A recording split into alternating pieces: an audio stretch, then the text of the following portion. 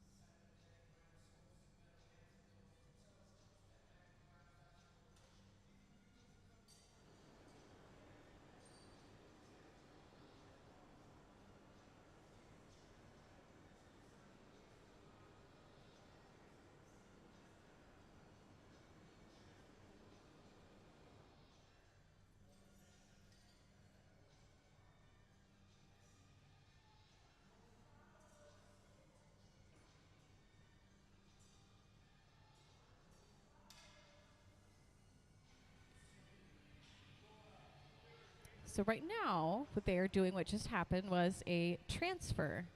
So they start on a blowpipe, which is a hollow steel tube that they blow air into to create that bubble, which enlarges and then in turn turns into the shape of the vessel like these. Or Anne is also creating some, what she likes to call, stones.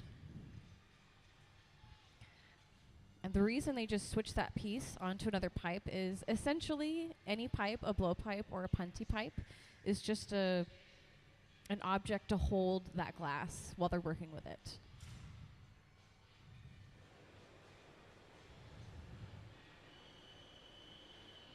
But they transferred it to the other pipe. So in glass, everything is backwards. If this was going to be a vase, they start with the pipe on the lip end of the vase, and they create the bottom. Then they attach that punty rod, break it off the other side, and then you have the front to work with, which is what they're doing right now.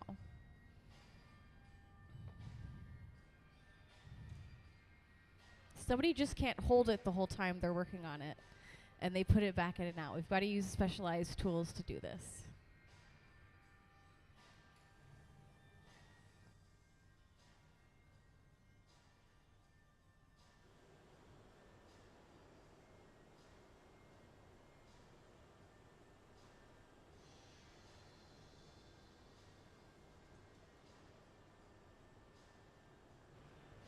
To give you a little idea of how the floor is working right now, behind me to my right is the start. So this side is starting the pieces. The middle is finishing the pieces. So they could have two pieces going. There's one piece being started over here that it's a little hard to see with the garage in the way, which this big metal box is called a garage. And essentially it really is a place where we park pieces until we're ready to use them.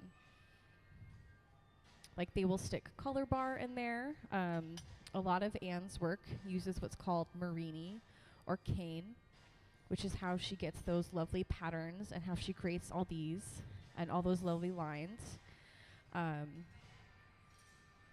there's pieces that they need today, but they don't necessarily need to put them away.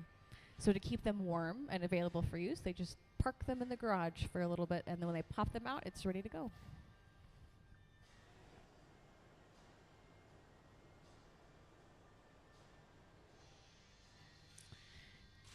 Now, this snazzy long-haired man over here that just pulled some hot glass, that is called the furnace. This entire process begins in the furnace.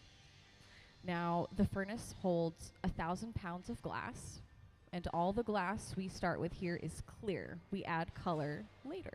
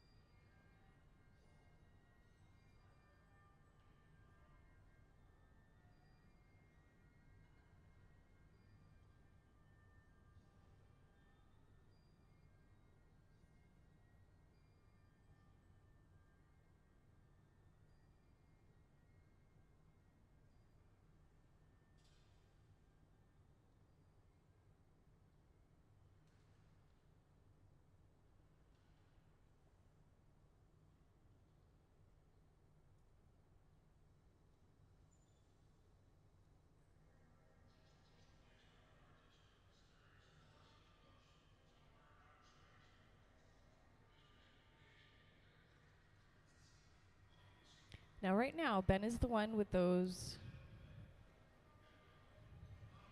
jacks. So that's just jacks are different than tweezers. They look similar when you're sitting up there, but they're created a little bit differently.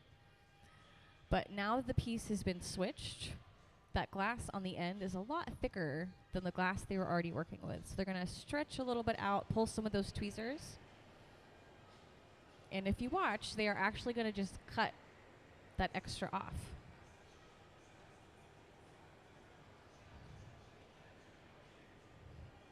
So our beautiful visiting artist, Anne, is in striped.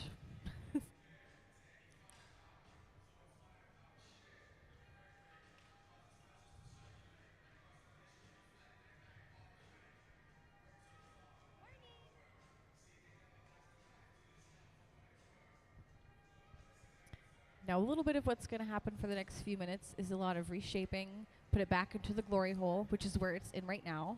That's essentially just a reheating chamber. There's no glass in there.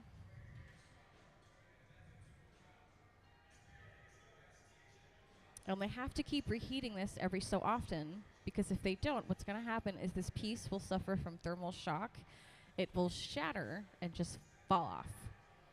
They have to start all over again.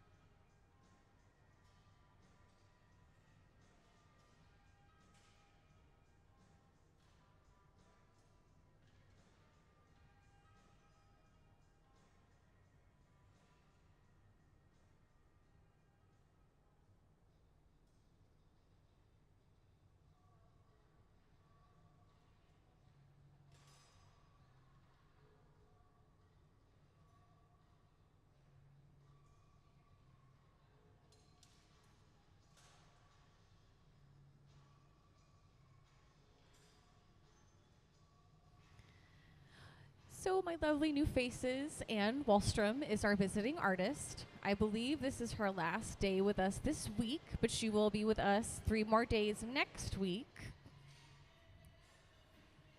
from the 23rd through the 25th. And these are the most recent things that she has created here with our team.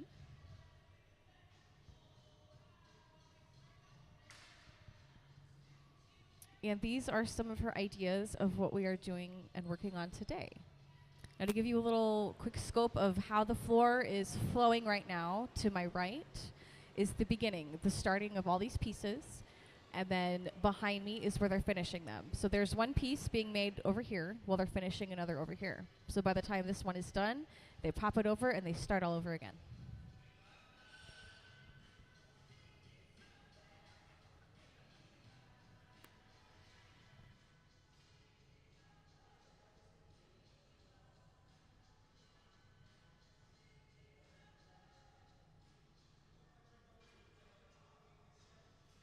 Yeah, so you can see Courtney is over at the glory hole right now. And you'll see that piece come out, and it's already been colored. Anne likes to use a lot of what is called Marini.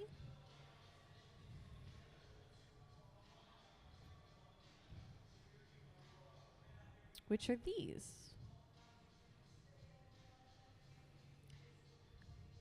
Now think of this and look at those pieces, and you can kind of picture how that transition.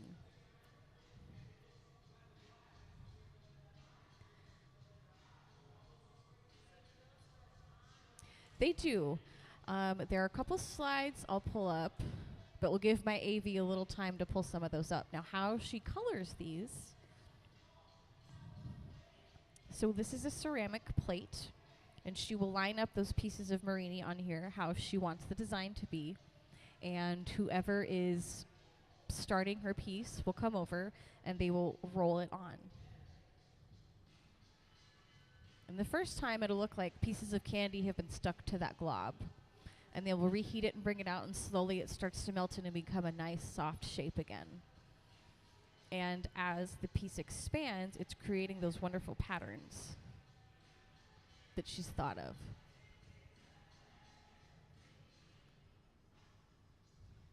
The other thing she does is called cane. So this is clear glass with white in the middle. And they're taped together, but they're 4 separate pieces. But if you could imagine putting more of these together and you stretch it out, it will give you a little rod like this. Now this twist design is different from what she's doing, but just to give you an idea.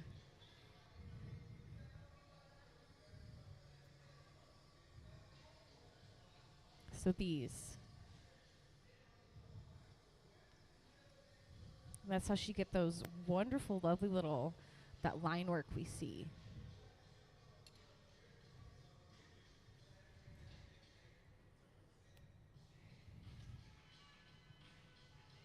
The other way they've been doing it is taking those cane, and sort of drawing them onto the piece where she wants them.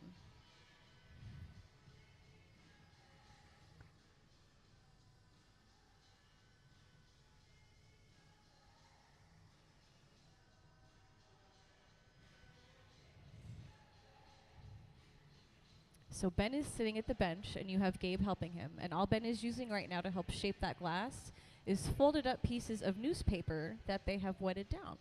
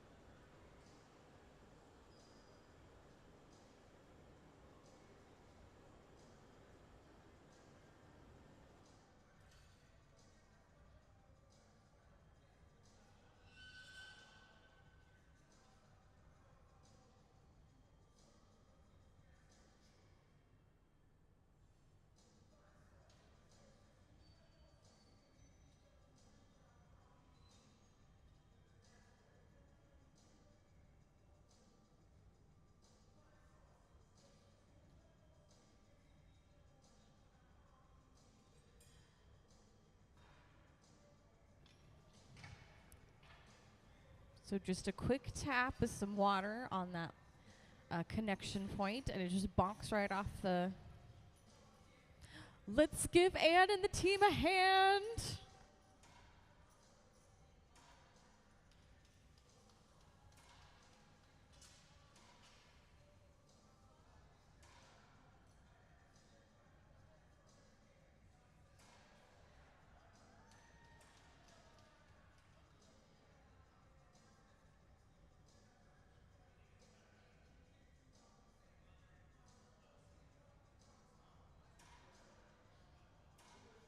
So yes, the pieces will sit in the annealer for anywhere from 12 to 24, or even more. It just depends on how large the piece is.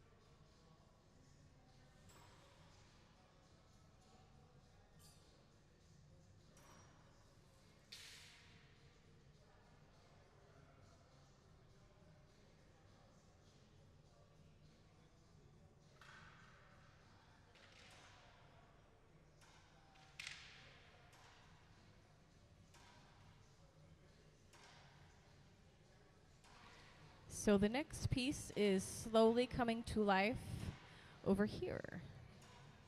It's a little hard to see with the garage in the way, I'm sorry.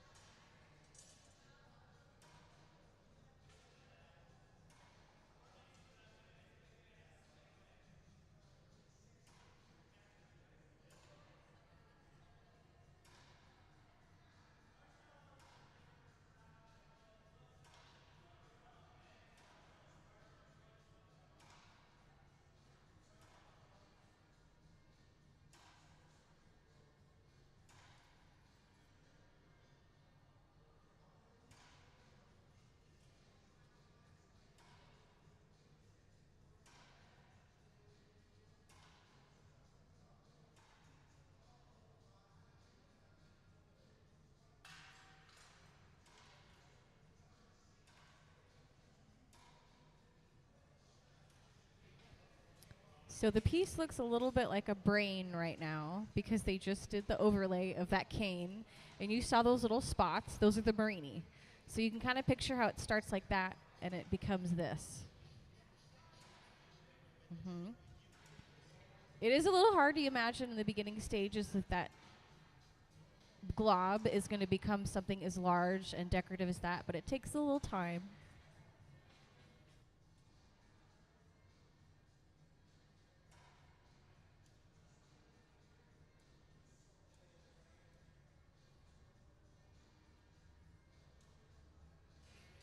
See, a lot of what is happening on this side is they will begin the first gather, which starts at the furnace. They start with clear glass. There is no colored glass in the furnace, and that sits at 2100 degrees. The furnace also runs 24 hours, 7 days a week. It is always on. It is never shut off. And they'll begin the beautiful process of coloring over on this side of the team.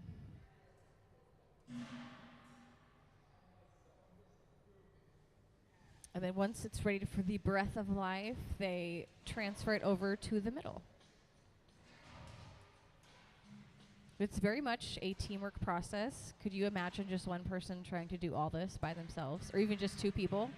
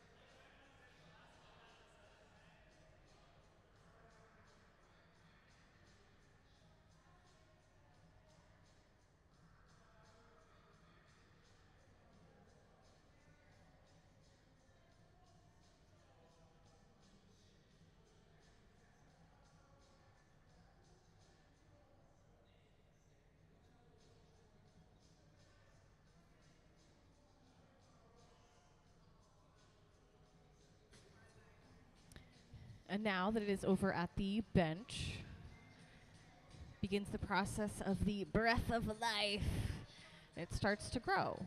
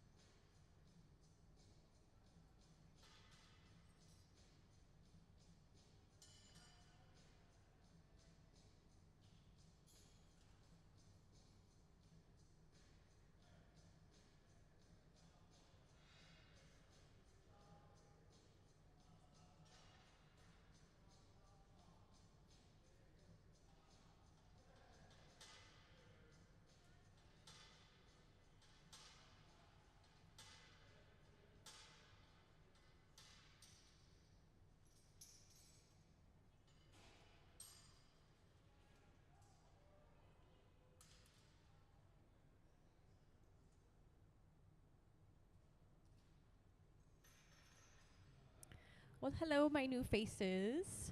So today we have Anne Wahlstrom as our lovely visiting artist. So behind us, so how the floor is kind of working right now, to my right, they are starting all these pieces off. And once they've added color and kind of gotten it to the beginning stage they want it, they bring it to the middle and the team here finishes the piece. So there's going to be a lot of expanding this piece by blowing air into it and a lot of in and out time in the glory hole.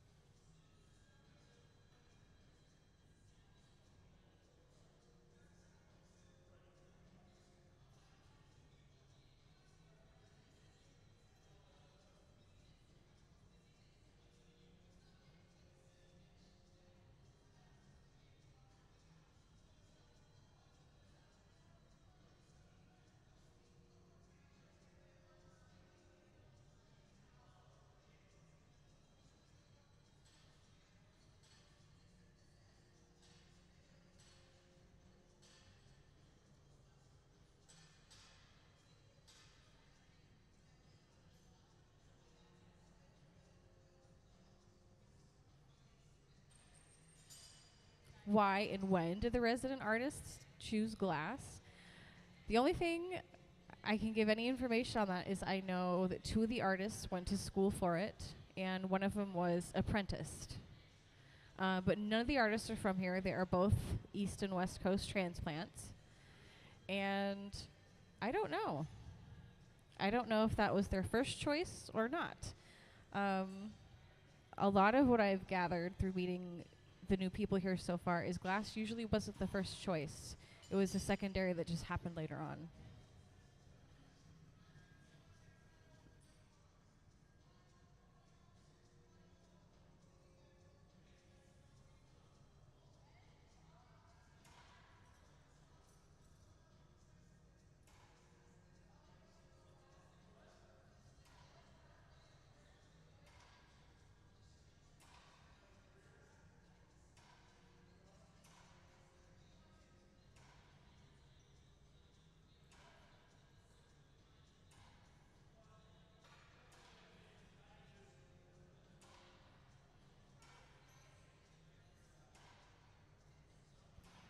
Well, this was not Ben's first choice. He said he thought he might have been a scientist.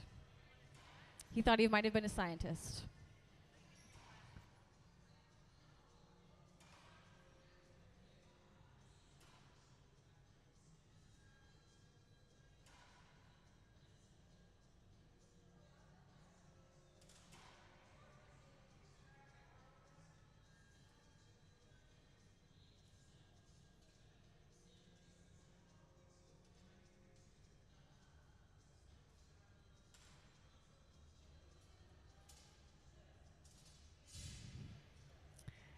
Now, it looks like they're kind of cutting off a skin tag, which essentially they are. It's like a glass skin tag. They'll find those imperfections and snip them out.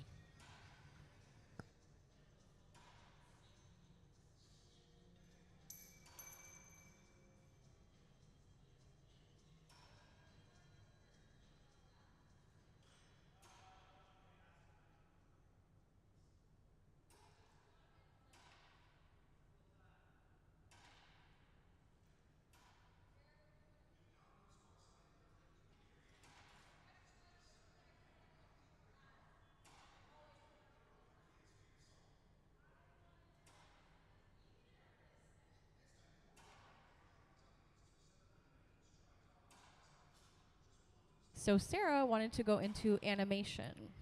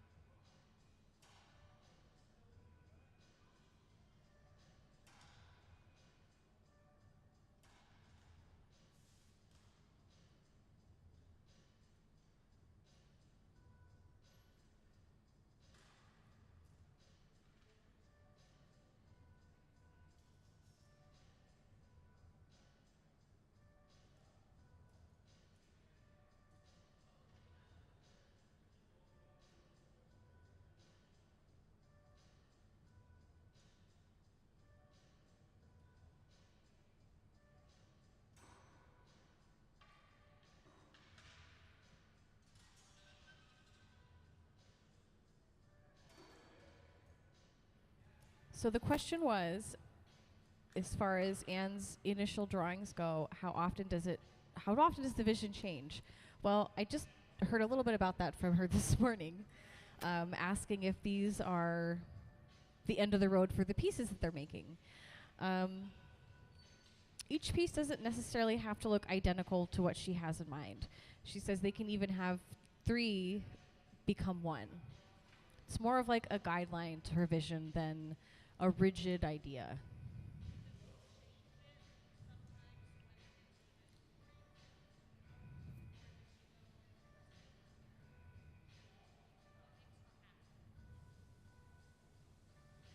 What makes her happy?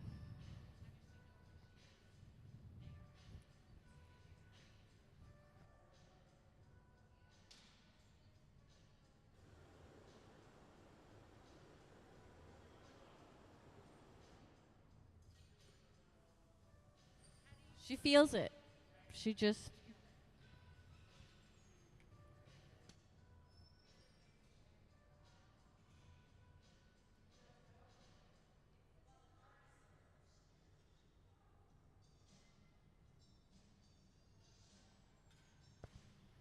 So, what she's about to sit down and do is the exact process of how these awesome patterns come to life.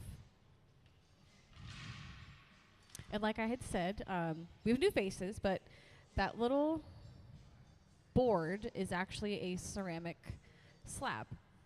And she will lay on what's called Marini, which are these little small pieces of glass in here. All Marini is cane that has been cross-sectioned. Now, Marini can be a dot, it can be multiple, it can be any design that you can create. They have stretched out to the desired thickness of glass, how they want it, and they just cross-section it. But she will line those up how so she desires, and they will roll that on the beginning stages over here, and then you'll start to see those designs take shape as they breathe air into the piece behind me. This will be a 3D version. Yeah, all this starts, it looks like a little, just a ball of molten goo. And as they add color, it starts to look like a brain. And as it melts down, it gets back into a soft ball again. And it slowly begins to shape.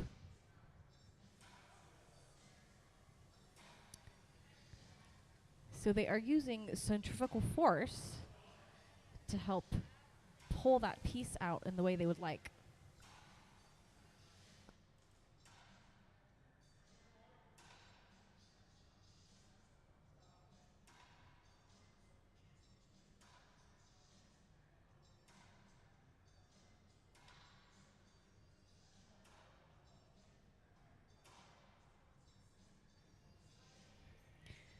Now what you see Courtney doing over here is he's beginning, a color overlay process. As I said, all the glass that starts out of the furnace when they gather it to begin is clear. We do not start with colored glass. So what they will do is begin with a little clear bubble, and they put colored glass over that and kind of encase it. So as it expands out, it appears that entire piece is one color.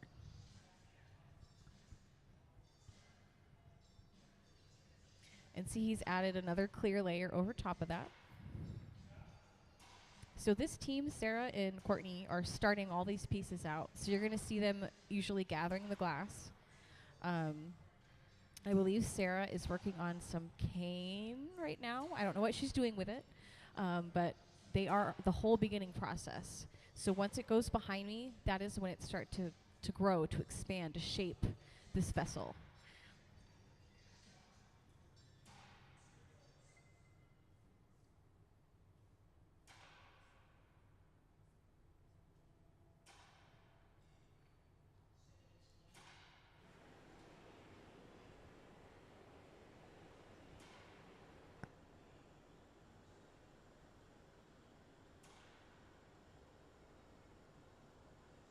Now, what Gabe is doing at the furnace is gathering glass. And what is eventually going to happen is that when they're finished working with that side of the piece, how are they going to work on the side that's on the torch? Or not the torch, I'm sorry, the blowpipe. How are they going to shape that?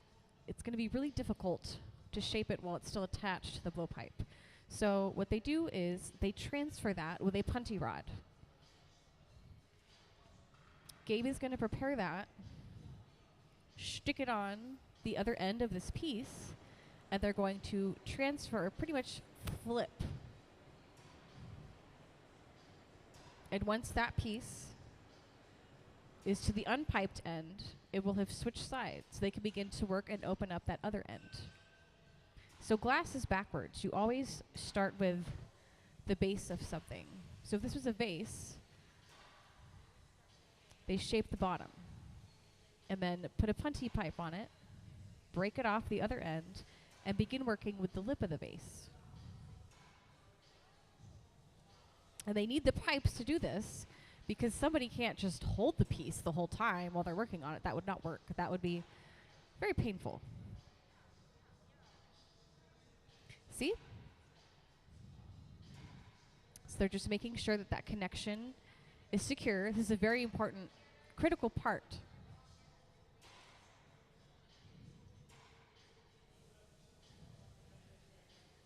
And all Ben is going to use to break that off is take some water, put water on that line where the blowpipe connected to the piece, which will cause stress fractures, and then bunk it off.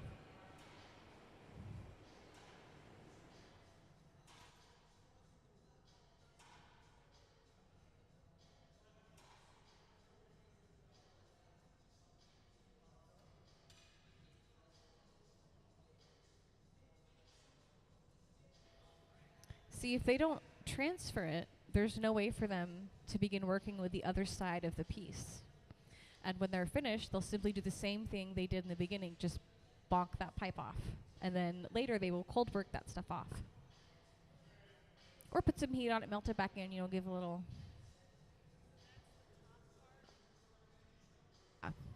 So what we just saw was them finish the bottom of that piece. And now they're starting to work on the top of the piece.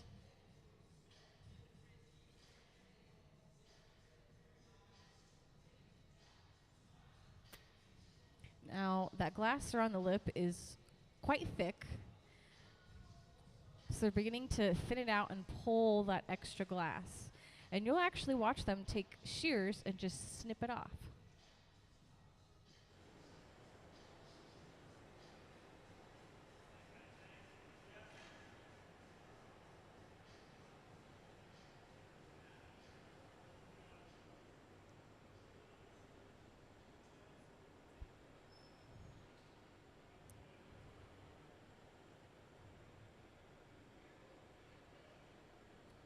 And and if you can tell, as you're looking around the floor, everyone is doing something all the time. This is a huge, huge teamwork process. And there's a reason that Anne comes back to visit our team. Just the resident artists alone have been working together for 20 years. And Anne has been working with them to come visit since 2003. So a lot of trust and knowledge about how this is all going to work.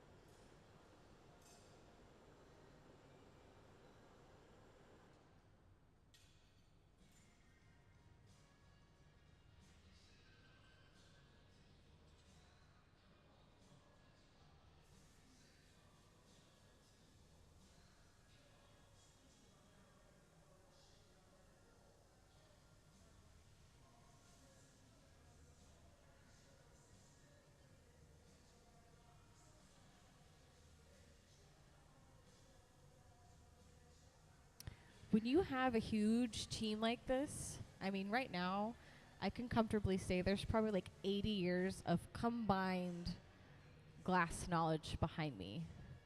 So there absolutely have to be some things that are favored with others, but I don't really see that.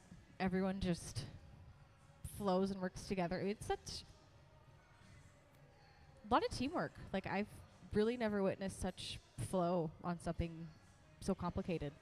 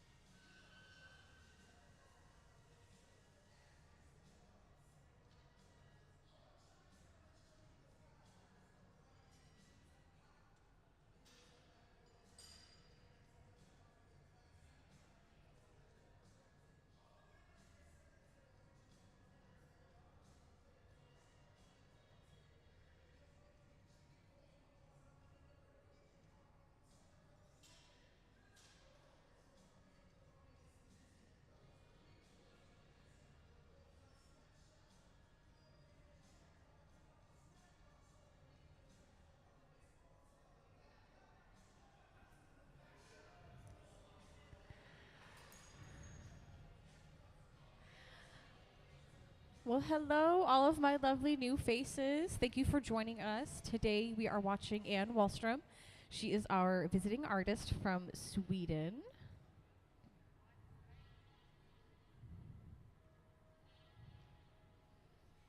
She has a background in glass blowing and design.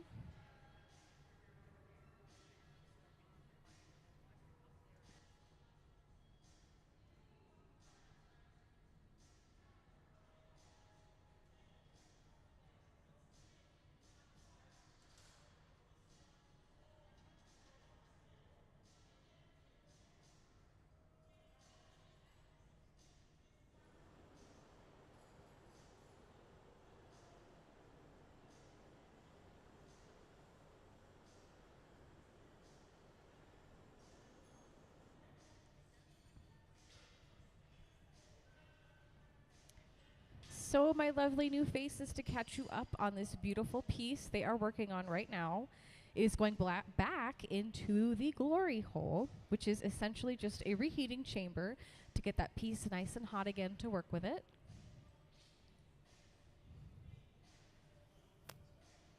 Now, the glass here at the shop is either going to be reheated through the glory hole, or there's various other ways. We have the fluffy torch, which is that torch you can see me that's still going. It's got that nice fluffy flame. There's two other smaller torches that they will use to kind of spot heat it where they need it.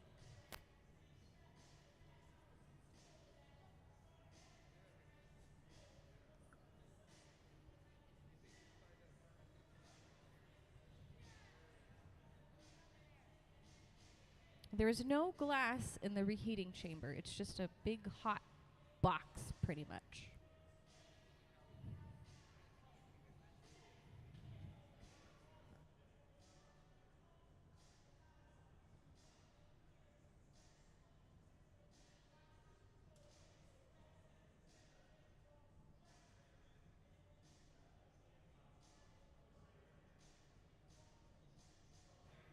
So a couple different things going on behind me.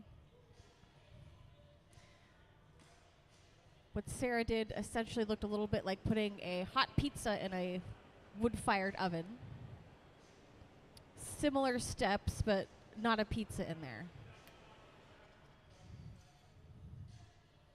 What she had on there were pieces of cane that she is preheating to create the designs that turn into these lovely patterns.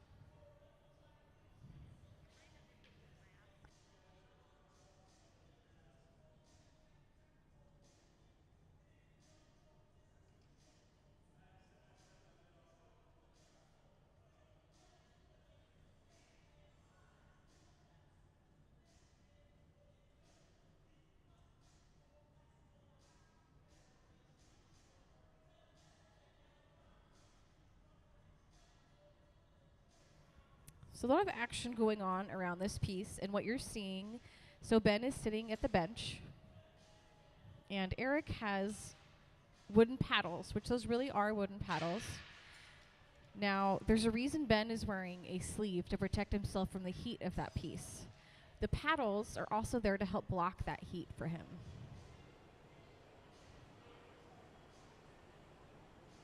If you are sitting in this front row, you definitely can feel the heat coming off from this area. Just imagine if you're sitting right there.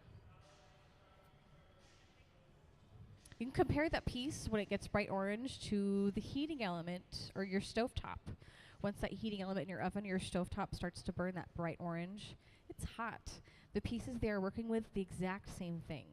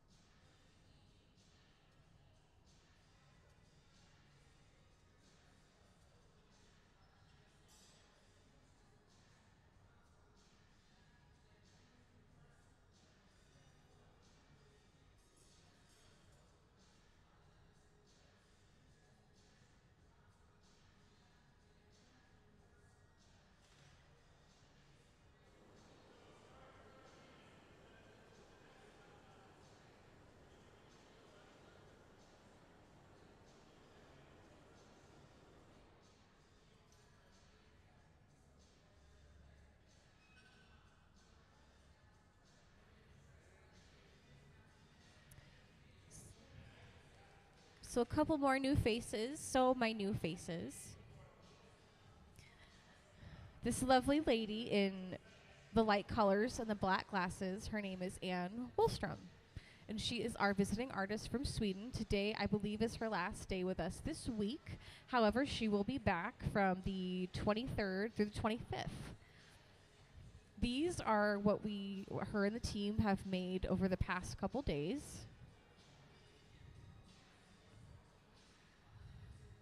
I believe a lot of these teardrop shapes are going to be mostly the shapes that will come out today.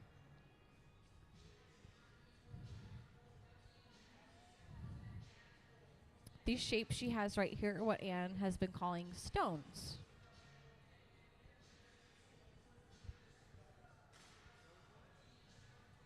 So Anne has been to school for glass and design in the United States as well as Europe. She's been working with our team since 2003.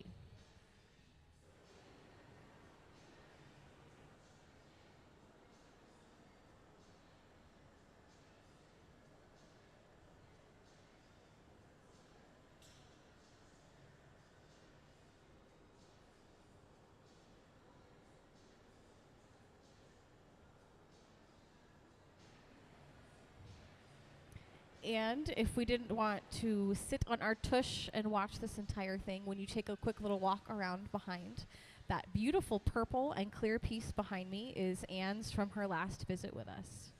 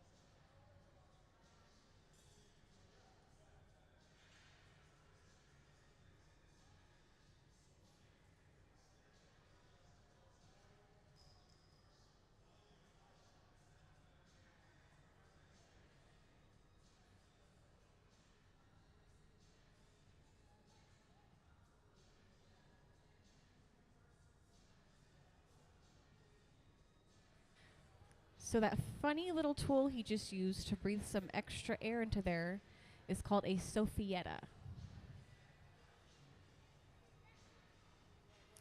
A lot of the terms you will hear used for glass blowing comes from Italian words, and if I butcher them, I'm severely sorry already.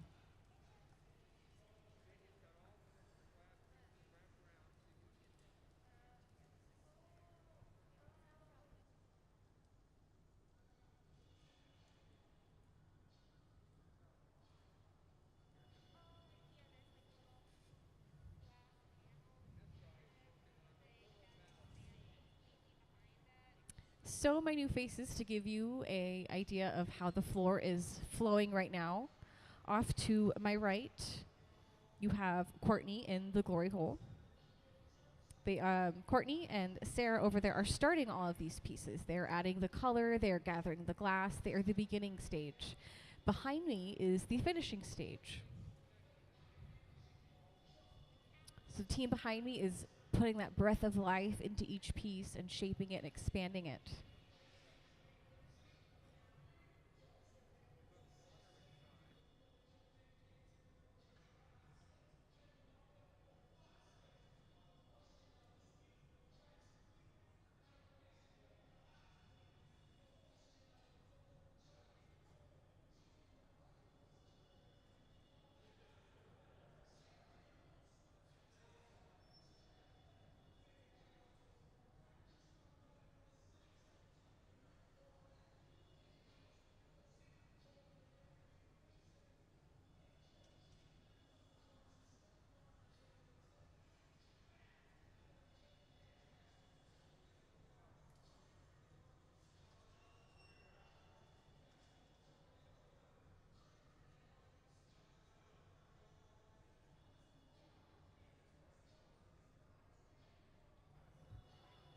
Now it's hard to picture now that what Courtney is doing at the marvering table is going to be something as large as this or this. But glass is it's not a rushed process. You don't force it.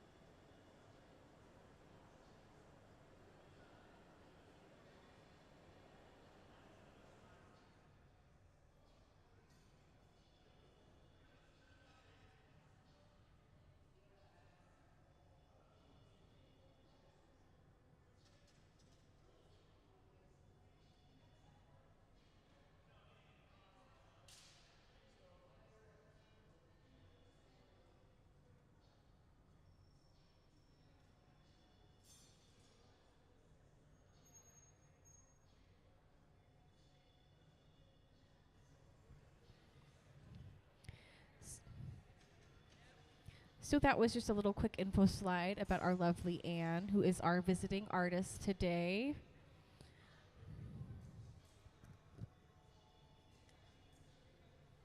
So, what you are seeing, my little friend, a lot of that have been cut. They're not all colored like this, but they're similarly colored to this. Now, imagine if you cut that and then laid it out and they rolled the piece in it. You would get those designs. How you get those lines. So those all started as pieces like this?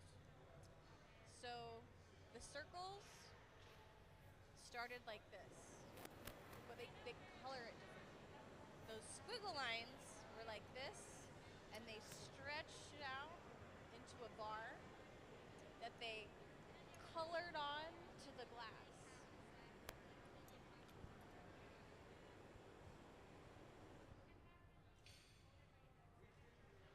She just kind of blew through a bunch of slides, so now we're going to get caught up.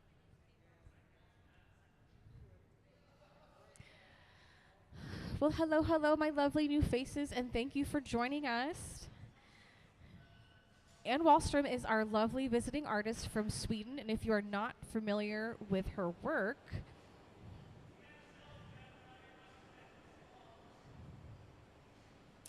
here are some of her pieces from her previous visit with us.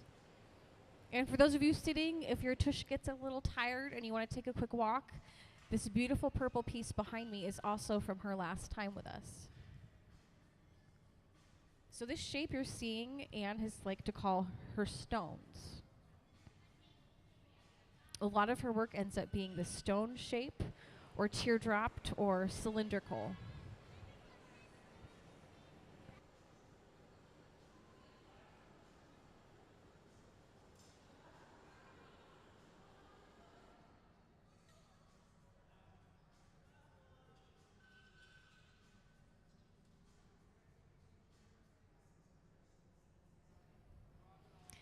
And my new faces, to give you an idea of how the floor is working right now.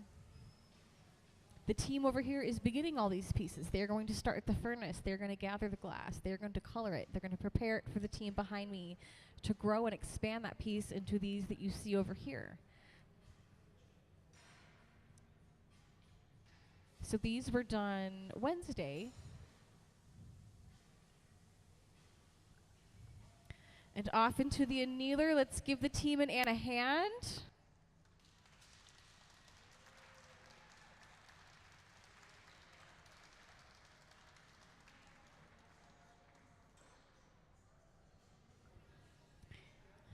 You will know these pieces are about to be transferred to the annealer because they get all geared up for them. They wear that because you're not just going to touch that with your bare hands and like hot potato it to the annealer. That would not work very well. In front of me is also a cute little tiny annealer. There's two to either side of me that look like deep freezes or pretty similar. The other one you just saw them put that piece into. We have a sister one over here. Now the annealer sits at 890 degrees and it slowly cools those pieces down over time. We can't just simply break it off and put it on the table and let it cool that way. It will cool too fast and break due to thermal shock. So as one piece ends, another is beginning. Like I said, everything has been started over here in this corner to my right.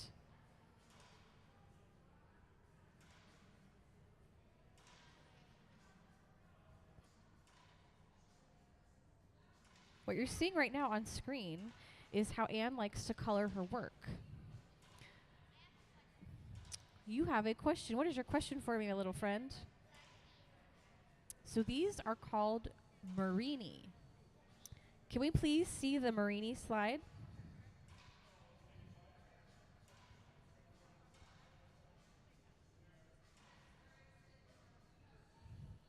So it is a piece of this that has been cut. Now this itself is called cane.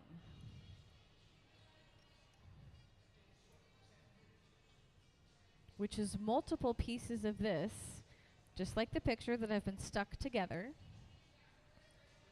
And if you can see what looks like little wood railroad tracks on the floor, the team will actually stretch them across this floor and lay them over those. They can be as thick as this, they can be as thick or tiny as this. But once they've got it the way they've desired, they will cut it into cross sections, giving you these little bead-looking things. And they can be as intricate as this. They don't have to be just one color. They can be multiple colors.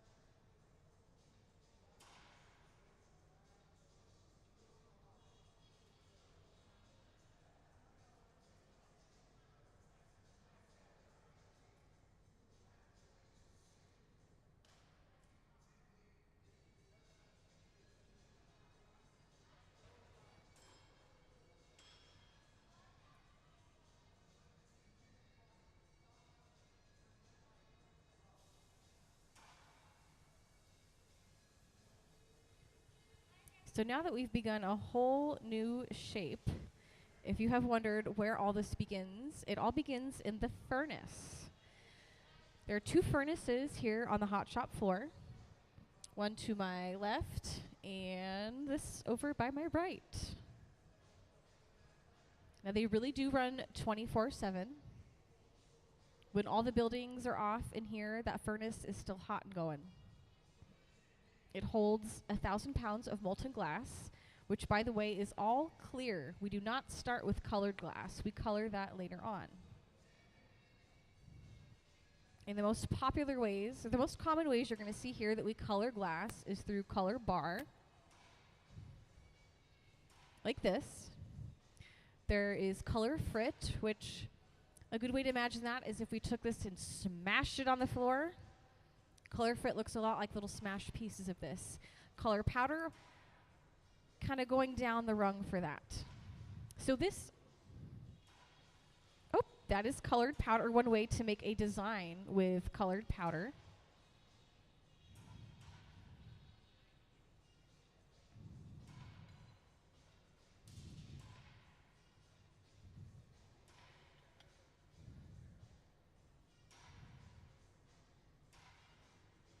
Can we actually see that color overlay slide again?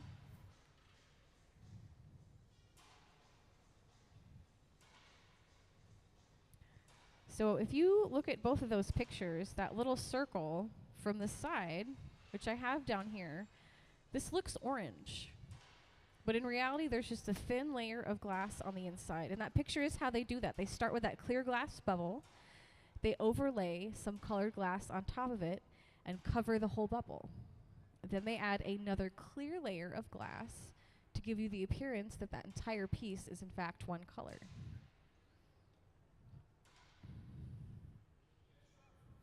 So those are just a few of the most commonly seen ways you are going to see glass colored.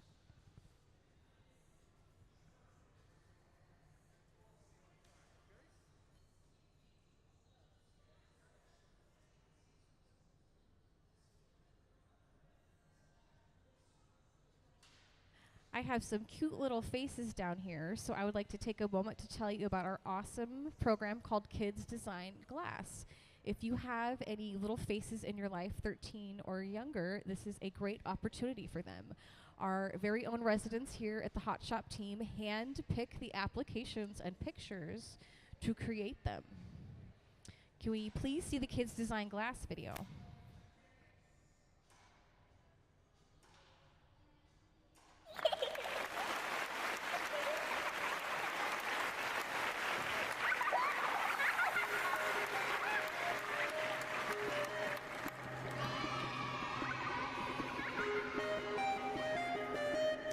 It's a baby monster. Pip is a baby monster that loves to smile and laugh. Even though he's little and cute, he gives a big cry. Also, Pip loves food, especially bananas. He will eat any speck of food in sight.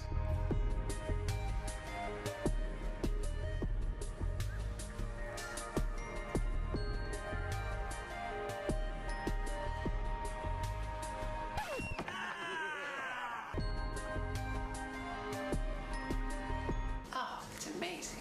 Totally amazing. And then especially if the pieces of art go traveling around, other kids will see, oh my gosh, I could do that too. You know, it's not just somebody else that, you know, they did it, you know, I couldn't do that. Absolutely not. Anyone can do this. And I think that's what it shows the kids. Maybe not everybody can win them. But, and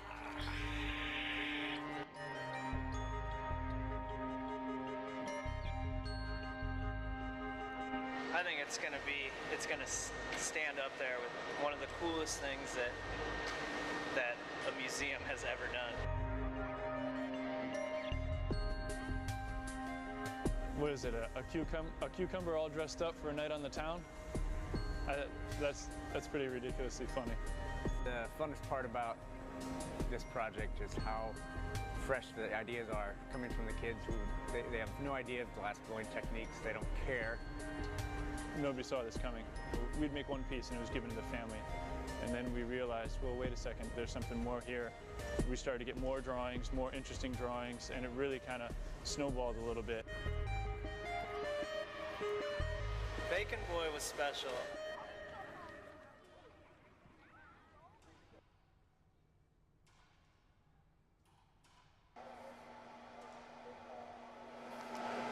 The hat almost looks like a frying pan. Maybe he's wearing a frying pan.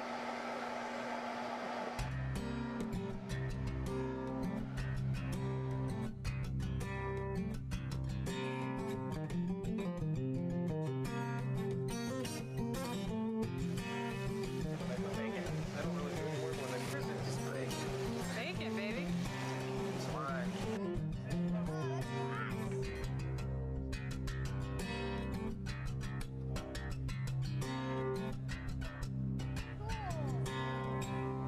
All I see. How's that for his arm? Fingers? Yeah. Yeah.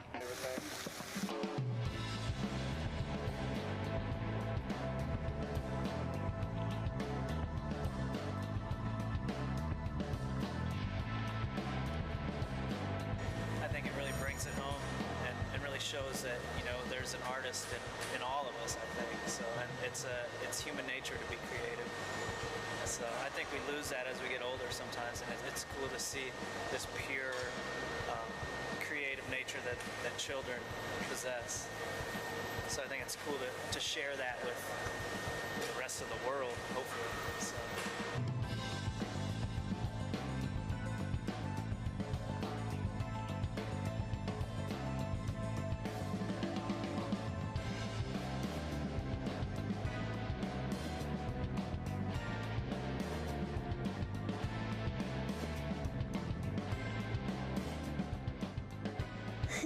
Thank you for supporting Kids Design Glass.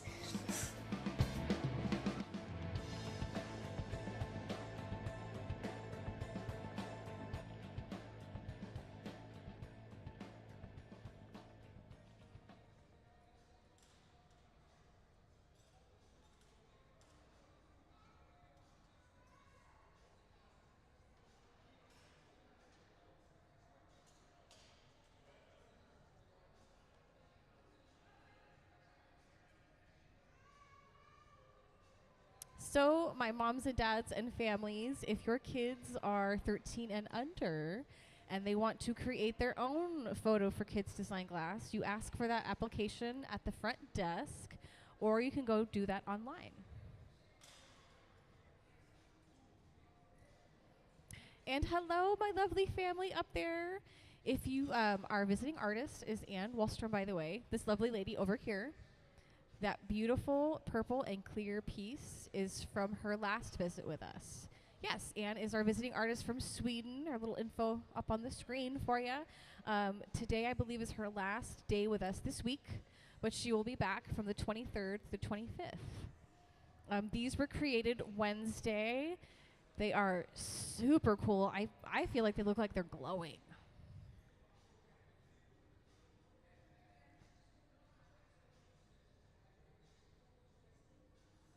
To catch all of you up on what is going on right here. So this team to the left starts these pieces. They will gather the glass, they will add the color, and get it to the way it needs to be. So when they take it over here, they put that breath of life into it, and it starts to really take shape for that vision. I know at first it looks a little difficult that something this small is going to become something as large as that. But with time and this awesome team, it happens.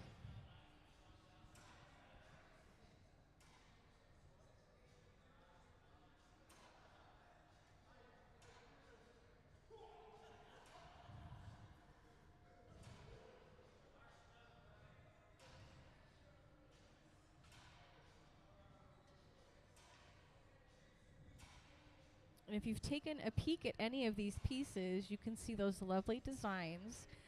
How they get on there is through what Anne is doing right now. One of my little guests earlier said it looks like they are beads, which from far away I can imagine they do. They are cross-sectioned pieces of glass called marini. And Anne will lay them out in the way that she wants, and the team will come over and roll the glass over them in the beginning stages. So by the time it comes right behind me, it has already been applied. So there we go. You can see in that picture. So we'll start with a single cane, which looks like these. These have been taped together.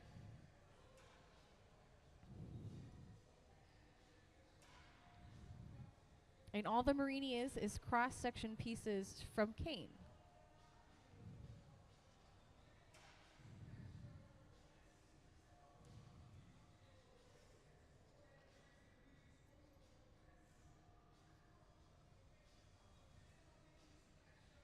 So the table that Ben is at right now isn't just a table you're going to find in Dad's garage or Grandpa and Grandma's, workshop. It's called a marving table.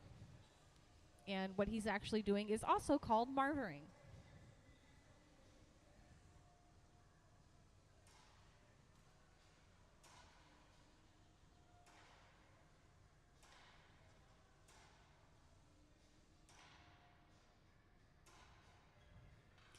And my new faces, if you are not familiar with Anne's work, we'll put a couple slides up of her last visit with us.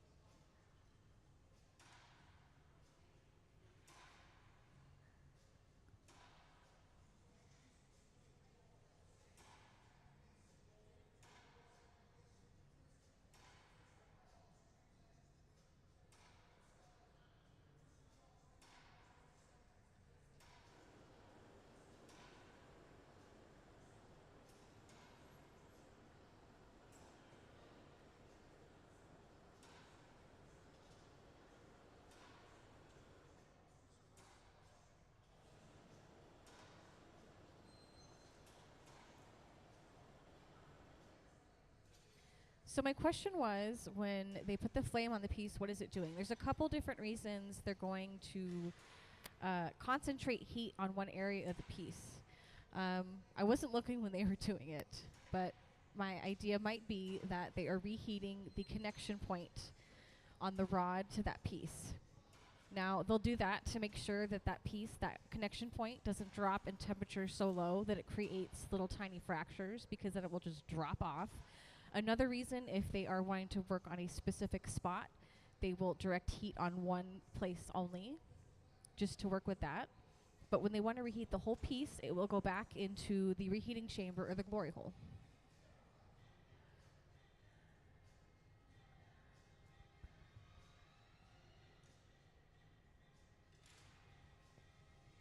So one reason they might have been heating it on a spot when I wasn't paying attention is to also help put in that jack line.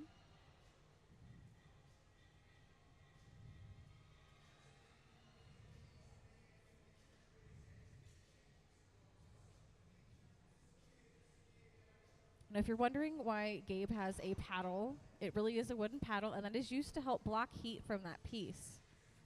There's a reason Ben has a protective sleeve on. If you are sitting close to this, you can feel how hot the hot shop floor is. Imagine being right in front of that and working with the piece itself.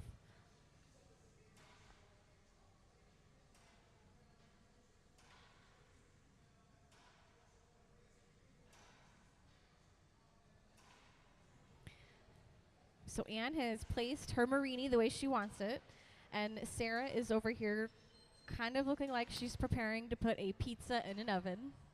Similar stuff, but that is not a pizza.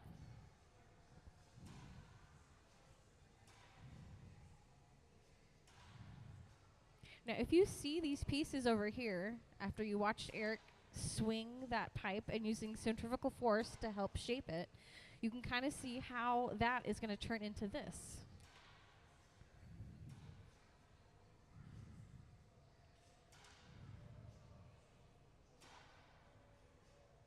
And Gabe is sitting down blowing air into that piece as Ben is really using newspaper. All that is folded up newspaper they have dampened down to help shape that. And the newspaper is one of the closest tools they can use to, I don't want to say touch the piece, but that's as close as they're going to get to touching the piece.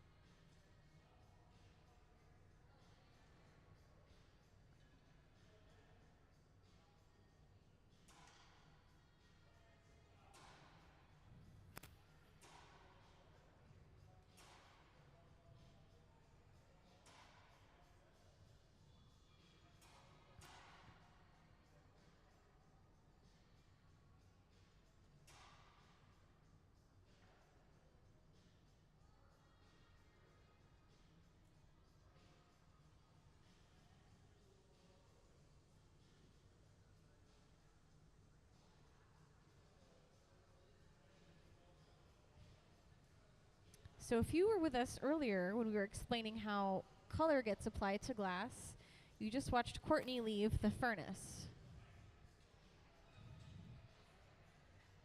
Now, before he walked over to add that other layer of glass, he has already put some color on top of a clear bubble that he created. And what he's doing is the start of another piece. So as this is being finished up, they're already working on the next piece over here.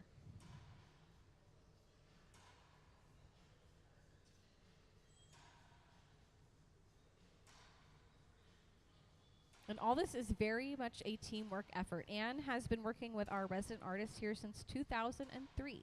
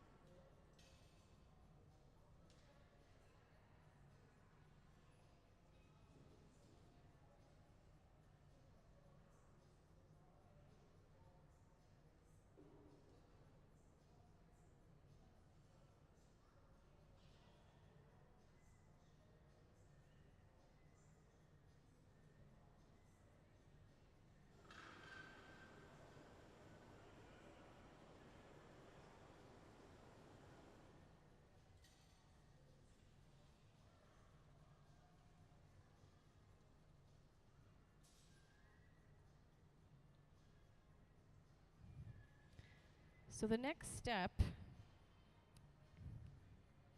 Gabe's gonna stick that punty rod on to the bottom of this vessel or this vase.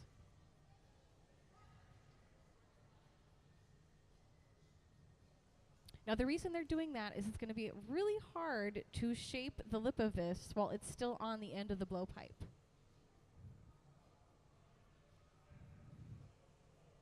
Currently, this vase is on a blowpipe, which is just a hollow steel tube. What it's being transferred to is not hollow.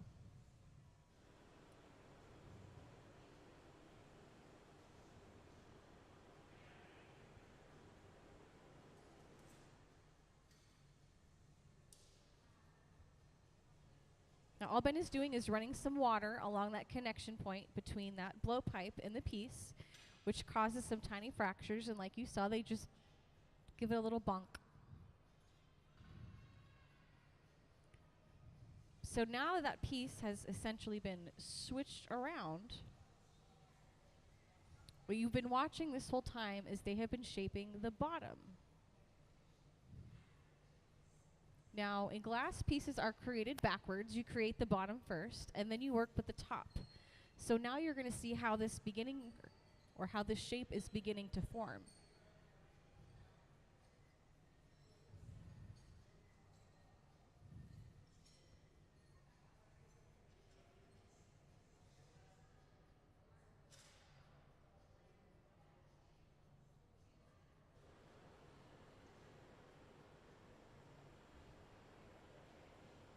So you had asked earlier about why they're torching that specific spot. That is why.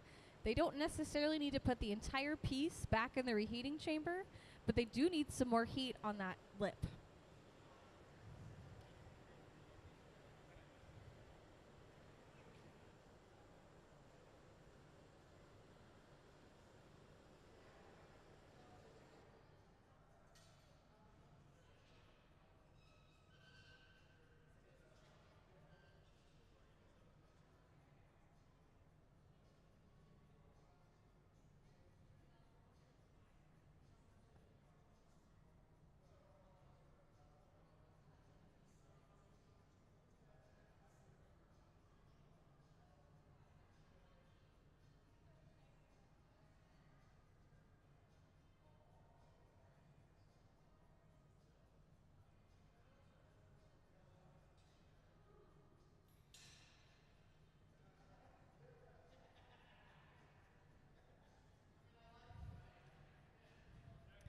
So if you've wondered how any of this process starts, you can see Courtney at the furnace.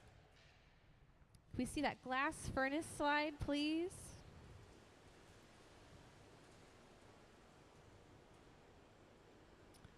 So yeah, right before we have this slide up, that was our furnace. There are two of them on the hot shop floor.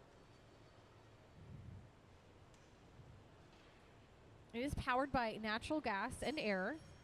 And there really is 1,000 pounds of molten glass in there.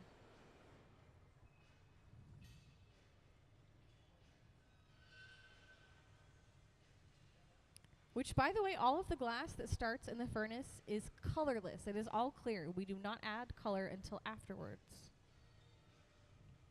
Here we can see those marini being picked up. Which all these cute little, they look like little beads from afar. That is what Courtney is picking up over there. Now if you can picture that shape and look at this first piece over here, you can kind of put together the middle yourself.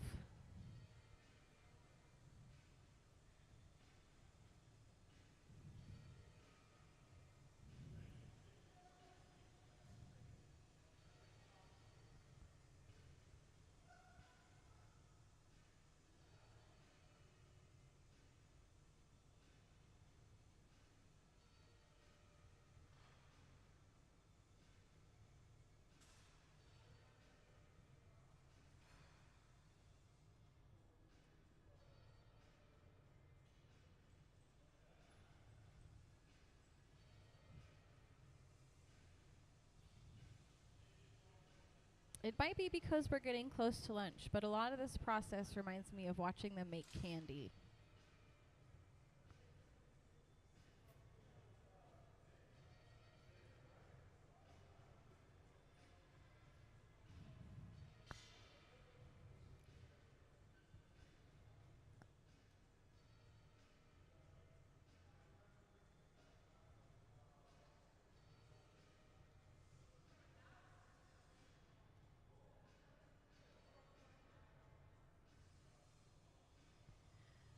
So, the history of glass. I am very new to this position that I am in currently, so I am learning probably only a day ahead of you.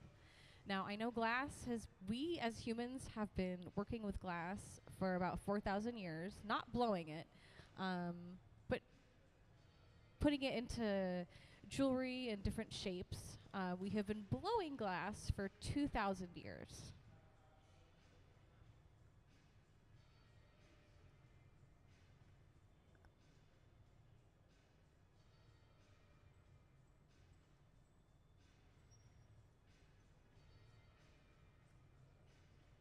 If you're wondering why they're pinching that and if that shape is going to stay, it isn't. It's going to be just like these two shapes right here. Now they're just pulling that extra glass right there. It's hard to picture when you're up there, but it's thicker than the rest of the piece, just by a little bit. So they're going to stretch it.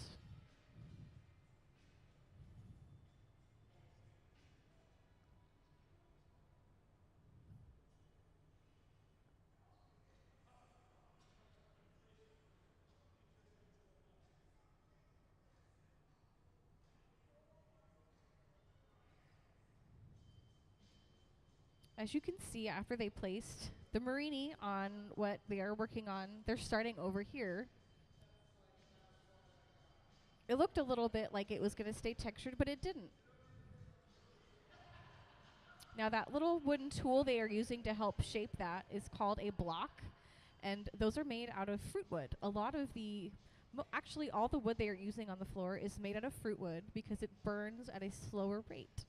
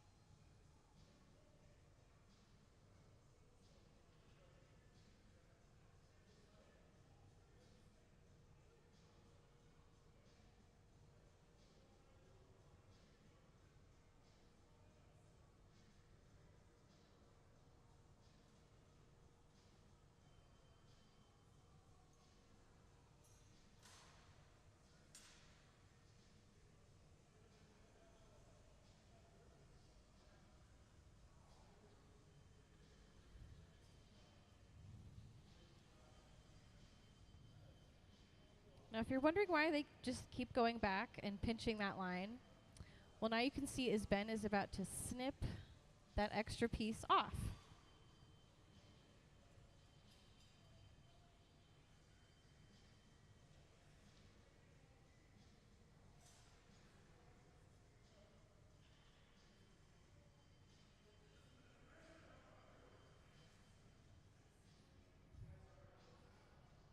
So as the piece over here is getting to the final stages where it will come over here, that means this piece is about ready for the annealer, which is why we see our lovely Anne starting on a whole other piece.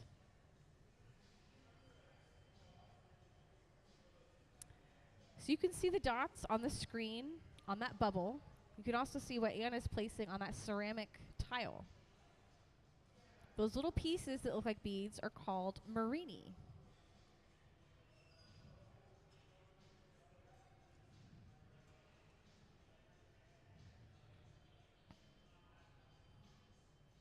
Now, after everything behind me has come to a close, yeah, we can see Anne working on the next piece.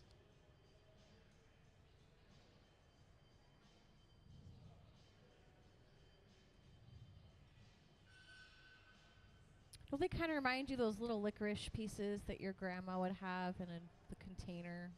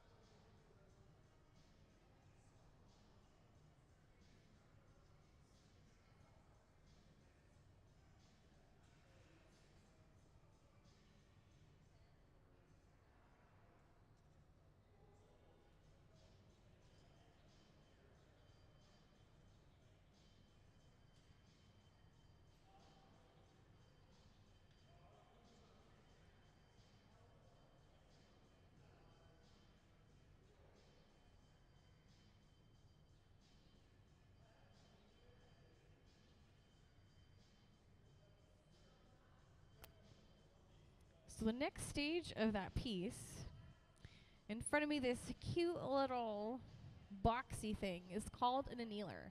There are two more to either side of me that look similar to your deep freeze sitting in your garage at home. The other two are on both ends of the shop. Now, if you are familiar with ceramics at all, the annealer is very much just like a kiln. It sits at about 890 degrees, and once they finish with this, it's going to sit in the annealer for maybe 12 to 24 hours. And the reason it needs to sit in there, if you finish that piece and we just set it here on the table and we're done, it's fine, it's ready, it will crack and shatter and explode. You can't just pop it off and carry it into the back and put it on the showroom floor. That is not how that works. It needs to sit in there to slowly drop in temperature over time.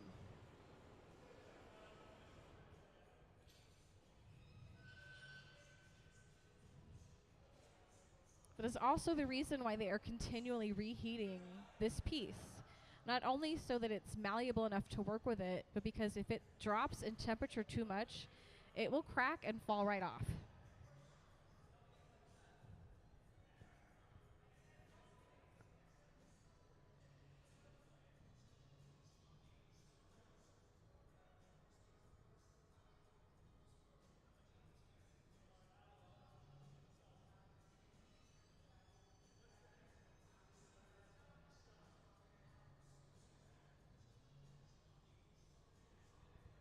Hello, my new faces. If you are new to us here, our lovely lady in the black glasses over there, her name is Anne Wahlstrom. She is from Sweden, and she is our current visiting artist. Today is her last day with us this week. However, she will be back from the 23rd to the 25th.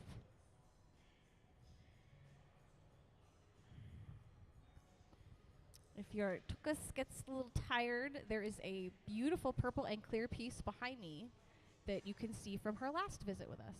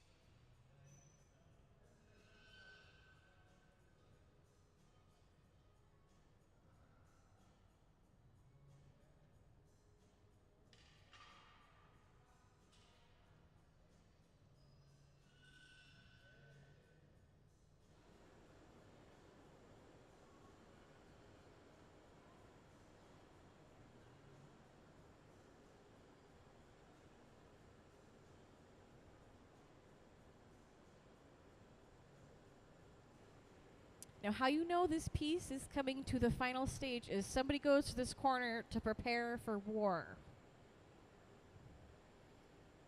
They absolutely have to put on protective gear to move that piece, because you don't just want to walk up and like hot potato it with your bare hands to the annealer. That wouldn't work out very well for you.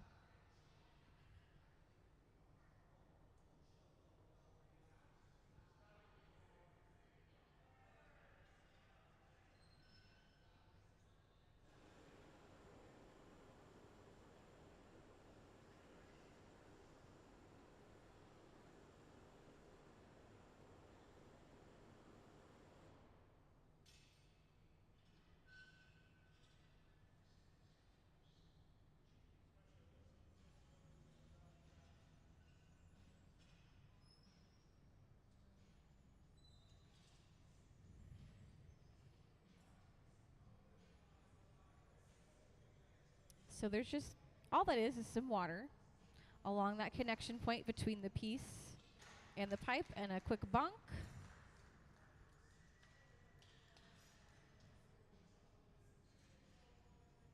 Let's give the team and Anne a hand.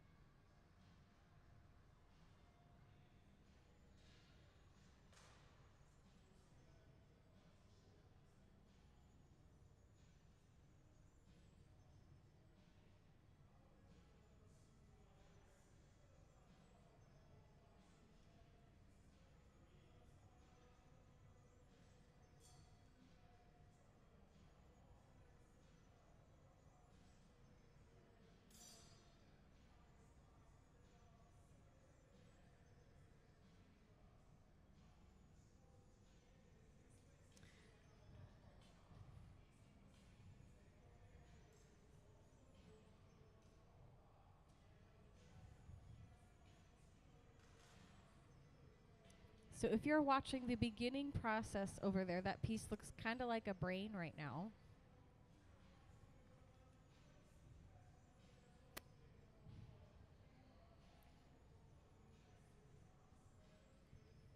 But that does help give you an idea of how all these gorgeous patterns come about through these shapes.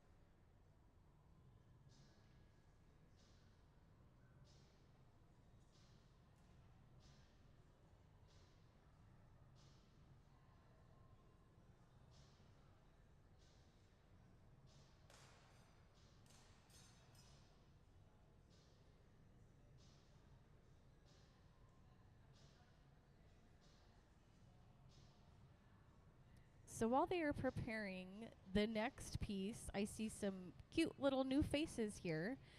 There is a wonderful program the museum has been doing for quite some time called Kids Design Glass. So all of my lovely faces without little ones with them here, if you have any in your life or know anybody who is under the age of 13 and would love to do something like this, you can.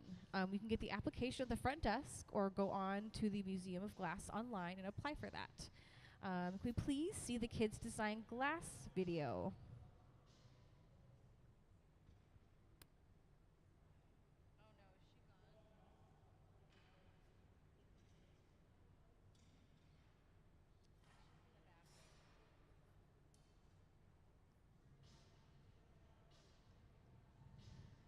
Might take us a moment to get that pulled up.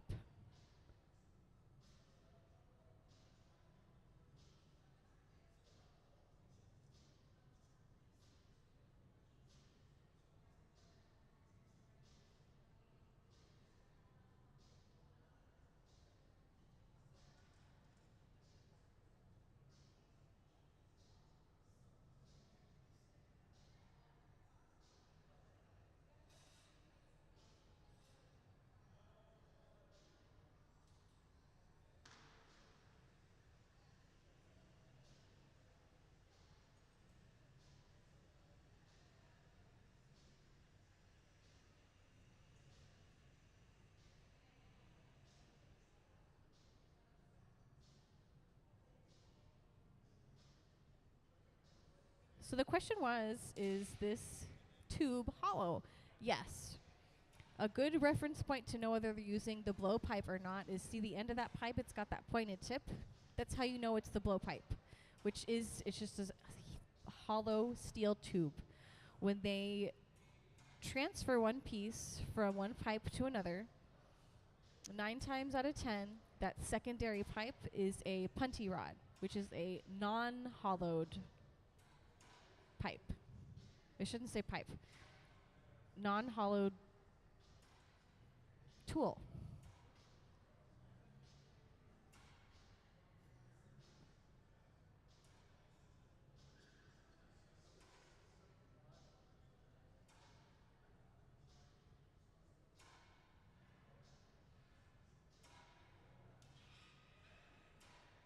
Yes.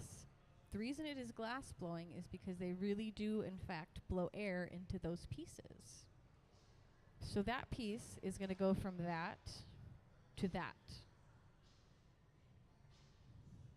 They don't just twirl it around on the pipe, hoping it's going to shape like that. And they can't physically touch it, or that would end very badly. So the only way to work with glass is to blow air through it. There's a couple different ways, but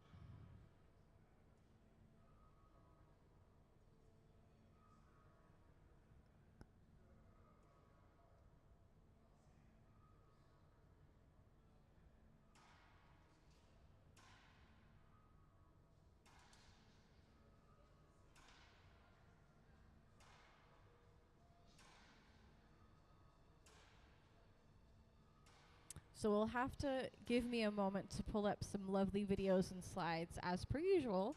So I'm just going to regurgitate all this information. Anne Wahlstrom is our visiting artist. She is here. Today is her last day with us until next week. She'll be back from the 23rd through the 25th. If you are getting a little too tushy tired sitting in the seat and take a walk, one of her pieces back there, that purple and clear one, was from her last visit with us.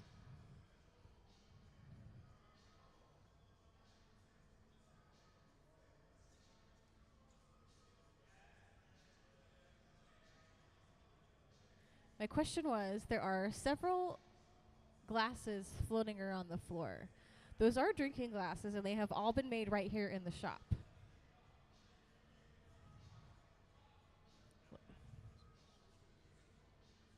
I have seen them create things like that in 20 minutes. Just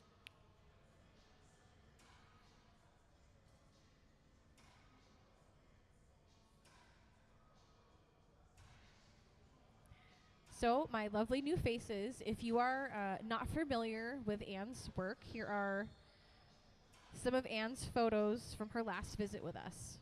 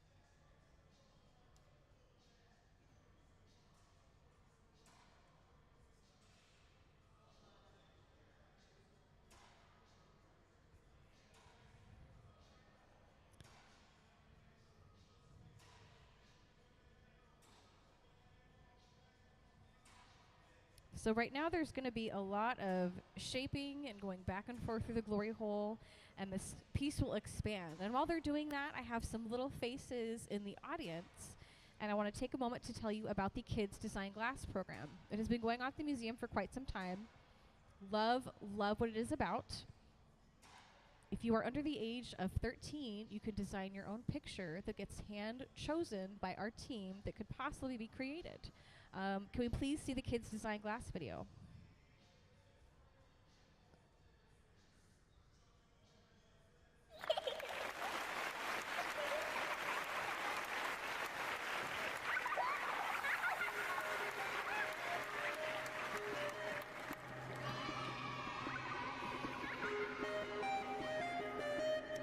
It's a baby monster. Pip is a baby monster that loves to smile and laugh. Even though he's little and cute, he gives a big cry. Also, Pip loves food, especially bananas. He will eat any speck of food in sight.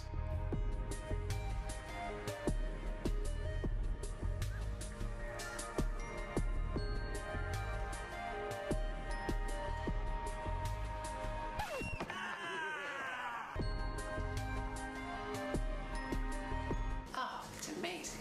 Totally amazing.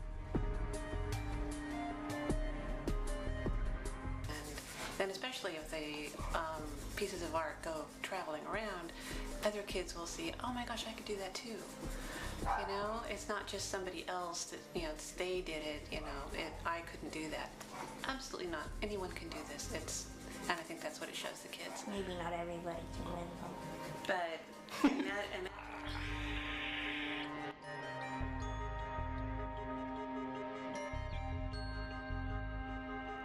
I think it's gonna stand up there with one of the coolest things that a museum has ever done. What is it, a cucumber all dressed up for a night on the town? That's pretty ridiculously funny. The funnest part about this project is how fresh the ideas are coming from the kids who they have no idea of glass blowing techniques. They don't care. Nobody saw this coming. We'd make one piece and it was given to the family. And then we realized, well, wait a second, there's something more here. We started to get more drawings, more interesting drawings, and it really kind of snowballed a little bit. Bacon Boy was special.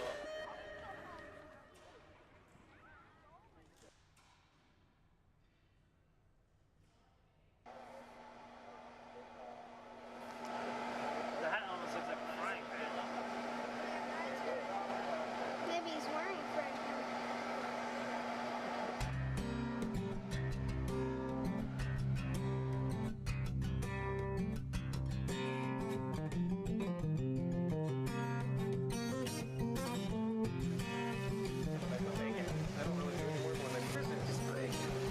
bacon, baby.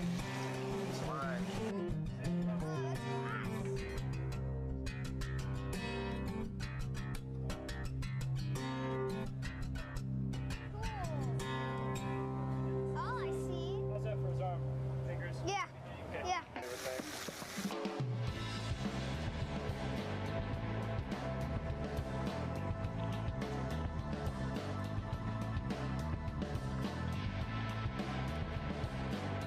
I think it really brings it home and really shows that, you know, there's an artist in all of us, I think. So, and it's human nature to be creative.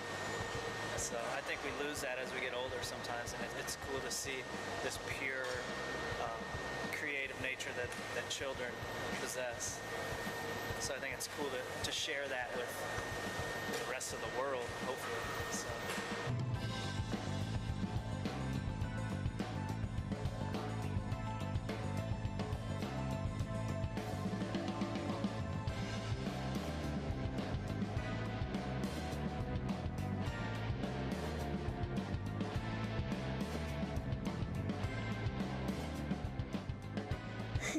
Thank you for supporting Kids Design Glass.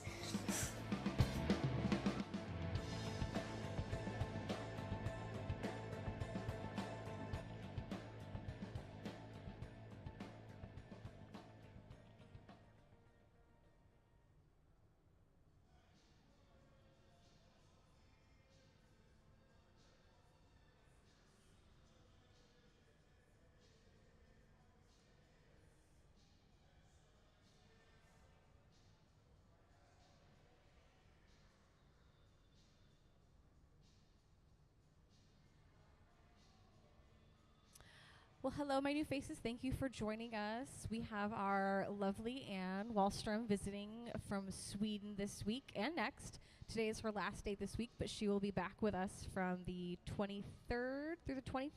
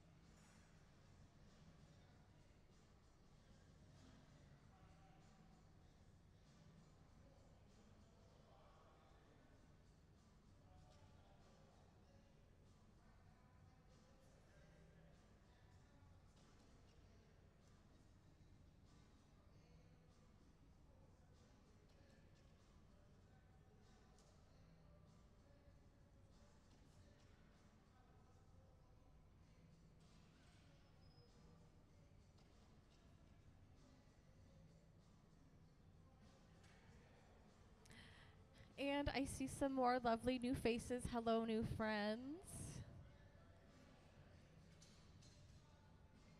This lovely lady here at our table is Anne. She is our visiting artist for this week.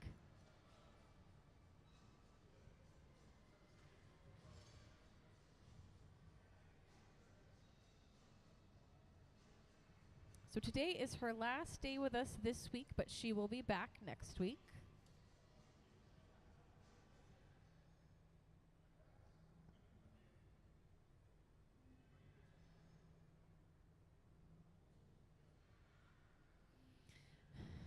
These are her gorgeous creations that came to life on Wednesday.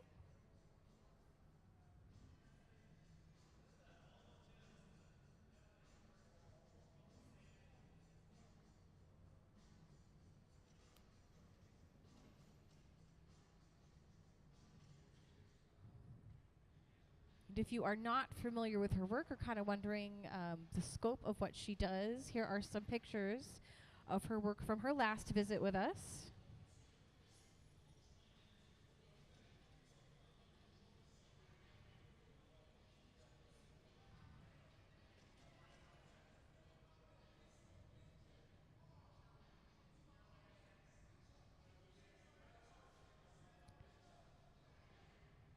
May we please see Anne's work from her last visit with us?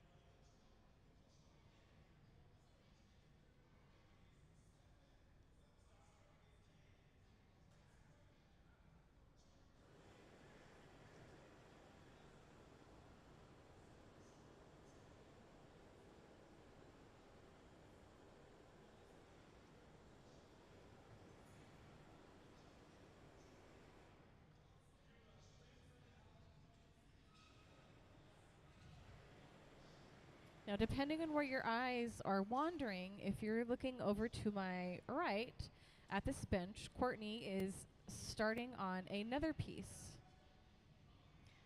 Now, hello, my new faces. If you are wondering how the floor is kind of flowing and working right now, we have a team over here starting all the new pieces. So we have Sarah over there with the double ponytails. We have Courtney sitting at this bench.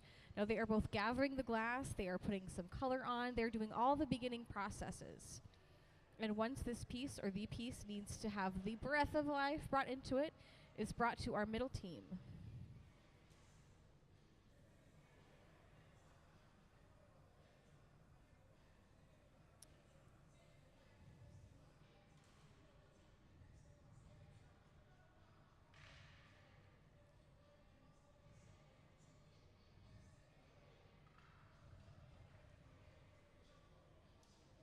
Now, if you're wondering why they're just swinging that back and forth, if you have ever in your life had a wonderful weekend at the county fair or the state fair and you've been on, I can't think of actually any ride that just spins you around and you're being thrown against, that is centrifugal force. The same thing is being used to help stretch that piece.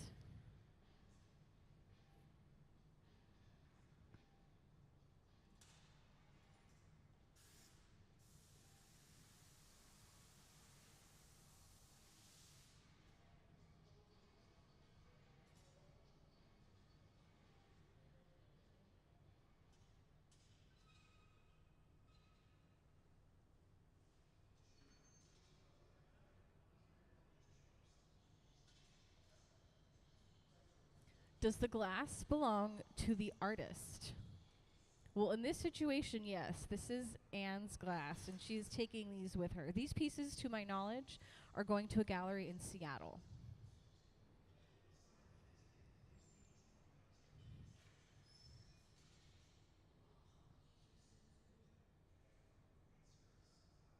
I would have to ask, though. I do know I've seen pieces from artists who have visited that are still back there.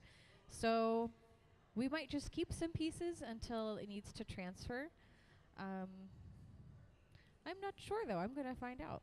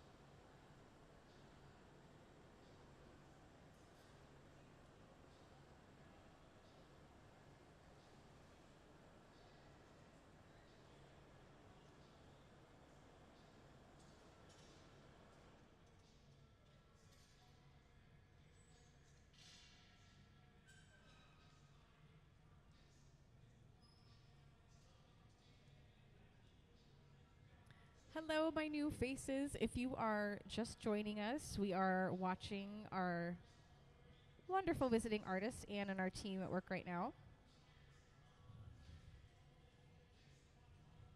This is our last day this week with Anne, but she'll be back next week from the 23rd to the 25th.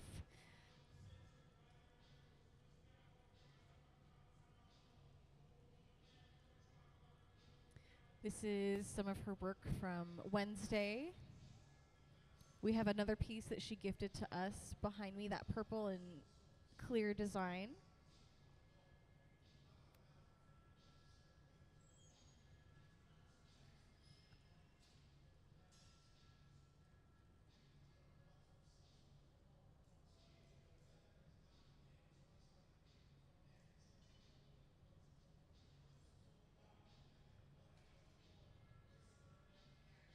So Ben is using cork paddles to help shape this piece.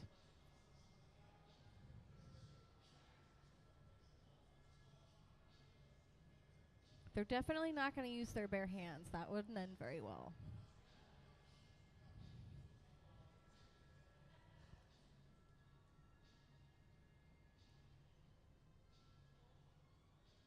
Now, if you'd wondered how things get colored, Sarah is sticking a color bar in the glory hole over there to my left.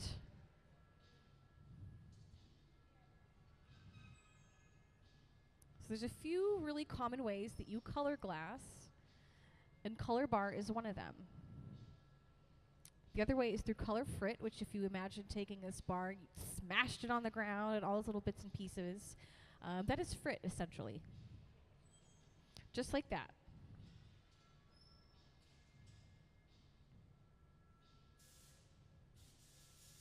Another way is if you pulverize this into a fine powder, you also color glass with powder.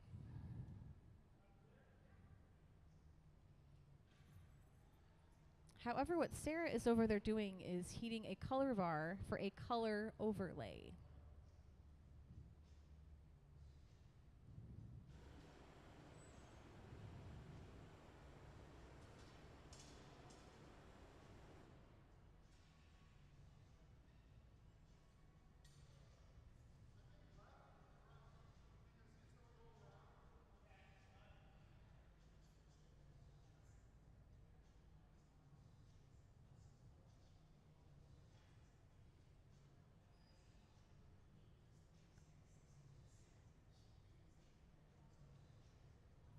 So as that piece cools, you can start to see that beautiful design that Anne has created on there. And if you see down here on the table, this is not candy and these are not beads. You do not want to eat these.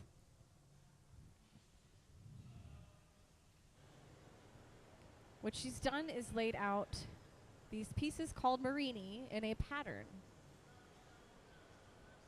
If you can see some of the colors in this and you expand it out, as you notice on the piece they are currently working on, you can kind of put together the middle process for how they got there.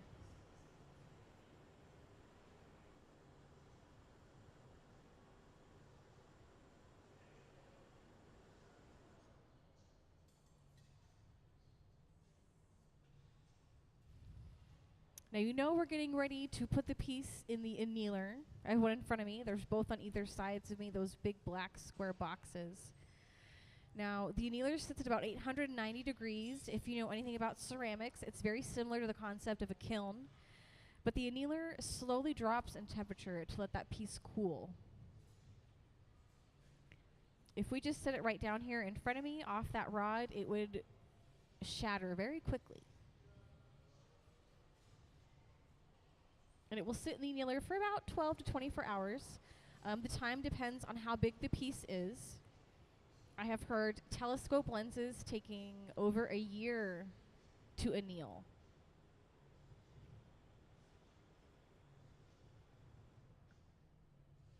Do you also know it's time for the annealer when one of our shop members looks like they are gearing up for war?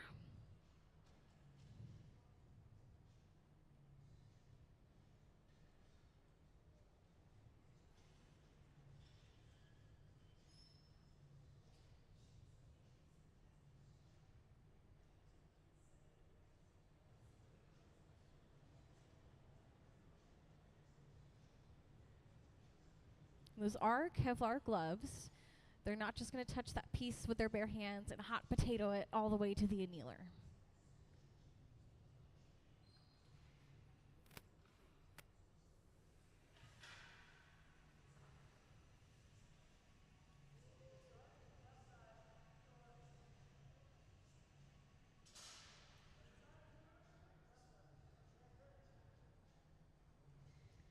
Let's give our team and Anne a hand.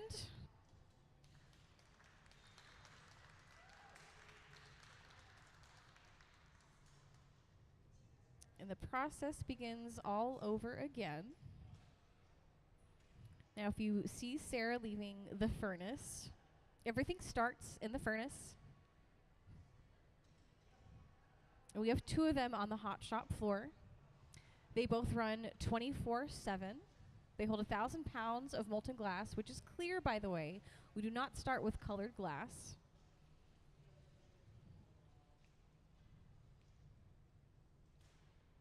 It gets colored later, like I had said, with the color bar or frit or powder. There's a couple other different ways. Those are just the most common.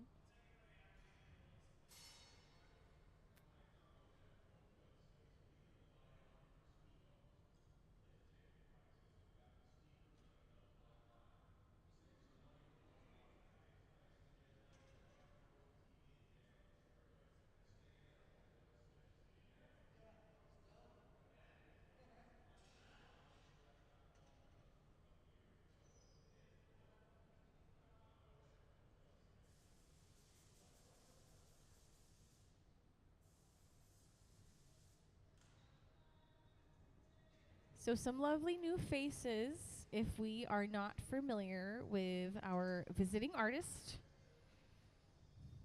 Anne Wahlstrom is from Sweden. She has been with us a few times. She has worked with our team since 2003.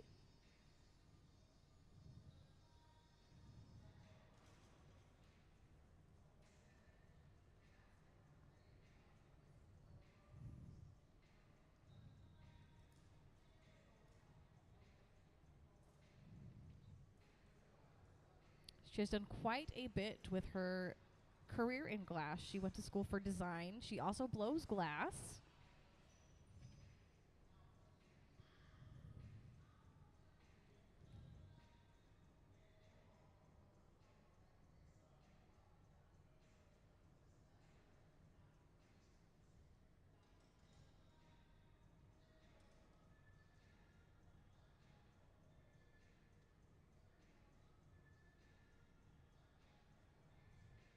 So if you are watching the screen, that is the beginning stages of another piece. And those little dots on that bubble are pieces of Marini.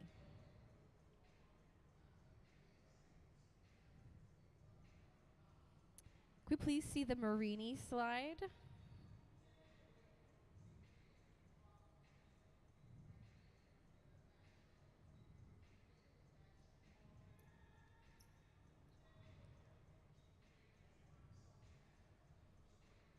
So that single cane is what I have in my hand. I have 4 of them taped together, and they were combined, stretched out, and cross-sectioned.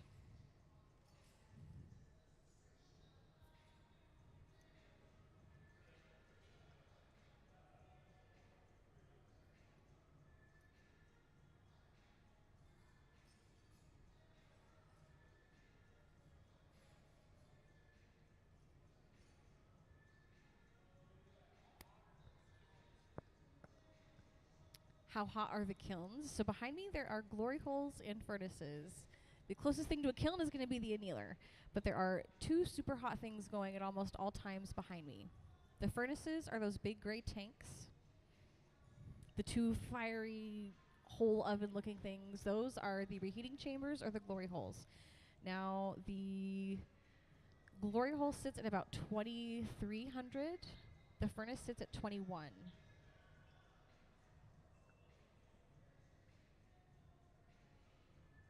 Those also aren't even the hottest things we have on the floor. This torch behind me, the fluffy torch, gets up to... Actually, it's similar to about the glory hole's temperature. There's a map gas torch. And of course, as I'm trying to say it, I forget what the other torch is called, but the map gas and the other torch get up to about 5,000 degrees.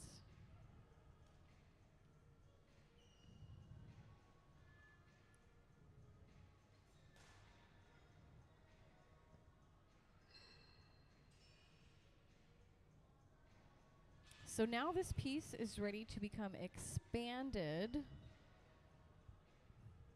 Over in that starting corner, they gather the glass, they get the color on, and prepare it to have the breath of life come into it behind me.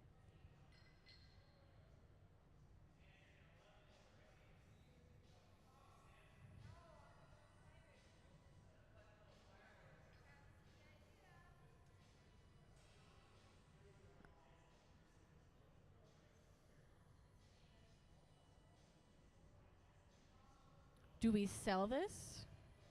Sell what? So these pieces are going to be for Anne in a gallery in Seattle. It is Seattle. These are going to Seattle.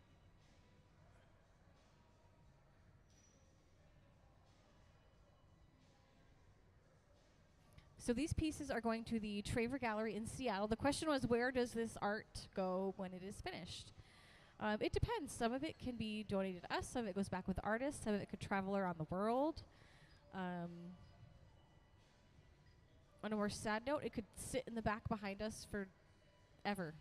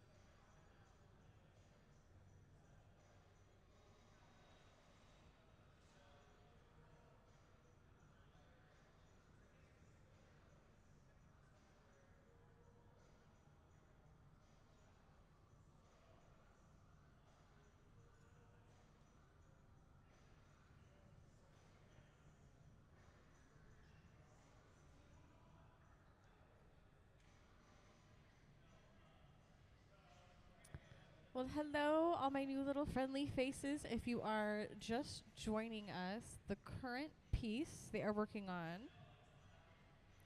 just made its way to our second half of the team. So over here in this corner, what's been going on is there's a starting team. They will gather the glass, add the color, kind of prepare it, so when it's time to inflate, blow the piece up, they will bring it to the team behind me. Now we are all here, team working together for our visiting artist, Anne Wahlstrom.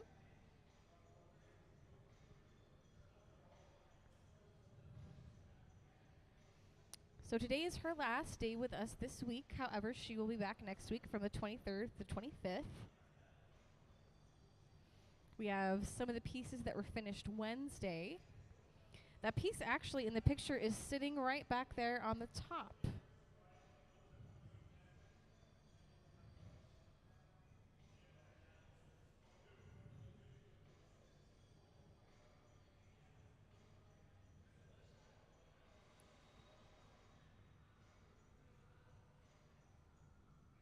The shape of this piece, or the idea, is taped up on the glory hole behind me. That shape Anne has been calling a stone. A lot of her work has this stone shape, or the teardrop, or a cylindrical like above.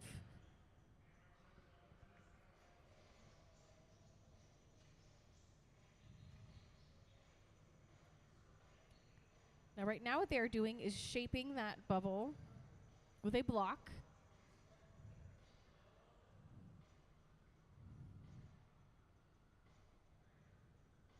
And that tool that Gabe is using right now is simply some folded up newspaper that they have just wetted down.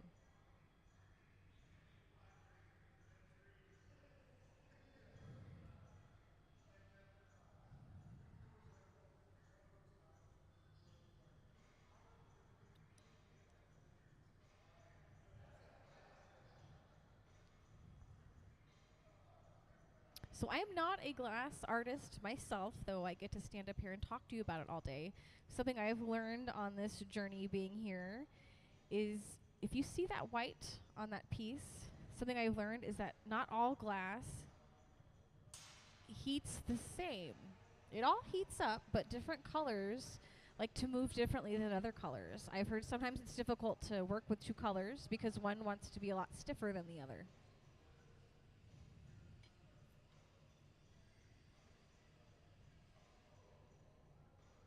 If you're noticing those really interesting patterns on that, those are the result of Marini. A lot of Anne's work uses Marini and cane.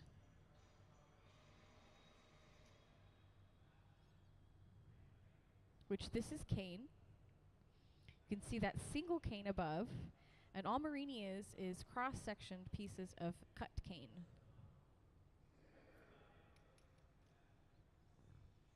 Now how they get to that is you saw that image of the single cane. Well, there are 4 single canes taped together. And they are placed together heated, and they are stretched clear across both sides of this shop.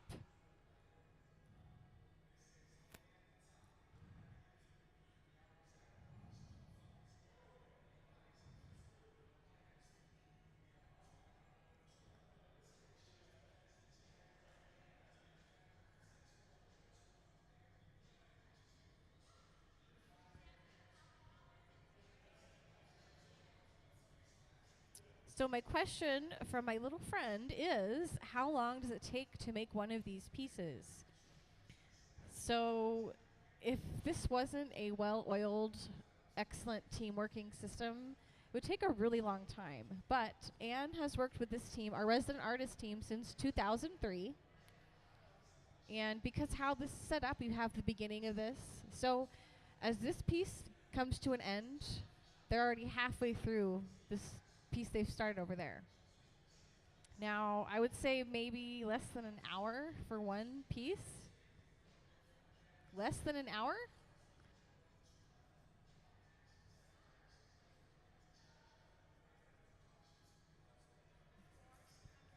Sometimes more, sometimes less. But yes, there are a lot of people here behind and working together.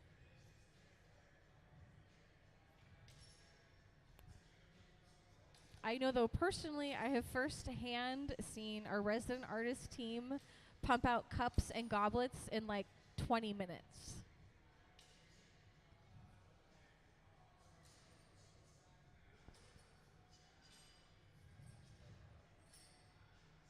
Now, if you're wondering why Gabe keeps putting that block back in the bucket of water, you have to keep those blocks wet, just like you need to keep that newspaper wet.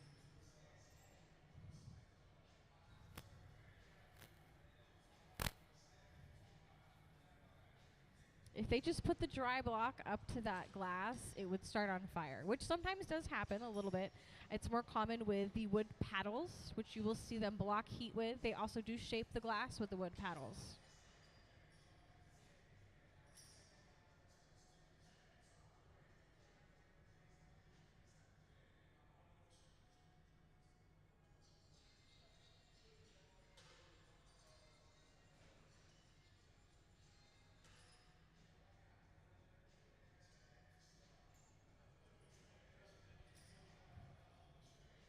Now, if you're paying attention to this gentleman over here, this is Anne's husband, Larry. And he is cutting these pieces. And it really is just as easy as that. Just a little bonk on that tool.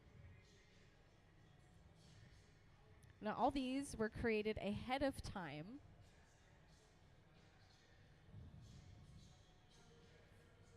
So I personally had never seen Marini being made, which I thought was super neat. Our resident artist, Sarah, stood up high over there and held a rod and let the glass on the end just drop down so it would stretch out to the way that they wanted it. And if you can still see them from here, these look like little wooden railroad tracks. And if they don't do it like that by standing it and letting it fall and let gravity do the work, they will have two people with two rods and stretch the glass over these little wooden railroad tracks and lay it down and cut it later.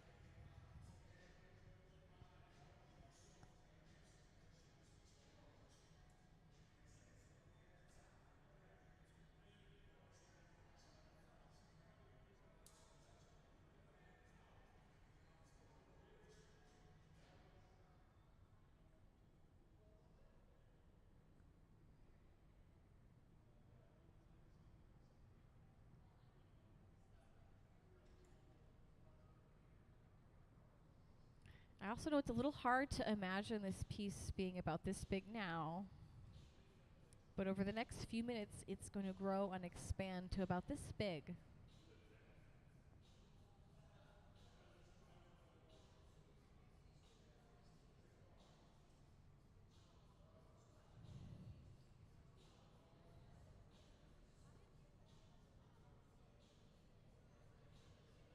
Why do they spend so much time molding it if they keep bringing it back in again? The reason for that is, and I understand watching it looks like they're doing the same thing, which they are, however, shaping that is a very semi-slow process. Glass is a very fluid thing to work with. You do not force it. It's similar to, it's very much like honey when you take it out of the furnace. And if you've ever played with like Laffy Taffy, it gets to be more like that when it cools down. It's still movable, but you can't exactly poke your finger anymore, but you can bend it. Now, if they forced it, it would break. One of the other things they need to reheat it for is the temperature drops. If it drops too much too quickly, it'll suffer from thermal shock and they'll start to have cracks form in the glass.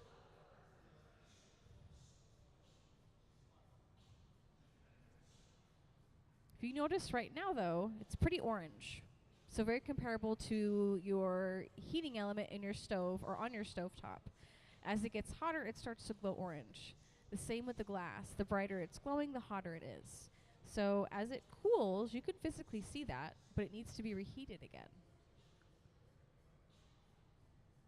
But each time you see them shape it with the block, from far away, it might look perfect to you, but up close, there's still little areas that have to even out, which is also why they're still spinning it as they're working with it to help get that even.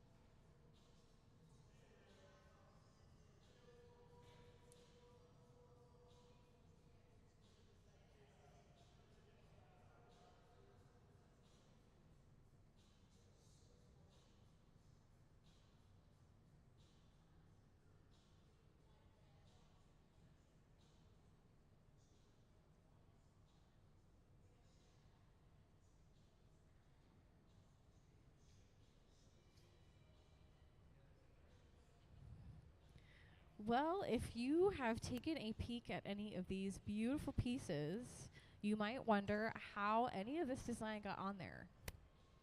It wasn't drawn on. These pieces were made separate. This little piece is the Marini that we saw earlier, which is what Anne is doing in front of her. She's not playing with candy.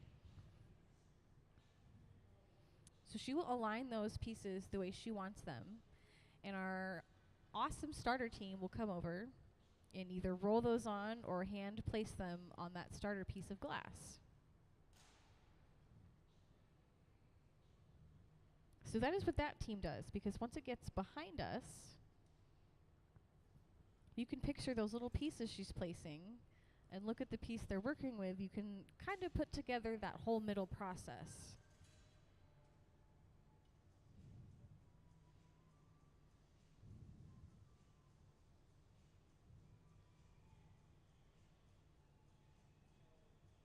Now where that is sitting right now is called the pipe cooler.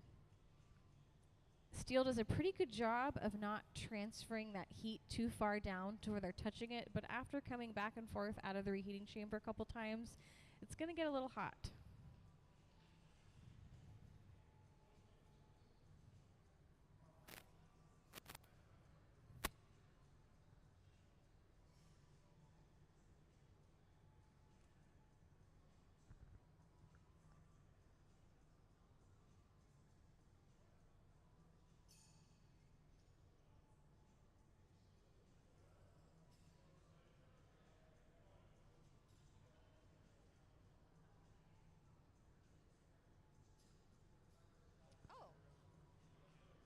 So the question was, when Anne is not visiting us, does she have a team she works with or her own studio?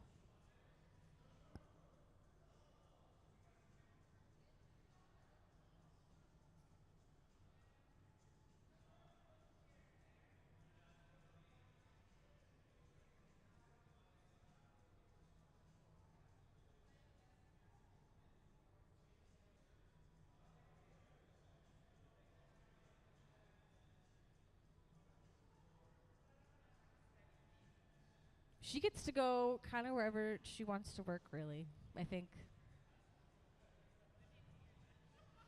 I said, you kind of get to work where you want to work now. No? You don't get to do what you want? Oh.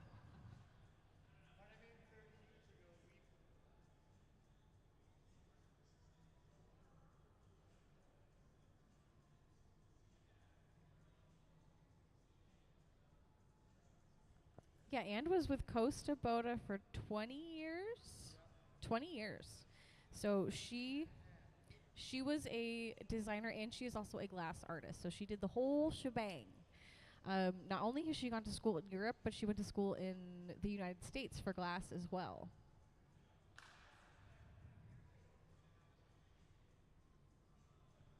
So she's done enough that she gets to sit and tell them what to do.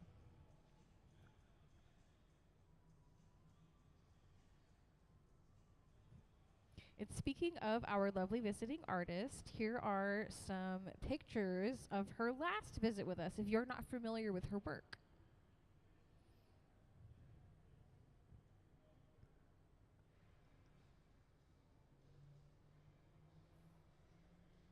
You can see a lot of her work is cylindrical, or that stone shape of these, or that teardrop shape.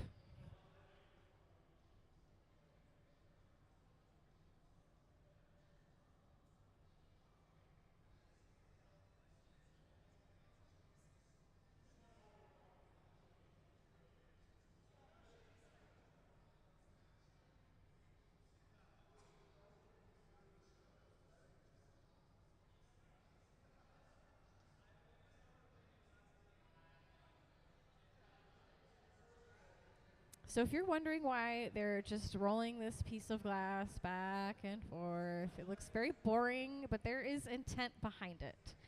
So what they're about to do is gather more glass over this. And you want to have kind of a, I could get corrected for saying this, but I think you want to have a skin over it before you do it. But you want this glass to drop in temperature a little bit before you add another layer on over top of it.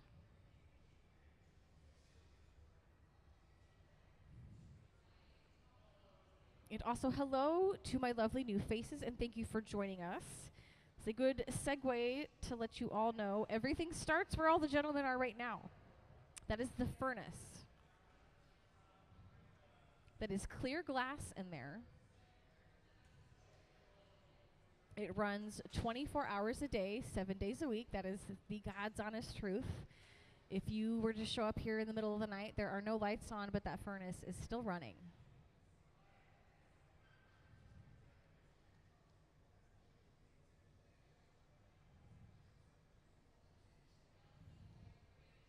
So the furnace sits at 2100 degrees.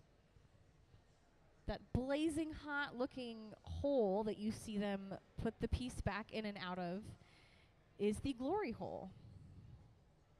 It sits at a little bit hotter at 2300 degrees. There's no glass in there. It's specifically just to reheat the piece they're working with.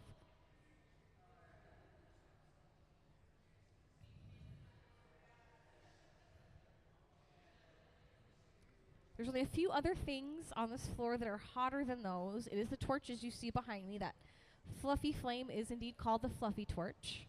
There's a map gas torch, that yellow one by the bench. And as I'm explaining it to you, I have forgotten what the third torch is called. However, that torch and the map gas torch get up to about 5,000 degrees in heat. The fluffy torch is similarly heated with the furnace and the glory hole.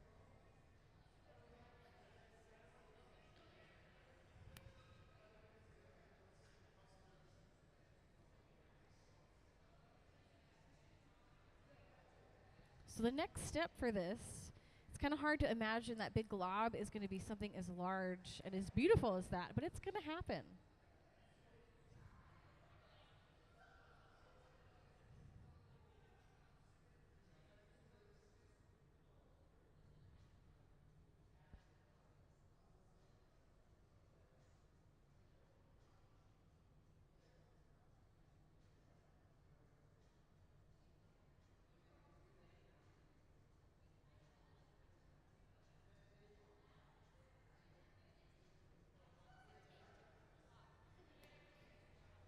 So the question was, when the glass is finished, how long does it take to cool off? Well, me touching this is a good beginning to talk about that. So once this piece is finished, in front of me I have an annealer. This is a cute little annealer, nice little cute one.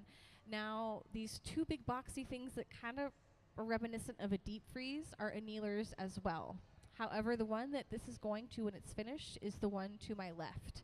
Now, the annealing ovens are similar to the idea of a kiln. It will drop in temperature slowly over time. It starts at 890 degrees. The pieces will sit in there for about 12 to 24 hours before you can touch them. It depends on how big the piece is. So once they finished with this, someone's going to gear up like they're getting ready for war with the sun, and they will put Kevlar gloves on. Now, you're not going to just touch this piece as soon as it comes off, and you cannot hot potato it to the annealer. That's not how that works. No one's going to do that here. But they will gear up and place it in the annealer. And it depends. But these pieces are going to take about 12 to 24 hours.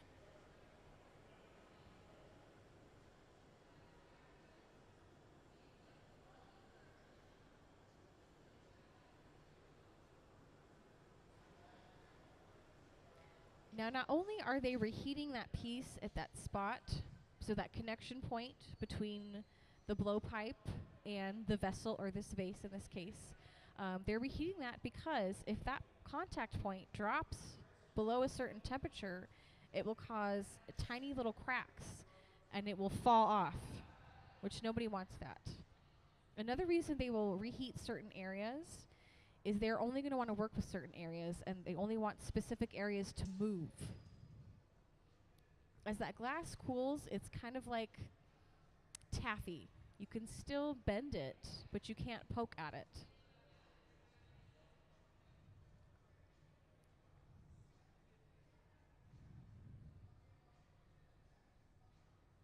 Now they're holding those wood paddles up to block that heat.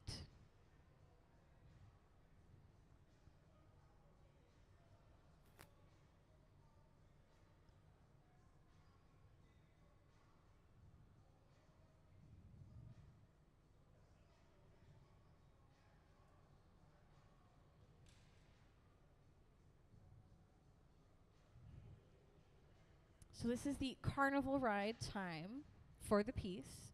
That centrifugal force is being used to stretch it out.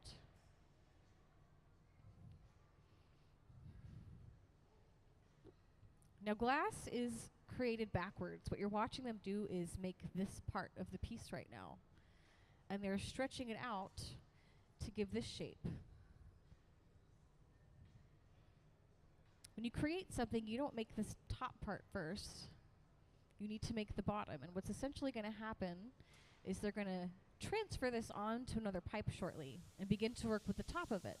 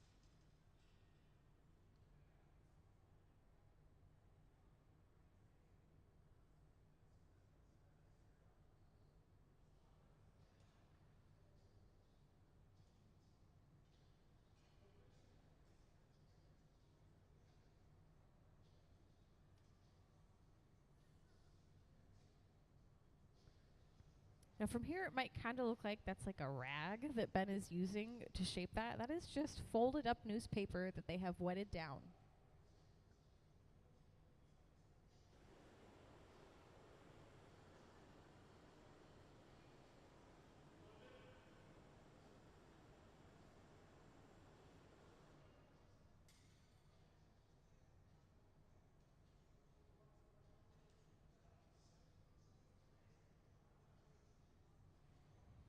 Now, as they blow air into this piece, the reason they are targeting specific areas with the flame is as he pushes air into that bubble, the only place it's going to expand is where it is most hot, which is why they will torch specific areas and then blow into it, because that's where they want it to expand. They don't want the entire thing to expand.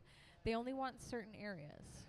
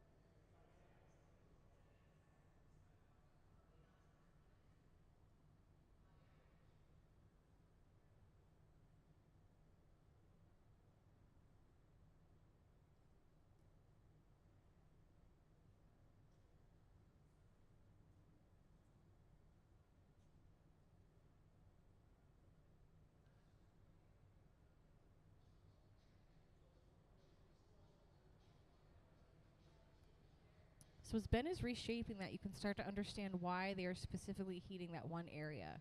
Now, the reason they brought it back into the glory hole and back out, one, it's probably been sitting out a little bit, but those spots that they have torched are massively hotter than the rest of that piece.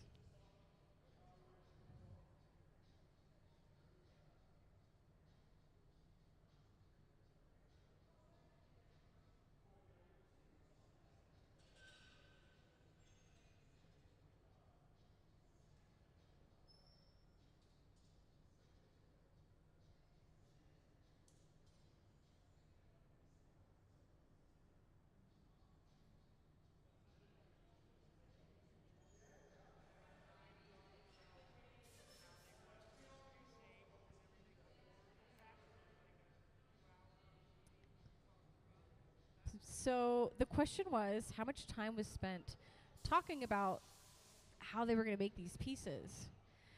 So from what I understand, what the team will do is they obviously speak to the artists beforehand, but I feel like a lot of this is just from time they've been working. This whole team has been working together since 2003.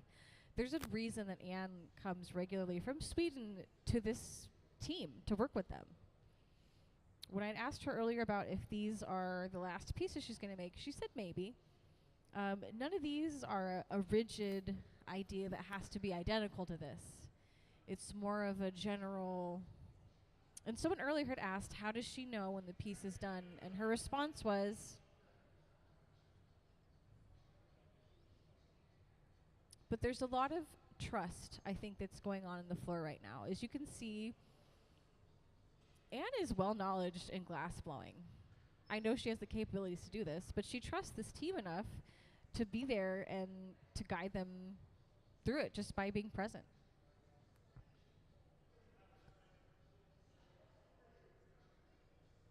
There definitely is like a sit down and talk about it. I couldn't speak for how long. I would have to ask them. But I feel a lot of this is just the trust of the rapport they've all developed by working together.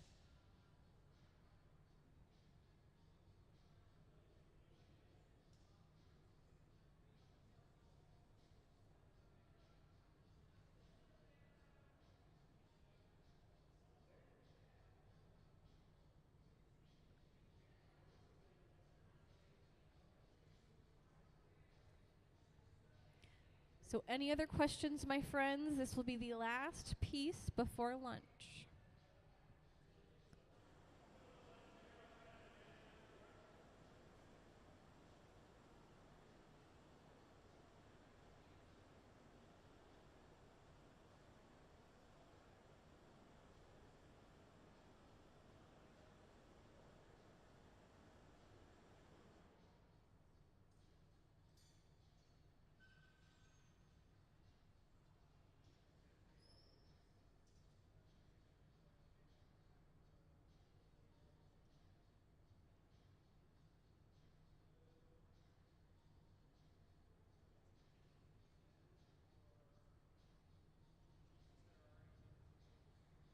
So these pieces are going to the Traver Gallery in Seattle when she is finished.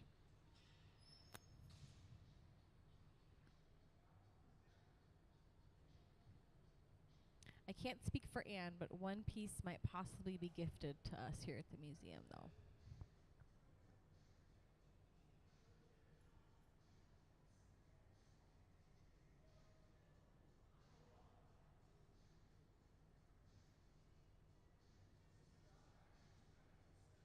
But for the other question, as you can see, she's just kind of watching them and verbally talking. She trusts them.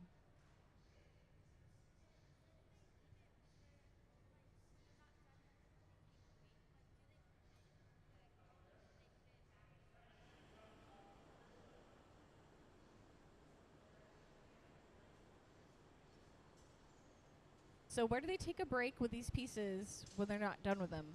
So that big silver box thing over there is called a garage.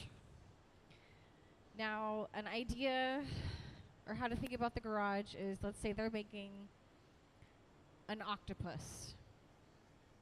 That's a terrible idea. A teddy bear. And they've made the head and the body, and the arms are already made. Now, when they've made them, they will stick them in the garage. You'll have an arm piece on a rod and a leg on a rod, and they will sit in there while they've already made the body and the head.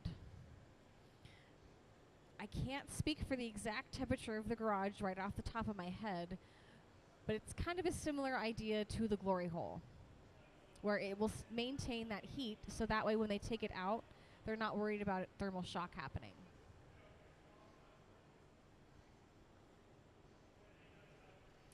So Gabe looks like he is geared up to fight an oven. Those Kevlar gloves are absolutely necessary. They're not going to break this piece off and touch it with their bare hands and like hot potato it all the way to the annealer. Now in front of me is a cute little annealer. The one this is going to is over there. Now the annealer sits at about 890 degrees. Similarly to how a kiln works, what it's going to do is sit in there and drop slowly in temperature for about 12 to 24 hours.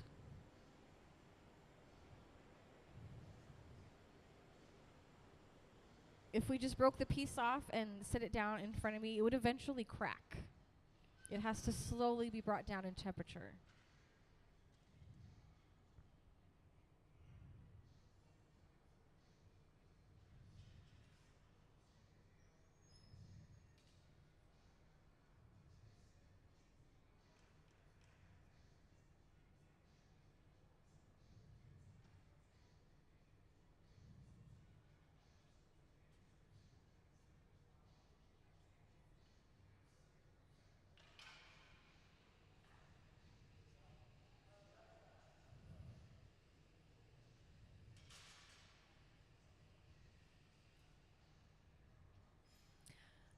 Let's give Anne and our team a hand.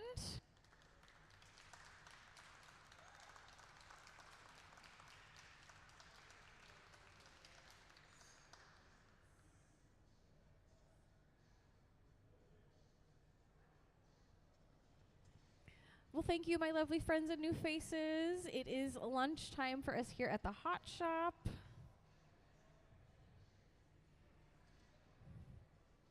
Now, if you're looking to see any of Anne's work, her last visit with us, there is a lovely piece behind me, that purple and clear one, that cylindrical shape.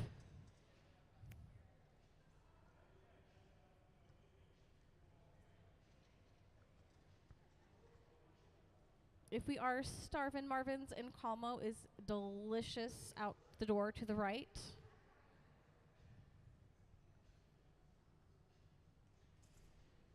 And we will see you all after lunch.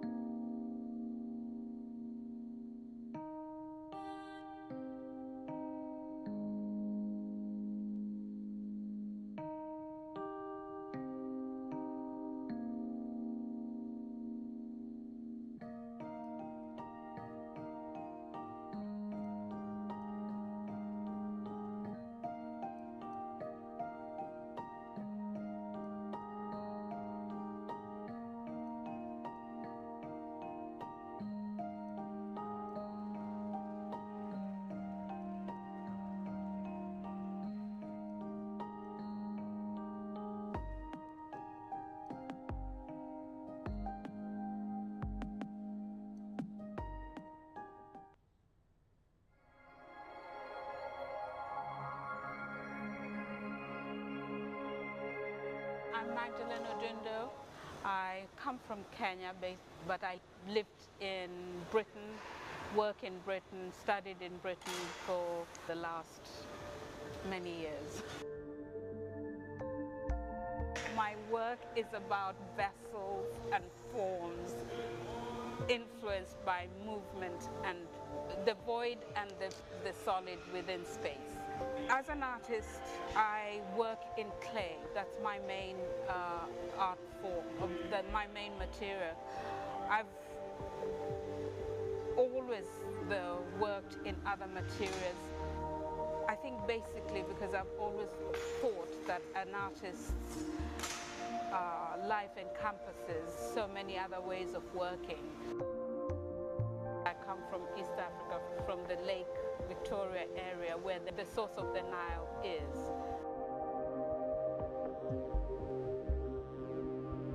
And I've always been interested in that kind of length and breadth between the source of the Nile and the mouth of the Nile, where it ends in Egypt, and the history that is a world history or a heritage that we all have inherited between Central Africa and the opening to the rest of the world at Egypt, and internationalizing the whole concept of humanity and the thinking between making objects.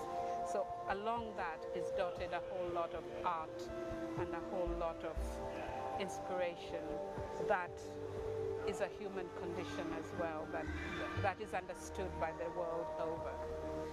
I've been thinking about this ever since I got invited. During my residency here at the Museum of Glass, I'm planning on making an installation based on my research at the Petrie Museum, where I discovered these wonderful ear studs.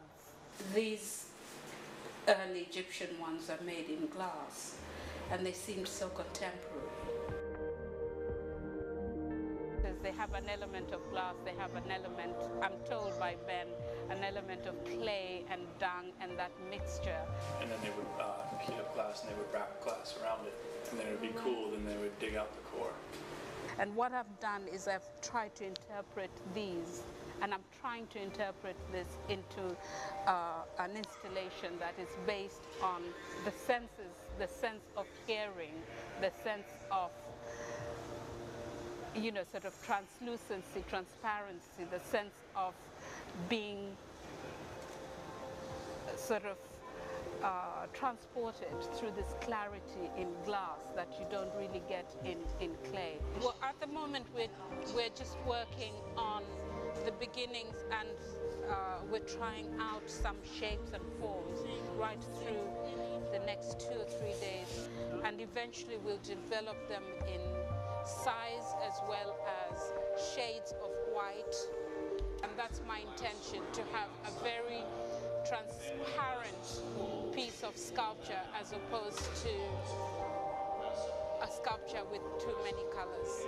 Yeah, that's better. That's a lot better.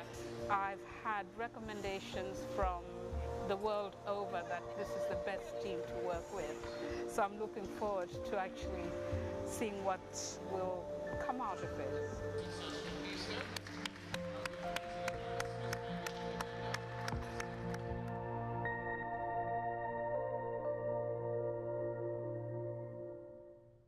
My name is Pearl Dick, and I am from the great city of Chicago. Just finished an epic piece. It was one of the pieces like I do for a series called Bloom and Grow, which is a piece that has sculpted glass head and colorful floral type sculptures all around it, like where hair would be. This was a series that I started back in Chicago working with young people in my studio. The series is really about nurturing growth and beauty, and the relationship that you have with like a teacher and student or mentor and mentee, which is mutually beneficial and beautifying.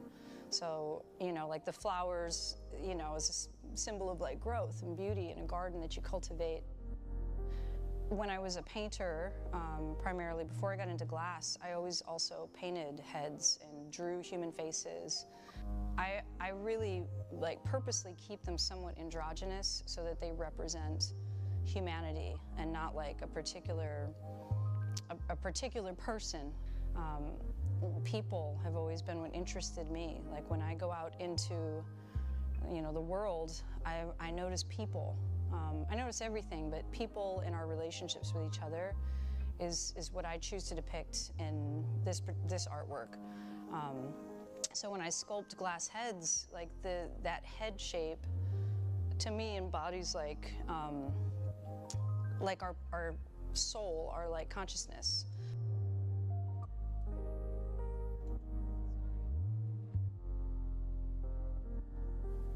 I like the variation that you can get with powder.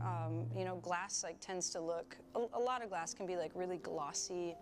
And the powder, when it's on the surface, can give you a lot of interesting texture. And I'm also able to manipulate it before it's melted in to make it like, I treat it almost like paint, like brush strokes. So I'll layer powders on, wipe them away in certain places. I use a corn brush, so it leaves brush marks essentially. And to me, it's a way of applying color that feels very painterly and organic. I can kind of go with it in the moment, like see what the piece is doing, and then add color to enhance, like to bring out whatever it's speaking to me at the moment. There's another technique that I'll use where, so I'll sculpt into a layer of clear glass. So there's a layer of powder that gives kind of a base color, and then I'll do a clear layer over it. And so when you sculpt into that, you pull features out into this clear layer that kind of disappears until you add that contour layer on top of it.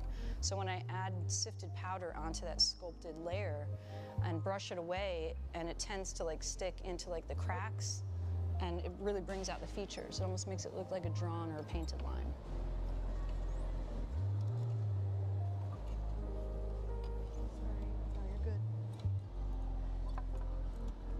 This team is unreal. I mean, I was so excited when I heard that I was going to be able to come and do this residency, because I know these folks are, I know how skilled they are, I know how cool they are, as people. But I mean, there's some of the most skilled glassblowers in the world here, and they're a real tight team. So I just knew that if I came in with projects that I have had technical issues with back home, that they could help me brainstorm how to make them succeed. And they did that and then some. So, everybody's real chill. Everybody's just doing their thing, and you can rely on every member of the team, which is really nice.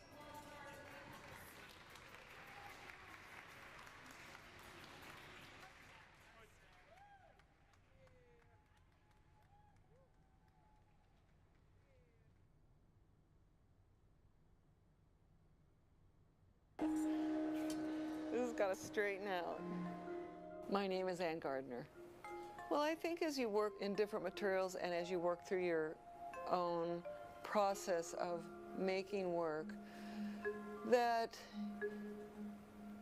process, for me, there's an honesty for my approach to that material, and I try to get down to the kind of bottom line of what that material can do. I would say I'm a material junkie. Absolutely. I work in materials that allow me to express what I'm interested in expressing. When I do commissions, I generally do site-specific work. So I do work that is focused on a space, and that presents challenges that are really quite wonderful, I think, and require you to understand how that space is going to work, to understand who's going to be using that space, who's going to be going through that space daily, and how that work will affect them. So I've used glass a lot, with a lot of what everybody loves about glass, which is its light, the fact that it reflects color. I've been using it in a way that is very precise, and I think public work has kind of given me that information as far as letting me do something that is going to, in 10 or 20 years, look as good as it does as when I do it. And it's one of the things that I really try to do with my work. My public work informs my gallery work, and vice versa a little bit, but my gallery work is really the work that is maybe more honest, which is something that I really strive for with my work. And that goes back to being the material junkie, which is that if I'm going to use a material too, I want to be honest about that material, and I want to be honest about why I'm using it.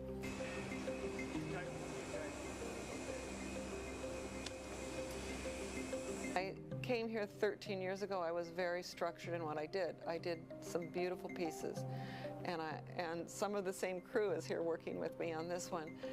This time I walked in with basically wanting to relate to the glass as a material that holds a breath in a way. So it's really, I was thinking about this, it's one of the only processes where you're really blowing your breath and creating a thin barrier between what's outside and what's inside. And your breath is doing that, and it's quite wonderful. And so as we have been working this 5 days, we've directed the glass somewhat, and we've kept it pretty off-centered, since it's, you know, it's not really the goal of most glass blowers to off-center their glass. But we've done that, and we have been looser and looser with it, I think. And it has created some really wonderful organic shapes. An organic shape, not something that is a concentric circle, which is, of course, the whole basis of blowing glass. And they've been able to accomplish it remarkably well, as far as I'm concerned, which I think that's the goal. Nice shape. Yeah, pretty good, huh? Yeah. I have them hanging downstairs, and even in the process of hanging them, they're hung with cable that's sloppy and all over the place. And it's a balance. It's a balance between being able to lose control and yet being able to carry it off so that everything doesn't just fall apart.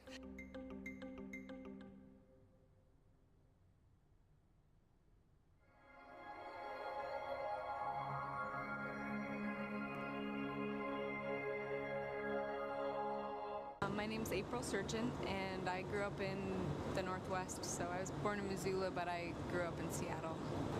The work that I make in glass is cameo engraving.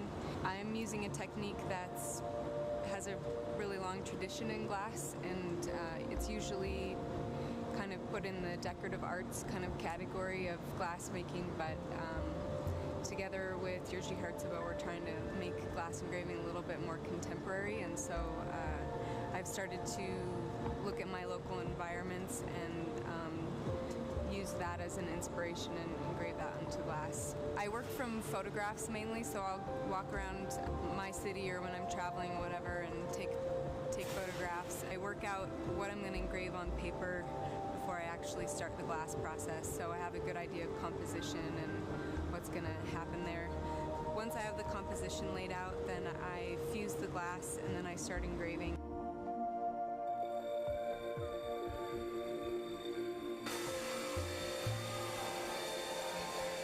Pretty much all my work has 3 layers of glass, and this started off all white, and then I started carving through the layers. So I removed all the white around and left his silhouette in white. Like it'll be opening clear, and then I've been working on flat glass for so long. I really wanted to try and do something with objects and blown glass. So this is kind of a really big opportunity for me to step out of my comfort zone per se and try something a little bit different. So here I'm going to have them blow different objects that I'll engrave on. While they're blowing glass, I'll kind of be directing and then also cold working some pieces. When I started engraving, I felt like I was able to express my ideas a little bit more, and I really love working on the engraving lathe. I have like a really strong connection to the technique of it. I like kind of bringing the tradition into something more contemporary.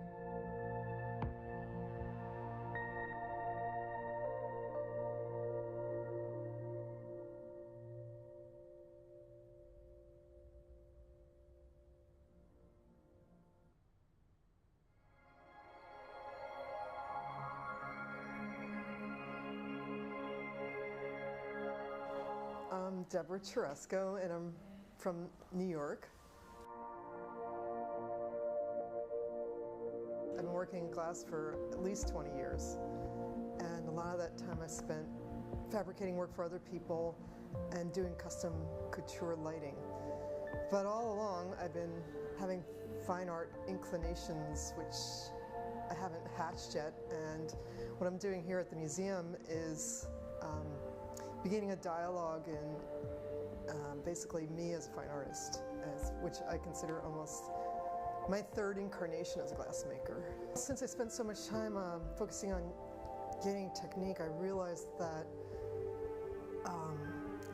combining the two, technique and idea, is like having two full-time jobs essentially. And so now I'm trying to balance out the equation by spending more time on the idea and a little less time on the technique side of it. But I've been really latched on to the iconography of the maestro, which is the small tchotchke animals. The dog is a symbol. It's a sort of iconic representation of the vocabulary of a glass master. I call it the grand tchotchke. And I don't mean that to be diminutive, it means to be the opposite way. I'm trying to revere the maestro and that skill and combine it with a central idea to elevate it into a monumental piece of artwork, hopefully. I'm really trying to revere craft in a humorous way. I want to be made in glass. Help me. And in a beautiful way. I want to take the little trinket and make it into something drop dead gorgeous. I spent my whole life being a craftsperson, so I want to turn that into art. There's no reason that can't be art. That's what I decided. The dialogue is just starting with me. It'll probably be the rest of my life. I continue this dialogue, so this is like the first paragraph in the novel. I have to get some things made. I have to get it out there before I can respond to them. I have to get other people's reactions to them.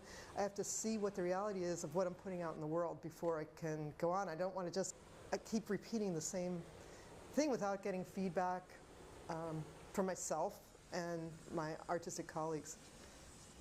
I knew these people were really good at what they do, the best at what they do. But I didn't realize they were off the charts. They were like really off the charts with techniques and focus and their interest in what they're doing. I feel akin to them in a lot of ways, and it's hard to meet people at that level. And I think they're beyond like normal human beings, their skill levels. Down on your end a little. Full bend. I feel like I got what I need to get to the next level, to take the next step. So I laid the groundwork, and this, I'm just so happy with being able to take one of these home with me. It's like, it's something I can use to sell the project. I needed that. This is what I've been longing for. So it's really been good for me.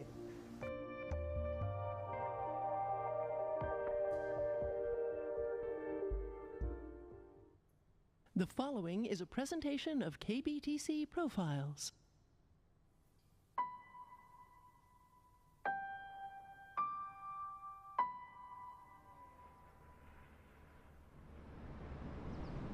I was born on a little Air Force base out of St. Louis, Missouri.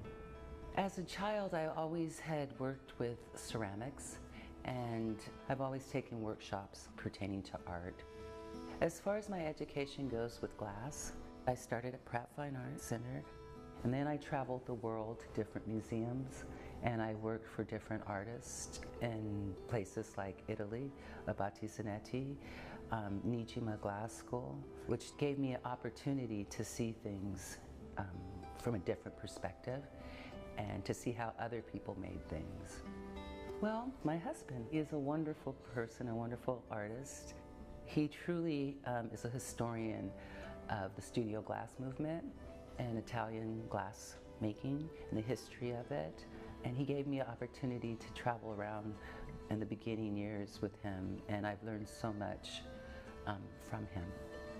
Deborah's and my relationship has been very, very interesting in that we're polar opposites aesthetically.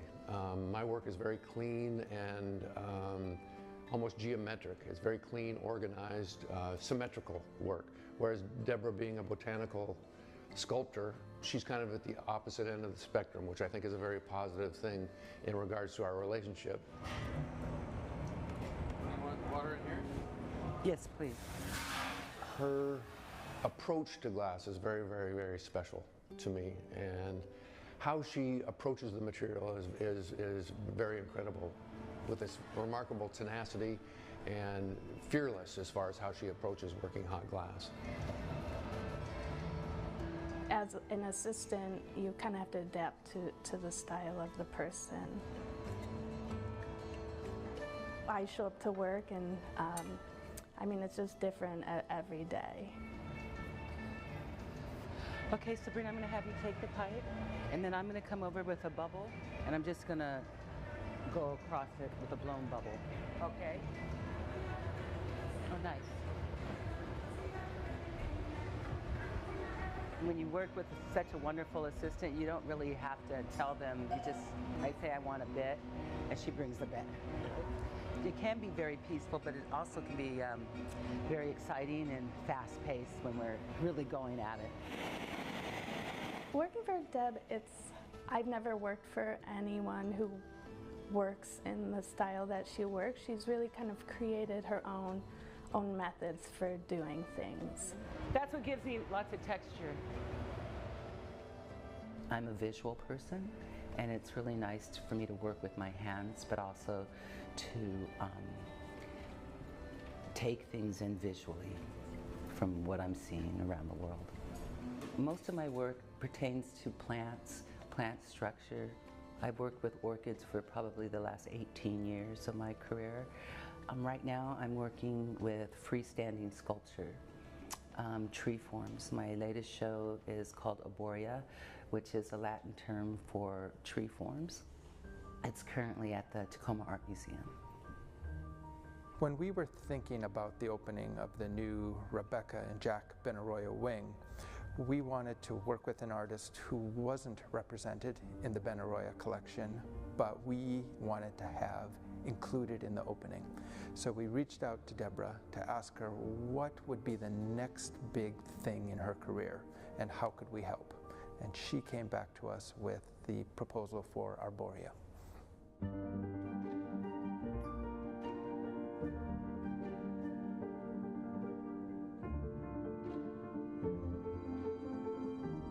We show these to people and they cannot believe that apart from the rocks that they're planted on, pretty much the whole tree is made from glass in one way or another. It's outstanding and a really new development. Deborah's just a fantastic person and a real model, both as a female artist, but as a glass artist, and how to live your life and do it well and meaningfully. Basically, overall, I think art is alive and well and will always be alive and well because of its self-expression. I mean, it's just something that moves people. And if you look at a blank wall, your life is kind of blank. But if you have art in your space, it gives you depth. Glass reflects and transmits light beautifully, and it gave me a way to use my voice. So I'm still here, I'm still alive, and I'm still making art. I couldn't be more thankful.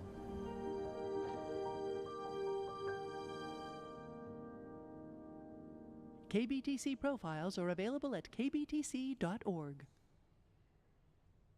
So I want to show you this because I'm making this in glass today, which I'm very excited. This is a nuclear alert. My name is Etsuko Ichikawa, and I'm from Tokyo, Japan. My background is in painting, sculpture, and also I did a little bit of theater art. And that was my education. And then I started learning glass back in 1991 in Japan. And that brought me to Pilchuck in '93.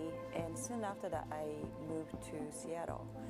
I think my theater background, or theater art background, is really well incorporated into my sculptures and installations. And because I like creating space where people can enter and experience and could be more interactive. Performative part of glass blowing became a part of my work, doing glass pyrograph work. It's really intuitive, moving my body and using glass as a material to draw.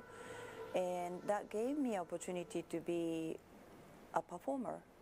And then the other side of this is that because of what happened in Fukushima, which is my home country, Japan, and that brought me to think about how can I incorporate this into my work? Thinking about environmental issues, thinking about what I make to speak up or deliver a message if possible. That's why I started working on filmmaking, and then I went to a nuclear cooling tower at SATSO, which is in Elma, Washington. And then I worked with a film crew, and then I was the subject in the film as well as performing, making sound, because the nuclear tower is an amazing echo chamber, and that became a short film.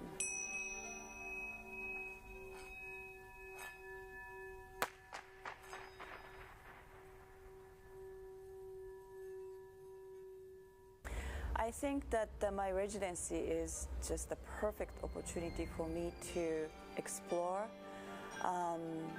with the uranium glass. And as you may know, uranium glass is radioactive, and that relates to nuclear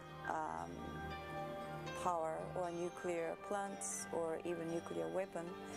So my goal through this residency is to experiment and see how this material would react with black light, and how can I incorporate that in my work, and what it means for me to make artwork with this material. And honestly, I don't know the answer.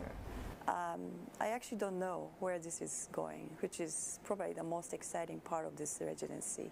I named this project called Jomon Vitrified, and Jomon is the time period. It's like a prehistorical time period in Japan. And then my reason of using this Jomon vessel and applying uranium glass to create that is to ask a question what we are leaving for the future, kind of like a wake-up call. And Fukushima disaster was definitely my first wake-up call in terms of thinking about how and who I want to be as a person and as well as an artist. And I could keep making, for example, paintings or blowing glass, but why? And I think I really wanted to find a reason after experiencing nuclear disaster. So this very similar thing and feeling I'm having these days because of what's going on in the world right now. I think this is a critical question and a practice as an artist that what do I really want to make and why? And I think that's a great motivation as well as a drive for me to keep making.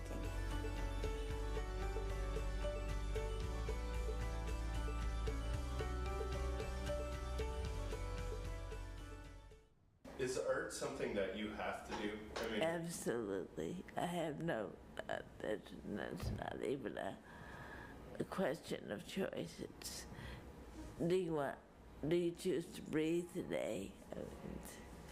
It's kind of like that. Or do you choose to be brown-eyed today? It's not a choice. I knew I wanted to be an artist when I was in high school. Maybe even earlier. One of my stories that my mother tells us when I was in kindergarten. I went and came home with a drawing that looked like a bunch of scribbles. She asked what it was, and I said, well, the teacher told us to draw something useful. And she said, well, what is it? I said, well, it's a toilet paper factory. When I was in high school, I actually got together a group of the neighborhood kids, and we sat in my mother's garden and painted the flowers. So I was painting flowers way back then. After school, I majored in drawing and painting. And for my graduate show, I painted on glass. Back then, there was, I think the whole state of Georgia didn't have a glass blower in it. I'm still a painter, and I still do a lot of work on paper and paint. I do lab work, torch work pieces, large-scale bronze and glass pieces, and public art, but all of it has kind of a interest in the natural world. In particular, hybridizing things, putting different things together that never could even be together. Something that really feeds my creativity engine is my garden or flowers or anything that grows. It's just fascinating to me to really examine it and all the various aspects of its life cycle. My home and studio and garden, my favorite place in the whole world. My respite, my solace. I love it.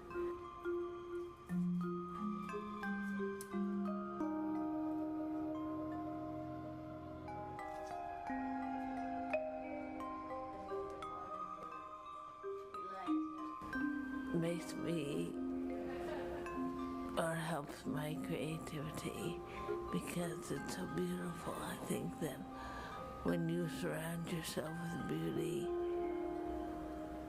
it heals you and makes you want to give back to the world more beauty.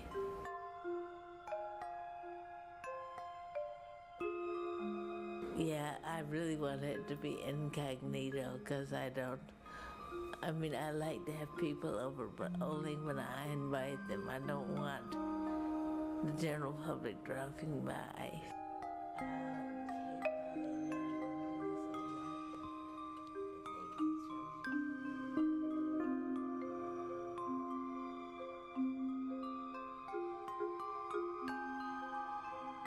These pieces that I make at the museum, I'm hoping that I can utilize in bronze and stainless pieces. That's what I'm thinking. That's what I'm hoping to do. Don't know until you try it. Yep. This is all experiment, lots of experiment. It's just, I consider myself a guinea pig in my own life. I try to experiment on myself all the time. And so it's just, my artwork is all experiments or reflections of experiments I'd like to conduct. Last flash. In art, you can create anything you want. So.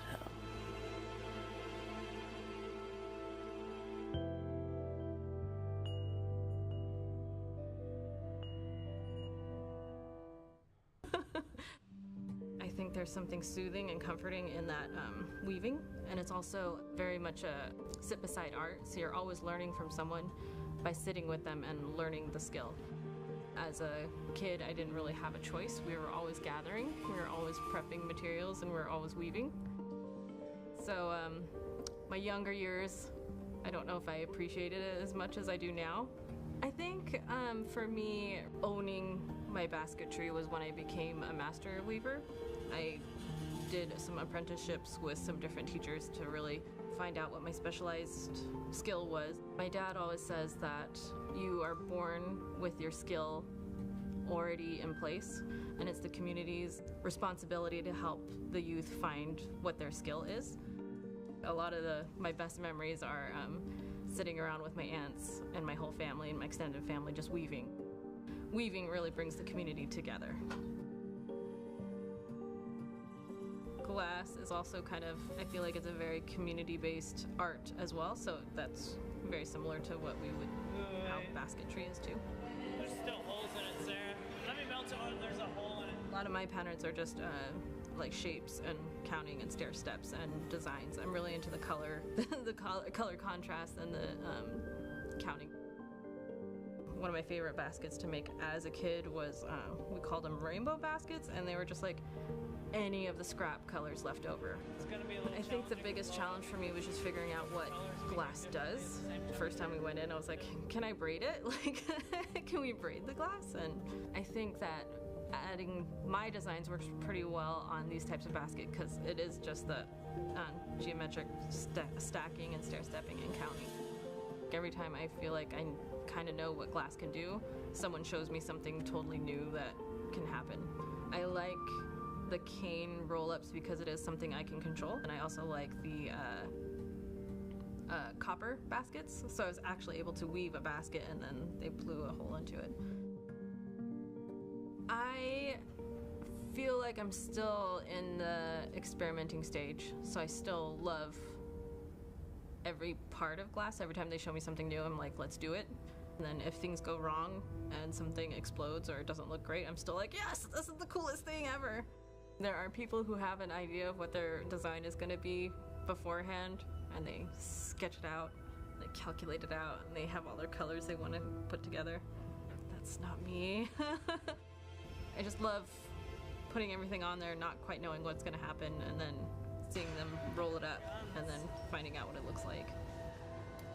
Now I'm just kind of, any chance I get to work with glass, I'm going to jump for it. Keeping basketry alive is very important. Like, I will always remember the people that have gone on because I have their stitches and I have the memories of the stories they would tell and the laughter in the room. I have those memories, so I will always take the weaving forward because I have to honor everyone who's gone by before me and everyone who's taught me. As I've gotten older, some of my teachers are no longer here, and I think that it's kind of reminded me that I want to make sure that I have those happy memories for other people too.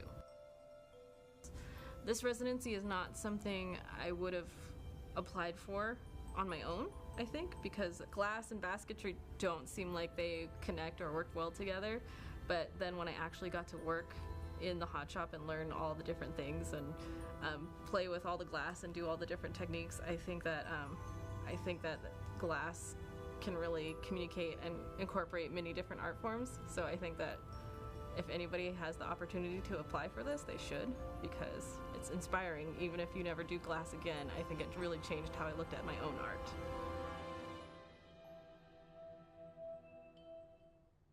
When I was 8 years old, I had a splinter of glass in my hand, and I remember looking at it, and this voice in my head said, glass is going to be a big part of your life forever.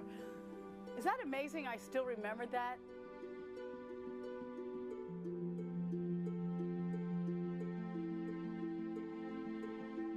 You live through your work, and maybe that's why I like nature so much and animals. It's no different than bird watching. You're living that bird again.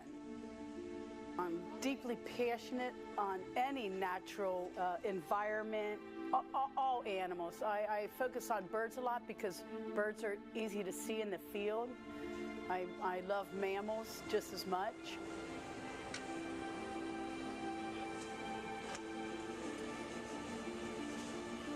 I worked for Bill Morris for 20 years. I made stuff for him for 16. And Bill said once, Karen, we are so lucky to come in and continue making art, like being forced to think, evolve. And you do that every day of your glass career. that's richness. That's living a story. And I've been in glass for 30 years, and every day I love it, even when it beats you up. But I love being my age and not burned out on it. That's what brings joy to my life. I'm so happy to be at the museum. I'm just honored to have a residency and work with the dream team. These new pieces with all the fusings and stuff, it's so nice to be able to have gaffers make them so I can sit back and think about color in different forms while they're executing them. They take a lot of thought in the layering process and in all the different highlight colors. So I really like stepping back and seeing the team, you know, make the work for the most part till I have those control issues. Ben, I can see from the camera that you're not holding the paper correctly. Do I do it like this? Now that's how you do it. I'm going to make 2 pieces of each idea. It's slow process because sometimes I layer the forms in different colors or different shapes to get the final effect, but it's slow, it's time consuming, it is not my personality. But for me, this is not the easiest series I ever did because I like making parts and being busy and hands-on.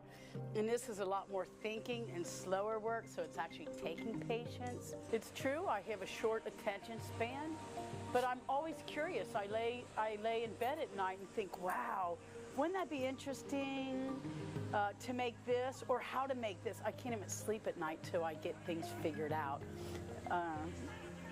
And that's part of the passion of it. That's what makes me happiest most about glass, is figuring how to make your ideas.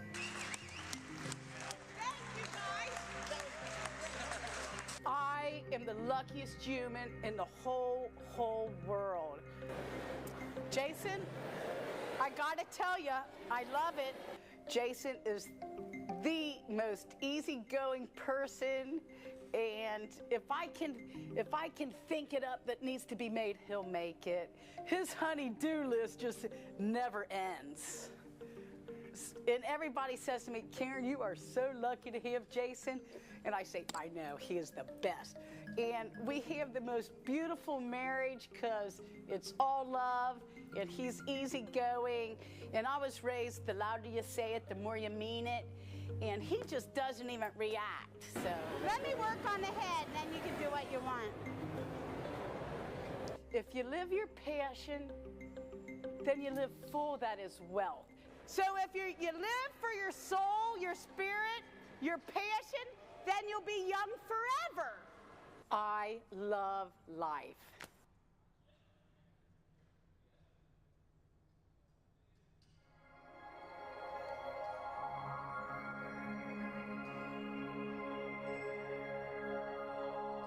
My name is Laura Donifer, and I hail from Ontario in Canada. I live out in the country there.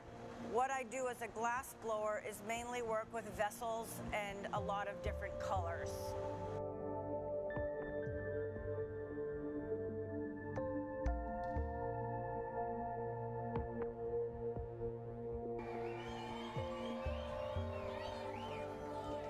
I'll tell you a little bit about one of my passions, which is organizing the now infamous glass fashion show, which started in 1989. And basically, I gather about 70 to 80 glass artists from around the world, encourage them to make wild and wacky costumes, and then I put on it's a performance of dance and lights and glass costumes, usually at the Corning Museum of Glass. And it is so much fun.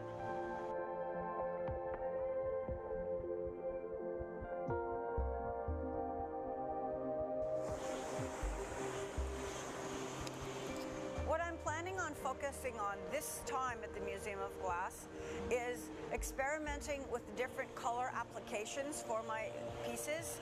So different shards, things that I haven't really done before with cane, meaning that the team here is so magnificent that we have a little meeting and decide what technique we're going to try.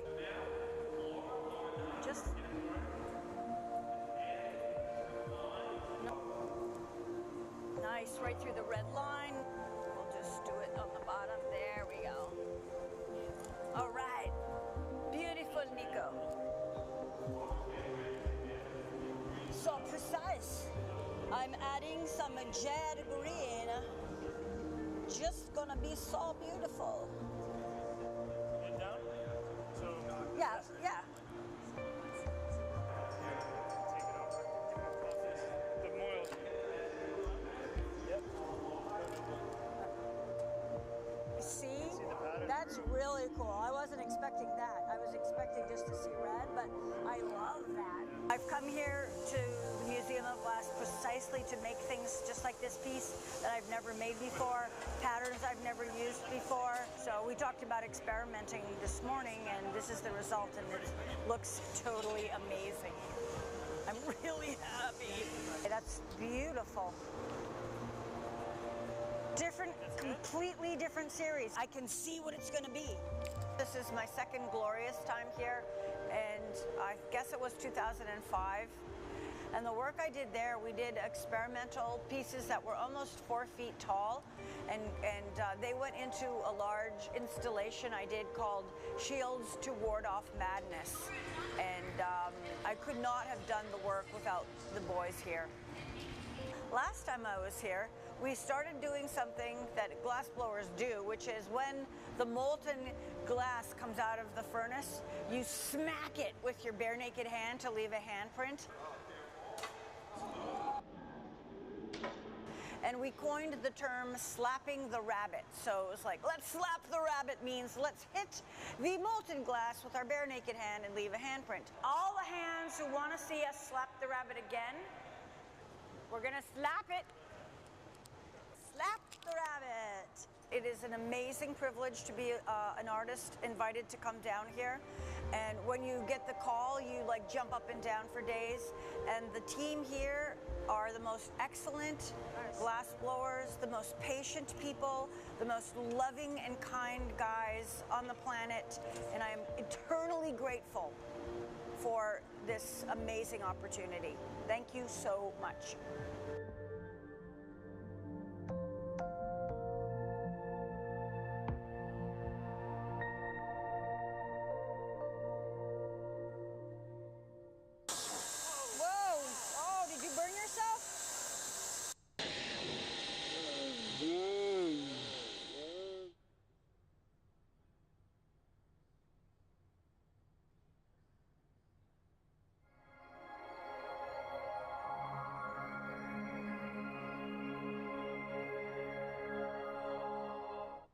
I'm Linda Benglis from Lake Charles, Louisiana, and I'm a hometown, small town girl. I studied at Sophie Newcomb College, did sculpture there and did painting and ceramics.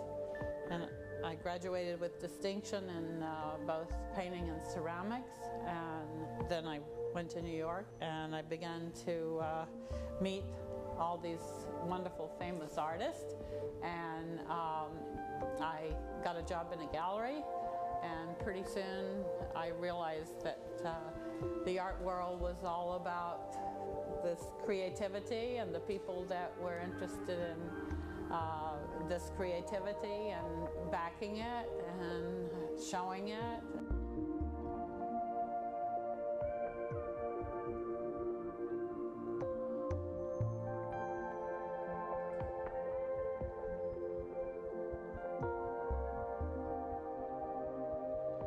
I began to show in Europe before I was 30 in Germany, so I was known in Germany for this kind of pouring and mixed media work, particularly in latex rubber and polyurethane and semi-flexible polyurethane. So I continued work to this day in polyurethane and transpose it into bronze, and I began doing that in '71.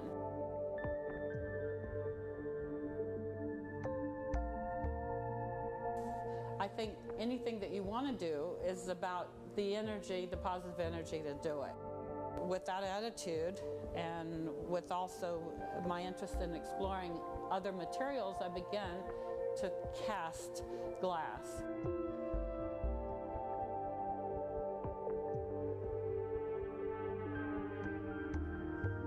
Well, this week we began with the mask, the casting of the mask. And here you have the form positive, and here's the negative. Here's one of the mask, here's another, and we're going to blow the hot glass into the surface of the mask. I think this kind of idea of a kind of mythic approach to abstraction is innate. Since we are children, we read things. It's kind of a gestalt. We read figures into trees, and in clouds and in nature. So I decided that it would be really nice to take a generalized approach to the idea of the face, and to kind of think of the face as a kind of way to morph the material, morph the face, and also express what the material can do with the glass. Give that a good flash. You gotta push that in a little bit more.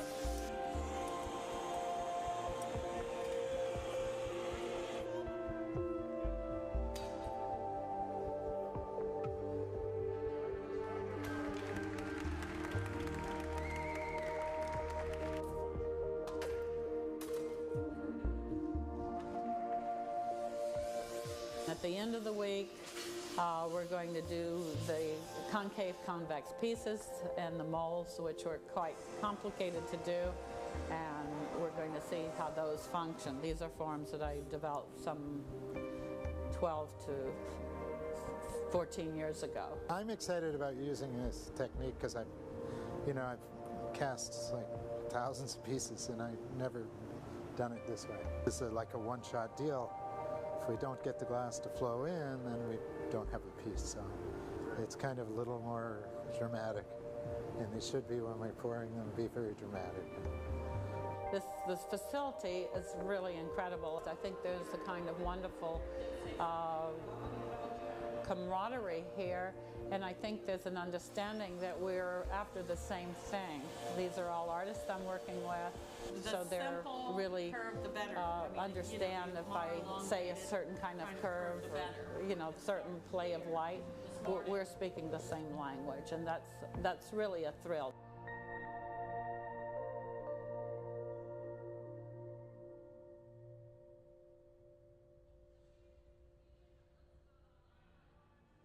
I'm Mary Schaffer, and I live in Taos, New Mexico, and then I also live in Marfa, Texas. Nice. Perfect. When you're a sculptor, you really love your tools. It's an extension of yourself, so of course I love tools. And then just finding them in junkyards and thrown away, and in old farmhouses and stuff, and realizing some of them were specifically made for people. Like I have a girl's hay hook, which is a tiny hand, she used to pick up the hay with it, or the ice tongs, or these old tools that people don't use anymore. So it was a way of honoring them. It's, we'll leave it that way. My great-great-great-grandfather had a mill, and it was closed, but when I looked through the windows, some of my favorite tools that I won't sell are the ones that I saw inside the mill. It was so exciting to see these tools that they use that I love and honor, and that's sort of why. When I use glass with the metal and with the tools, it's a three-part process in a way, because there's this old tool which is beautiful in itself, and then I add the glass, which sort of honors it, makes it precious, and then the way it attaches to the wall. And then instead of just making one piece, I would make something like a tool wall and combine them and have them talk to each other and stuff like that. So we're doing some tools here, but we're also doing components.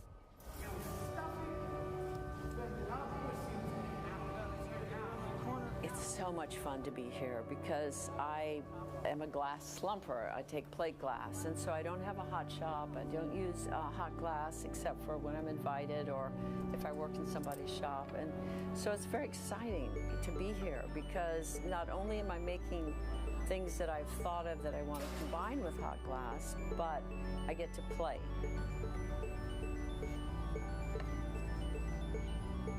You find out, because I haven't worked with hot glass in a while, so you find out how it responds and how it's responding to the metal and stuff like that.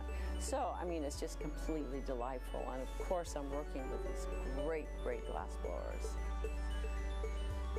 hope to leave here, and I will be leaving here with lots of components and lots of work.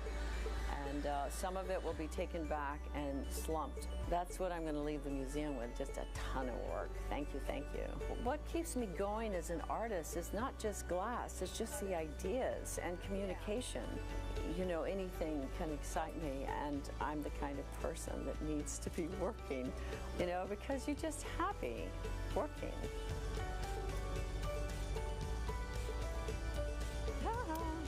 Funky, funky, woohoo!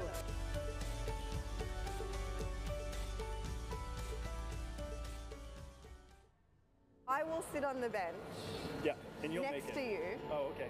and There's I'll room. look over your shoulder, and if you're doing anything I'm wrong, not sure. You might need a phone book to sit on or something. So most of my work is blown in the hot shop. Normally I do work with gaffers, so working here with the museum staff is pretty exciting and something that I am used to doing, which is fantastic. And I do a lot of cold working on the surface, so a lot of paring back that shiny fire polished surface to a matte surface, and lots of engraved lines on the surface, so lots of drawing on the surface.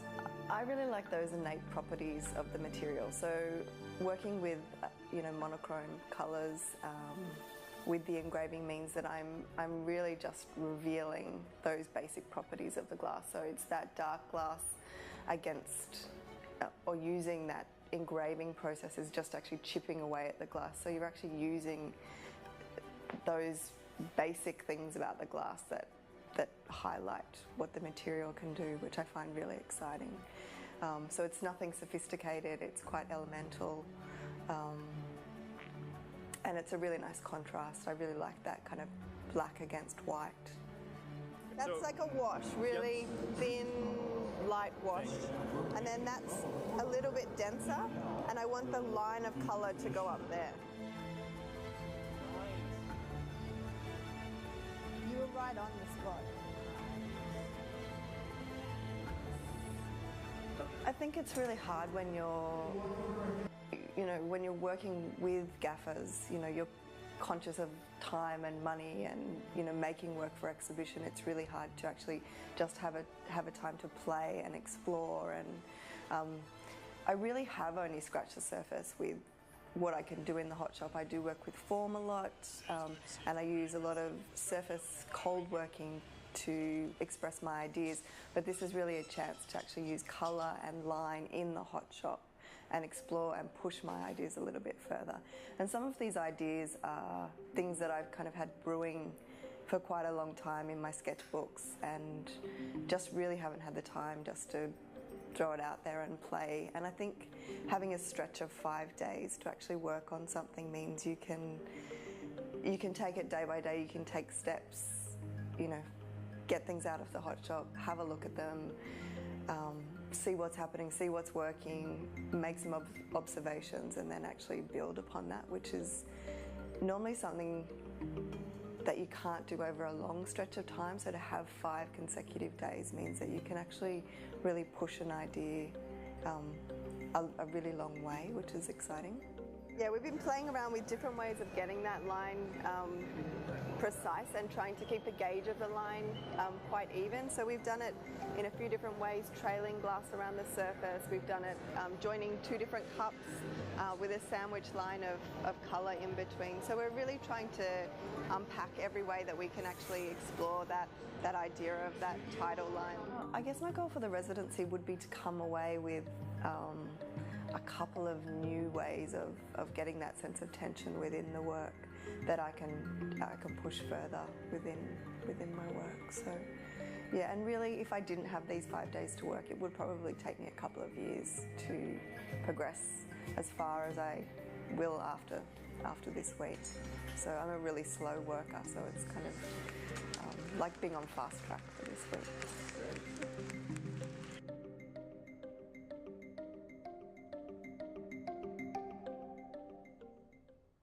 My name is Beth Lipman. I'm from Sheboygan Falls, Wisconsin. I've always wanted to be an artist since I can remember. It's something I've always done. My grandmother is a She considered herself a technician, an embroidery technician, but she knitted. And my mother was an artist, so I grew up surrounded by creativity constantly.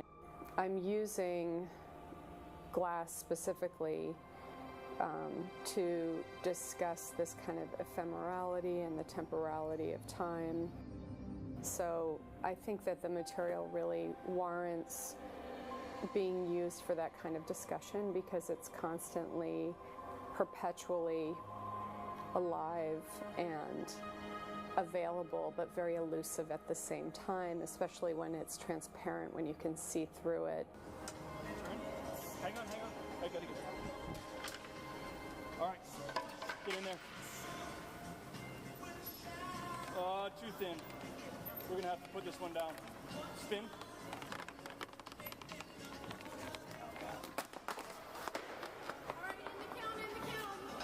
These happy little and large accidents that you're looking at are, they're actually really invaluable in terms of telling a story, telling a narrative, and they make a perfect low bowl form like this much more meaningful when you pair it with something that would be considered by some as a complete failure. That is so pretty, Gabe. The piece that I'm working on this week at the Museum of Glass is entitled In Earth, and it's a continuation of an exploration I started with Laid Timetable with cycads from 2 years ago, where I had a 15-foot long table that had a paleo landscape that kind of grew underneath the table and then pierced the table at certain points and shed over a still life of cultural objects, things that would be recognizably human.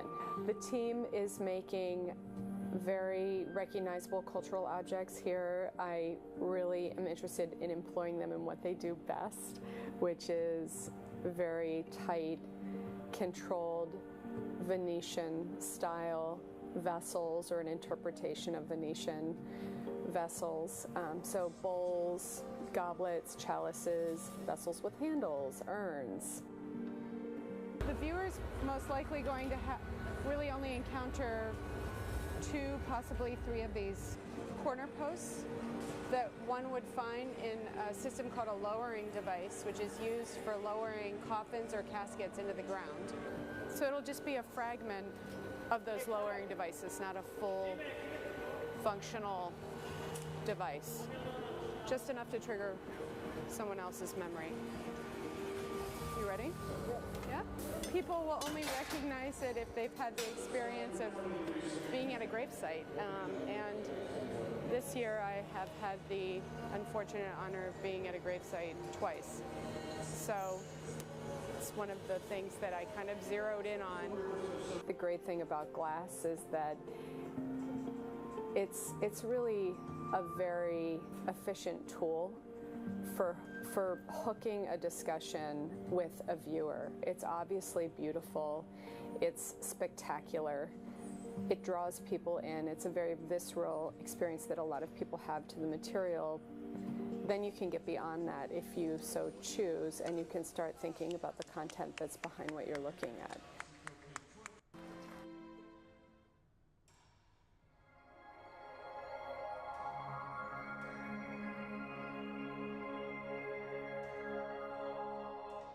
I'm Janice Peacock, and I'm from Lafayette, California. The things that I like to focus on are ancient. They look like they've been washed up on the shore or dug out of an archaeological dig. I grew up in Southern California where we didn't have a lot of things that were ancient, so it's always really fascinated me. And I like to focus on mostly masks, different stylized faces, and most recently African masks, and that's what we're working on today.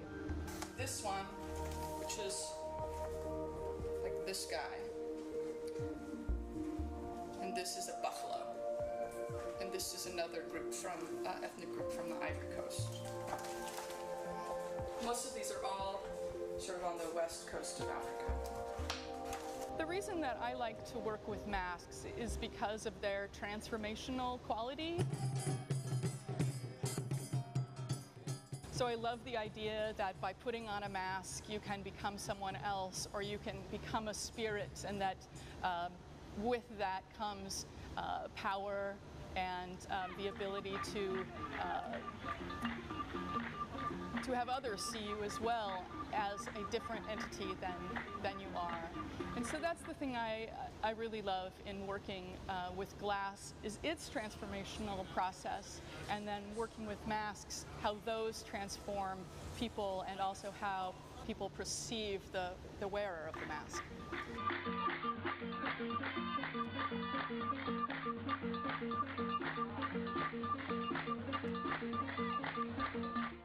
While I'm here, I'm trying to work with a matter of scale.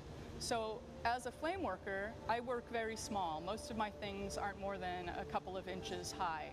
And so what we're doing is we're playing around with scale, and I'm making things 2 inches, and the guys in the hot shop, we're making things that are a foot and 2 feet, is about as large as we're getting, about 20 inches. So we're playing around with the scale and what happens when something is really tiny and what happens when something is really large, and we put them next to each other and we see how those pieces differ. Are the little pieces really beautiful and tiny and delicate as opposed to the enormous pieces? Are they grand and fabulous, and what the interplay is with those? When I'm done, I'm going to have several sets of masks, little and big. And then we're also doing a series where we're looking at maybe 3 and 4 masks all together, where we can see a number of different scales, 2 times, 4 times, 8 times. And today what we did is we made the same form in 10 inches, and we made it in 20 inches. So we'll have a whole family in all different sizes. What's going to come out of this is basically a series of mask shapes, a gazelle, a buffalo, and then a male face and a female face. I haven't worked with the hot shop team here before, but I've worked with other teams, like at Bay Area Glass Institute. We did some prototypes of some smaller pieces that we could compare and contrast, and actually make sure that the project I was proposing would actually work. So are you excited? I am very excited to be working here with this team. The opportunity to really see my work, which I visualize as large, but I have limitations in terms of what I'm able to make. To see that come to life in these large scales with this great, talented team of artists has been just amazing.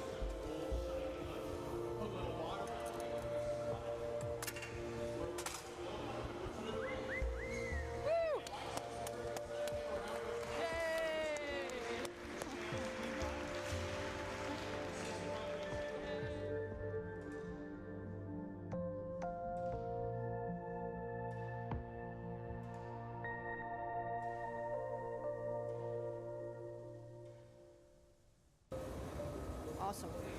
Very nice. My name's Simone Fieser. I'm from Germany. I do a lot of installation work. I like to use and reuse elements. Whenever I make a piece, especially when I make it at the furnace or in the hot shop, and I put it away in the annealer and I take it out, for me, then it's kind of, well, I wouldn't say dead, but I need to revive it in some way. So I need to start working on it again to feel comfortable with it. So I start using mixed media and then assemble them into installations. And the same thing happens then with these installations. Basically, once I set them up, they're kind of done.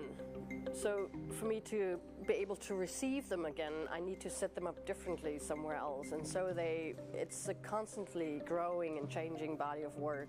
You know, there's something similar about riding a horse and shooting a bow at the same time, like blowing glass. Horseback archery, that's what it's called. Yeah. What compares to glass blowing is the being in the moment. You have to, like you're on the horse, it's at a gallop, and what you do is you gotta focus on the target and shoot the bow.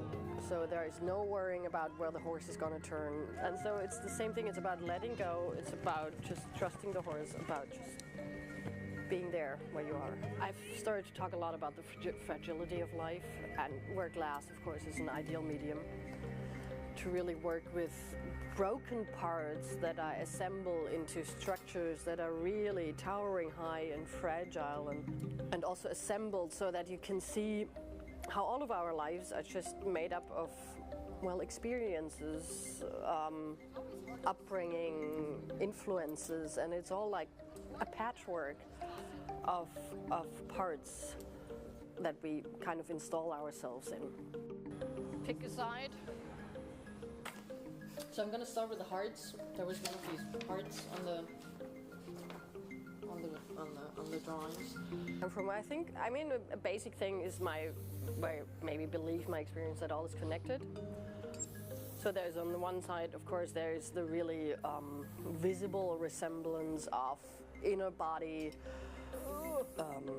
parts to the arteries to the branches, and that has always fascinated me. And so it's a way of showing how everything is connected. So I'm kind of crossing the line from the bodily, physical into the nature, biological thing. And the third one is actually going to be flowers growing out and being inside of the heart. What I always say, you learn to lose through when you blow glass. You have to learn to let go. You have to, and it's a great experience.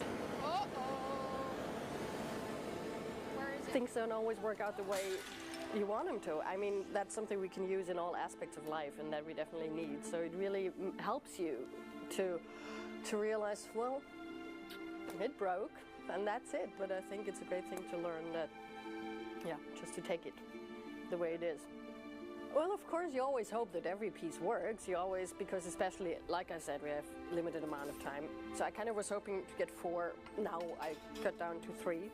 But that would be nice, because then I kind of need at least the 3 to get a relationship going when I install them.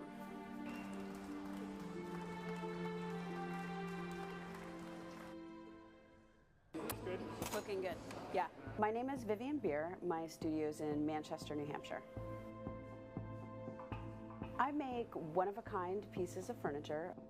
It's really special furniture in that it's mostly industrial materials, so like steel and concrete. I'm very much inspired by really the forces of nature. I think a lot of people say, I'm inspired by nature, but that's a bit too vague. I'm really inspired by things like erosion and the way things freeze and thaw, right? So the dynamic forces that you find in the world around you.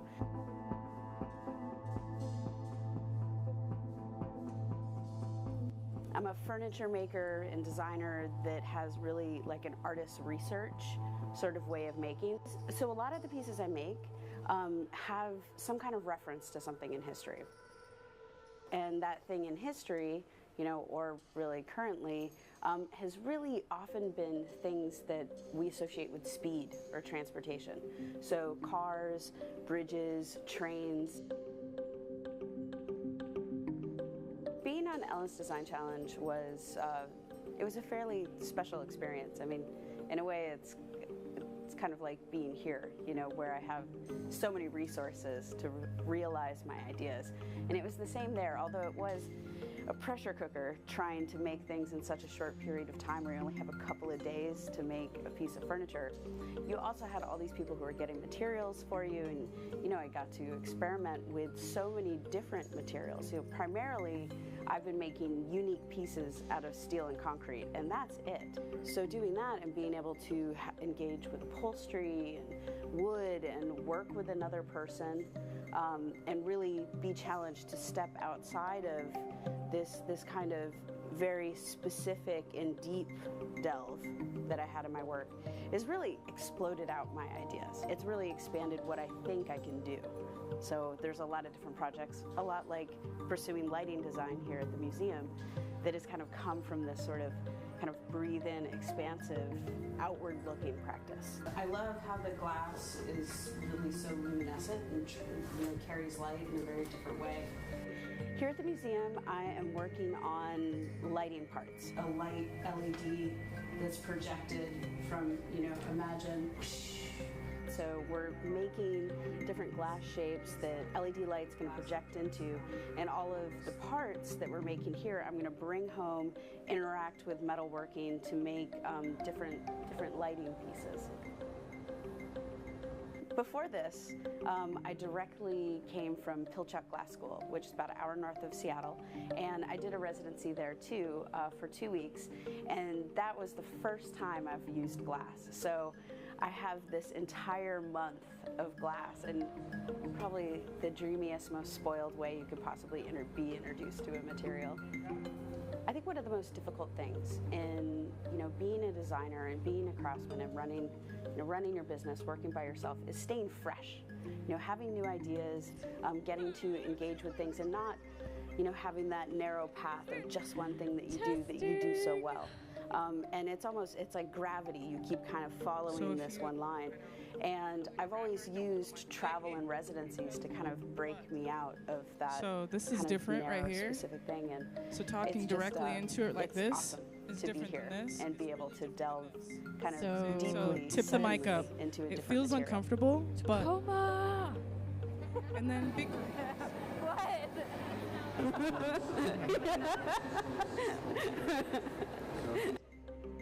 Hello, all of my new faces. I'm Michelle. I'm your MC for the afternoon. Better. I'm Tiffany Well, Hammonds. thank you for joining also known as us. Face of Nations, and I'm from Tacoma, Washington.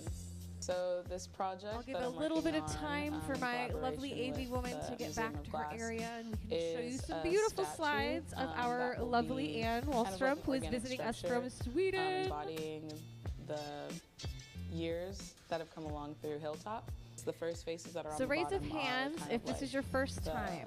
ancestors, or like A lot the of you, folks who, like, wow. held Well, it thank down, or, you. like, kind of dug the ground, planted the seeds, The second layer is those who persevered. So those who kind of like took those seeds, made fruit, although they may have not like planted more, they maintained what was there. And then the next level is those who are gonna kind of like take that and like kind of like grow, and expand. And that's So kind a of like few the main energy things that I'll for be you working to for. look So, at like, while a we're lot of getting colors of started shifting, again. a lot of colors of growth, a lot of colors of just These kind are of the like pieces that pay, and that then kind Anne of and even the playing team on created the cloth. Wednesday. That is like kind And of if your tush incorporated gets a a lot little within the tired of Hilltop sitting culture. down and you want to take a But quick yeah, little just walk, creating a sculpture that will be that beautiful within one of purple the and affordable clear housing piece behind us units, is which I'll be gifted to working us with from Anne the from Design the Hill her project, last visit. which will be housing Black and Brown folks who have been displaced by gentrification. So the technique was, it started also with like a little mostly just a explanation sketch of how that the I floor did, is going to work on, like, together today. notes. I used to draw, my mom like Our drew starters eyes are going to be a lot, Courtney so I and took after Sarah. her, and I would always They'll be draw eyes. over to my right. So they're going to gather then I started glass, drawing they're going to add the faces. color, I would all draw, like, the full-on lovely faces, details you're and, seeing like, come through on random these. cross-hatching And once they detail and finish stuff with like that, it will make its way I just kind of to the middle transcribed like here, all of those notes and made them into a painting. where they will and it's really inflate and breathe life into these pieces. When you see them first come out after they gather, it's hard to imagine that tiny little glob of what looks like honey is going to turn into something like this, but it's a great process to watch.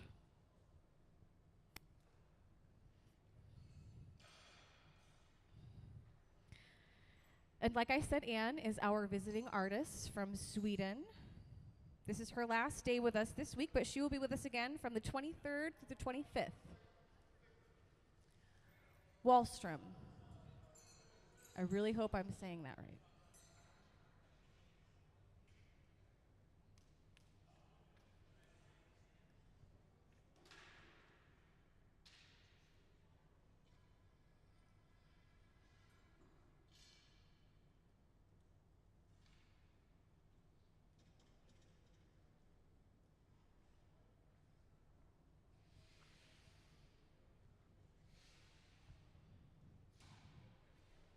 So that piece that they're actually working on in that picture is this piece right behind us.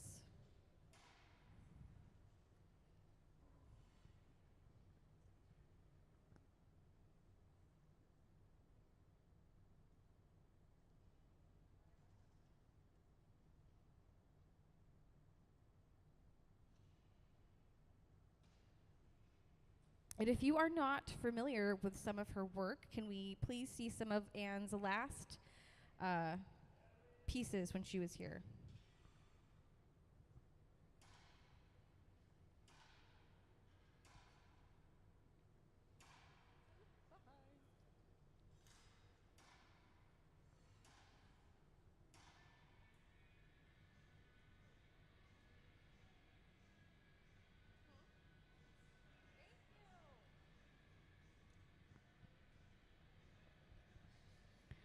You will notice a lot of her work has that teardrop shape, or it's very cylindrical. Some of these pieces down here, she calls the shape stones.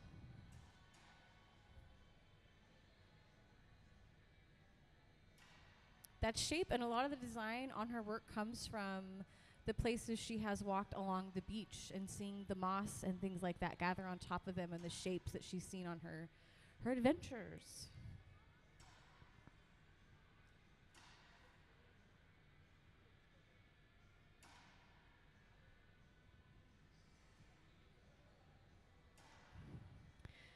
So, if you have ever wondered how this entire process starts, it has to start somewhere. It's right where Eric is right there. Now, that is one of the furnaces. We have two on the floor here in the hot shop. It sits at a 2100 degrees.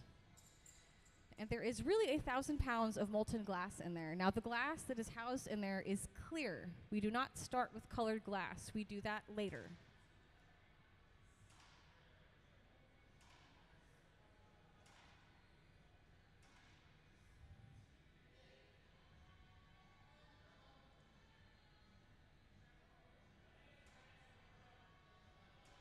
Now, this man with the upright pipe, that was Courtney.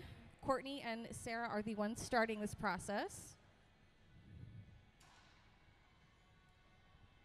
We have Sarah over here to my left at the other glory hole.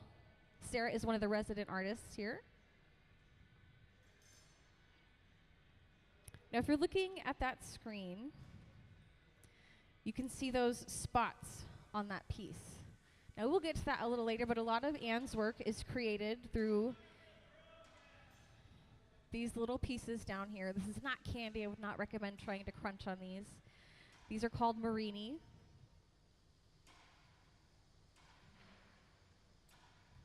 It look like glass straws, but they're not hollow. This is cane.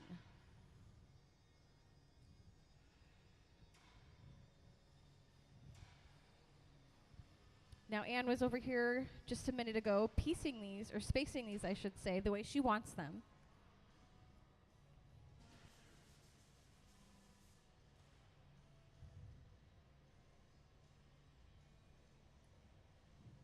So those little pieces eventually create these patterns you're looking at. None of this has been painted on. These are all individual pieces of glass that have been added.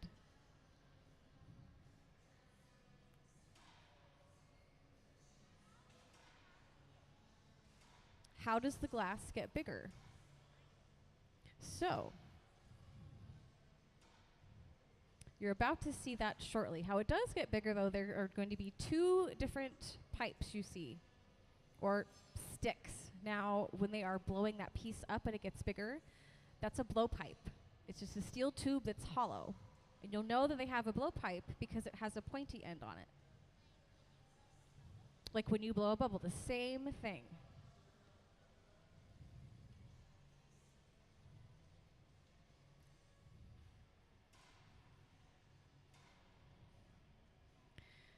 So they have added these marini pieces and these colored cane and all the beautiful designs onto the glass.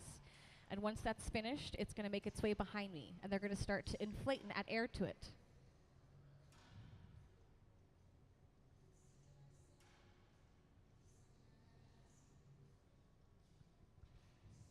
Now, for them to color the glass, there's a couple common ways you'll see in the shop that they do that.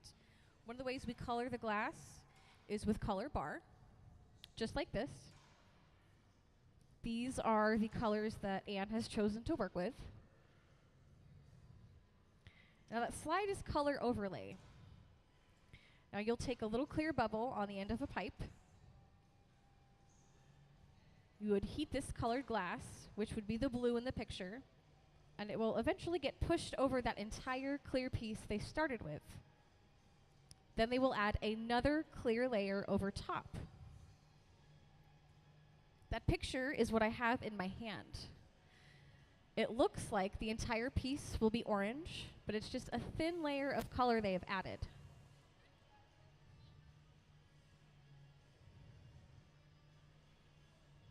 So color bar is one way. Now, if you took this and smashed it into the ground, this is what color frit would be. Just like in those bowls. Now to take it a step farther, if you pulverize those smaller pieces into a fine powder, it creates color powder. Powder is the smallest size of colored glass available and can be very versatile when used in the creation of artwork. Powder is made by crushing frit in a ball mill. When used like frit, the powder is rolled through, and the heat of the gather is enough to melt the color onto the surface. Powder can also be sifted onto the outside of a bubble or gather to create various densities of pigmentation and shading. The application of different color powders can create both abstract designs and naturalistic color patterns, such as the skin of animals. Powder can be melted smooth or left dry and cakey on the surface of the piece.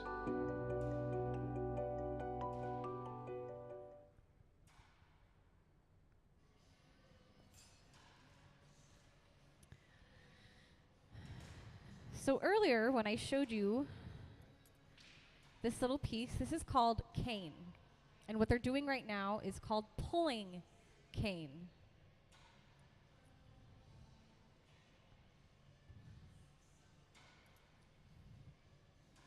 Now how they create those beautiful little pieces like this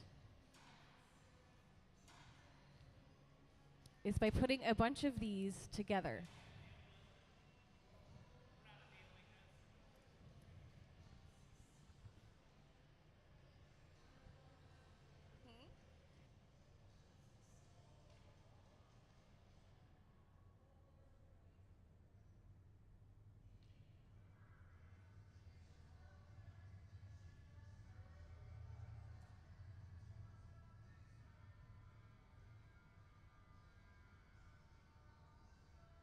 Is it going to fall to the ground? I hope not, but I think they've very much mastered doing this. I feel like I can safely say it's been many, many moons since they've ever dropped cane.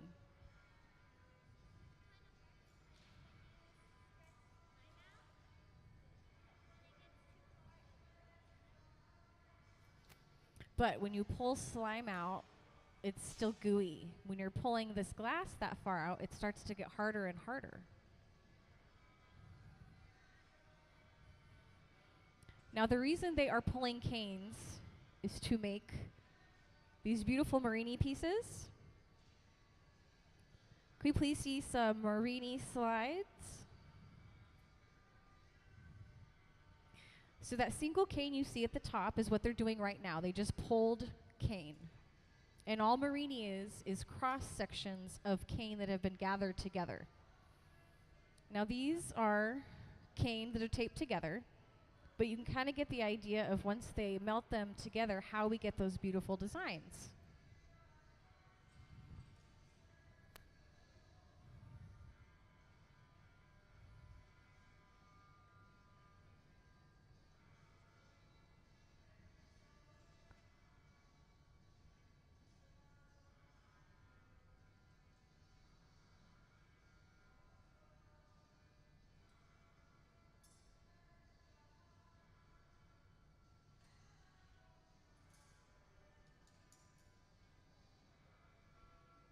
Now, if we are paying attention to the screen, that piece looks kind of like a brain right now.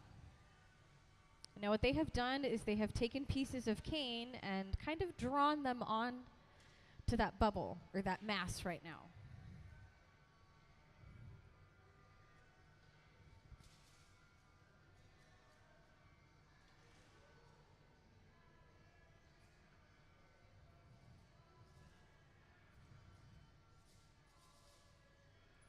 And those spots you're looking at are these little pieces of Marini.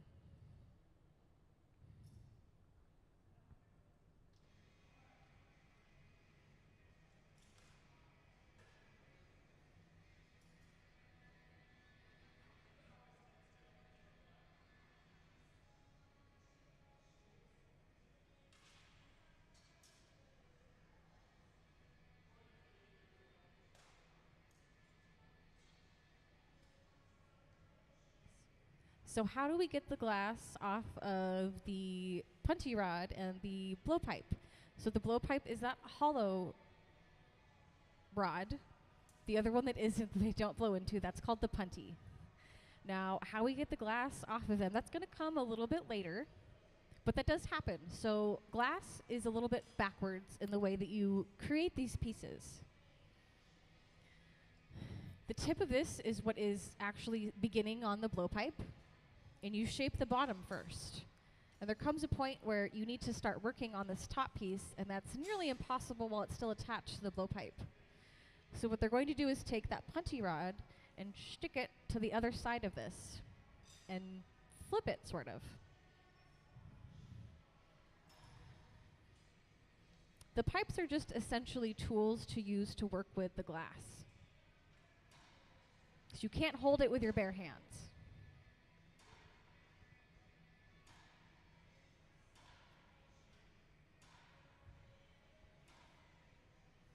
So now it's going to go through a little bit of a shaping process. They're using a wood block.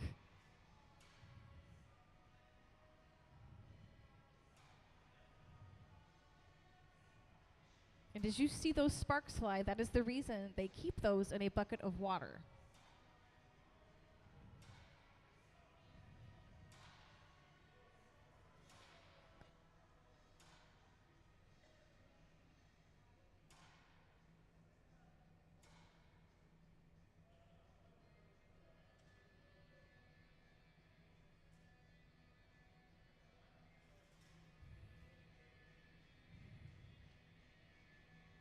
So now where we're at, this is the process where they're actually going to start to blow air into this.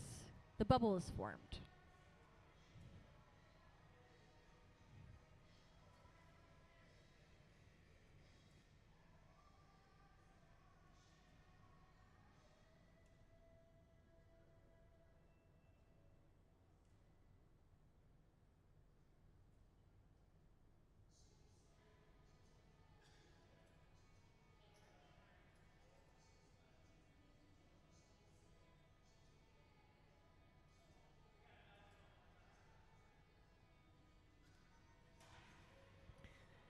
So this process is going to look very similar for the next couple minutes, and since I see some lovely little faces in the audience, I'm going to take a moment to tell you about Kids Design Glass.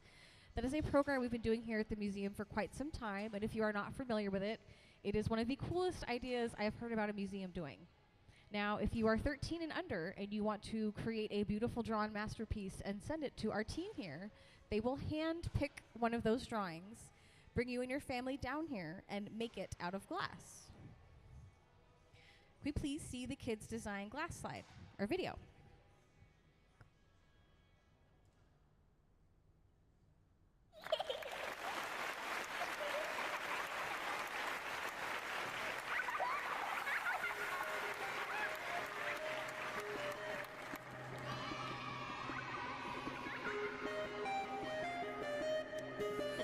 Monster.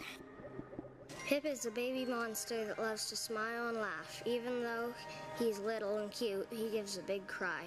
Also, Pip loves food, especially bananas. He will eat any speck of food in sight.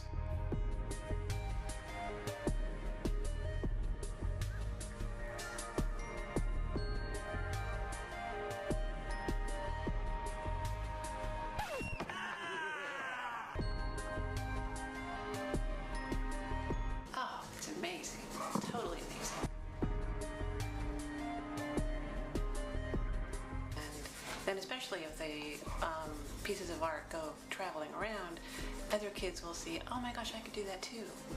You know, it's not just somebody else that, you know, they did it, you know, I couldn't do that. Absolutely not. Anyone can do this.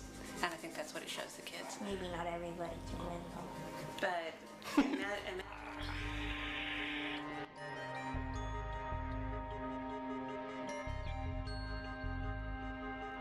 I think it's gonna stand up there with one of the coolest things that a museum has ever done. What is it, a cucumber all dressed up for a night on the town? That's pretty ridiculously funny. The funnest part about this project is how fresh the ideas are coming from the kids who they have no idea of glass blowing techniques. They don't care. Nobody saw this coming. We'd make one piece and it was given to the family. And then we realized, well, wait a second, there's something more here. We started to get more drawings, more interesting drawings, and it really kind of snowballed a little bit. Bacon Boy was special.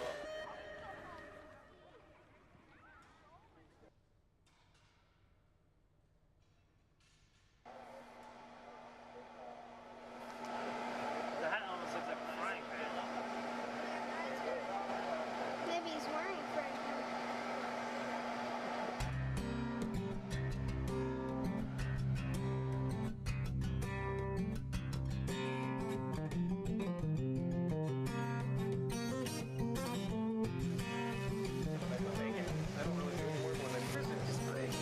Bacon, baby.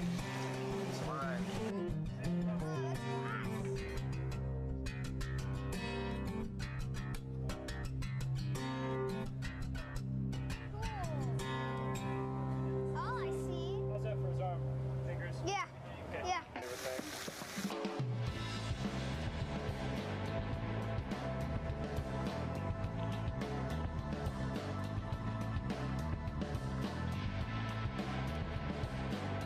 I think it really brings it home and really shows that, you know, there's an artist in all of us, I think. So, and it's human nature to be creative. So I think we lose that as we get older sometimes, and it's cool to see this pure creative nature that children possess. So I think it's cool to share that with the rest of the world, hopefully. So.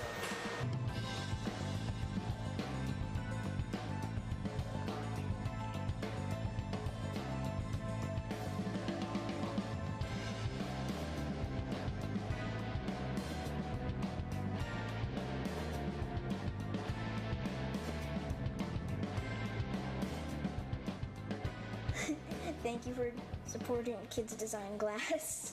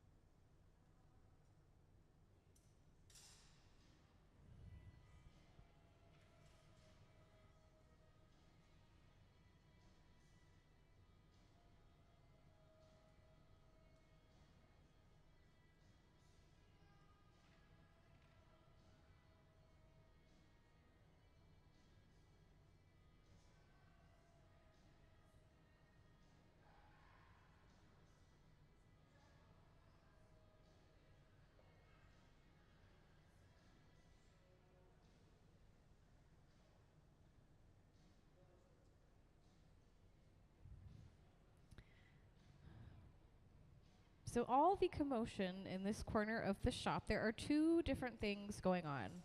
One, they are still working on the piece that you have been watching, and those two people in front of each other that we've now moved the camera away from, that is Courtney and Sarah, and they are starting all of these pieces.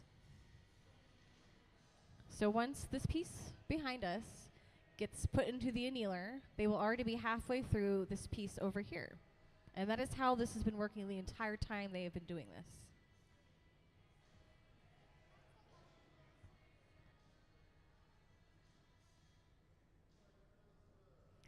I believe Wednesday, I wasn't here yesterday, so I can't speak for that, but I believe Wednesday they made 7 vases.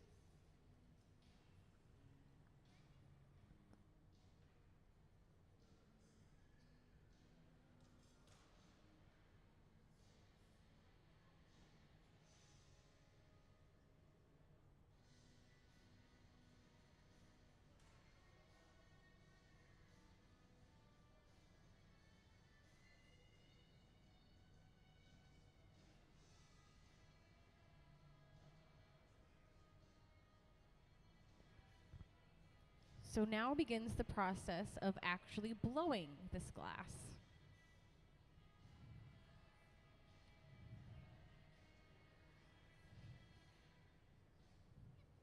And all Ben is using in his hand, that looks kind of like a rag, I would imagine, from being up there. It is some folded up newspaper that they have dampened down.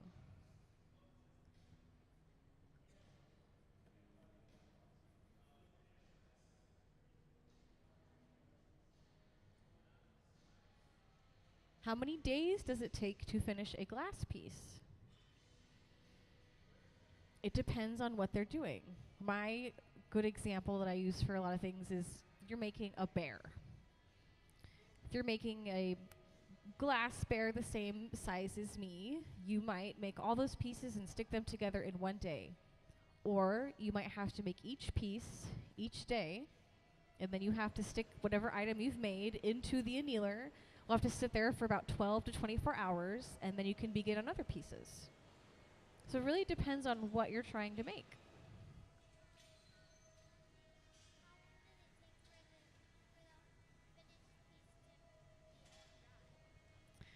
So the other question was, how long does it take for the finished piece to be done? So this little boxy thing in front of me is one of the annealers. This is the smaller one. The one they have been using today is off to my left. There's another one on the right side of the shop. So the annealer is the final place for all of these pieces. It sits at about 890 degrees, and it will slowly drop in temperature. Now, if we just popped this piece off onto the table and said, that's fine, we're done with it, that's not what you should do. What is going to happen is that piece is going to shatter. It has dropped in temperature too quickly. Now, I am not a glass artist, so I won't be able to explain this as smartly as they will, but pretty much glass contracts and shrinks a little bit as you heat and cool it. So if you don't drop the temperature appropriately, it's just going to shatter.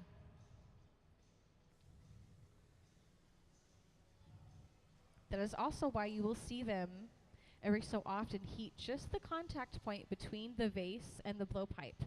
If that contact point gets too cold, it creates tiny fractures and the piece will just fall off.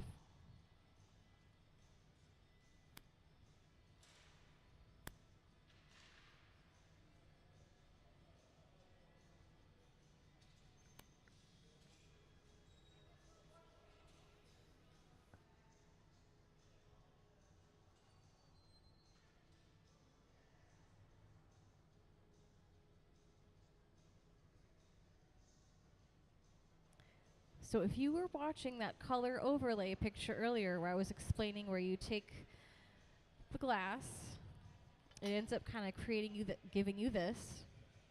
What Courtney is doing over there at, I was about to say oven, at the furnace, is an overlay. So the color is already on that glass and he's just added that last clear layer to it.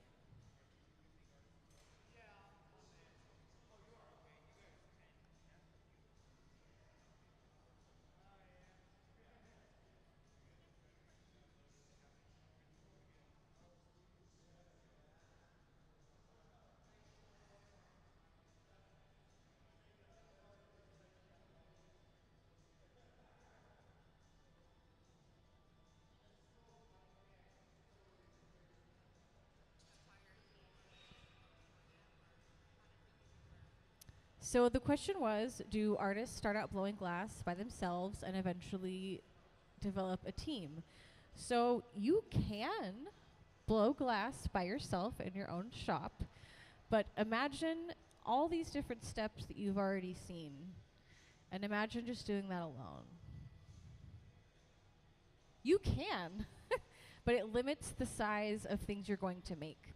From what I have gathered, you want a team at minimum of 2.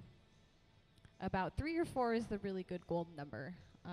It doesn't have to be 4. Our residents here, there are just 3 of them.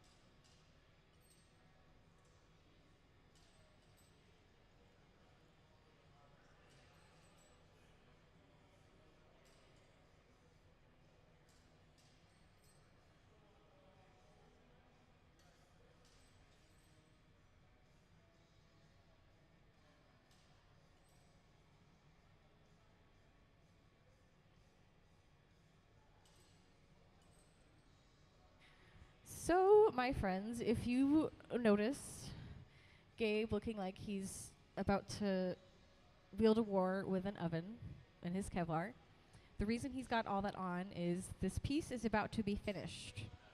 And like I said, no one's just gonna walk up and drop this in their hands and like hot potato it to the annealer. That would end so badly.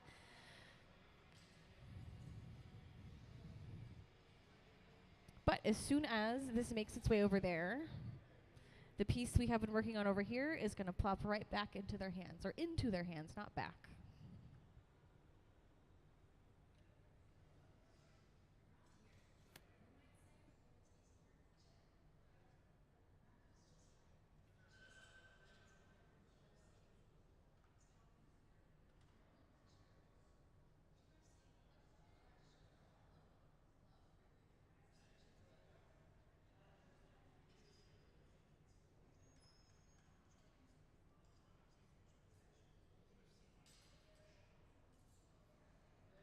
Which device is the annealer?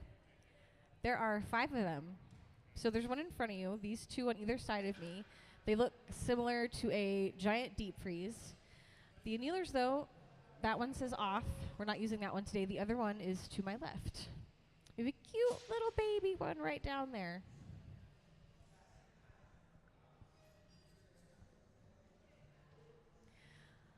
Let's give our team and Anne a hand.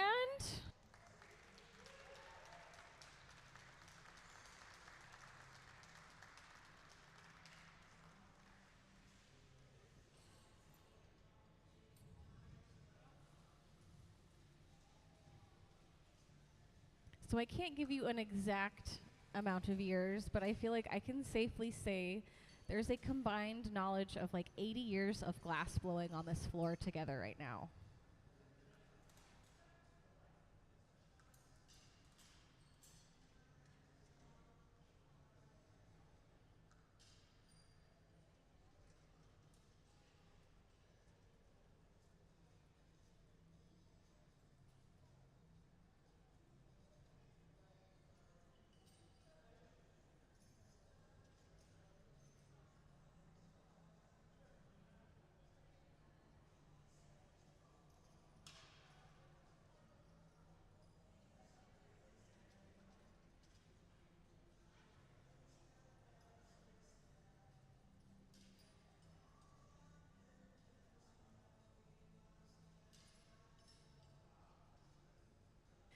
I see some new faces with us. Hello, my new faces. Thank you for joining us.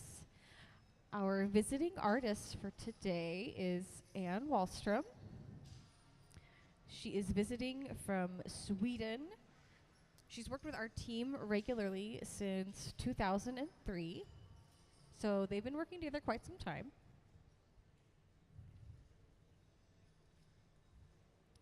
She has also been to school in Europe and the United States for glass and design.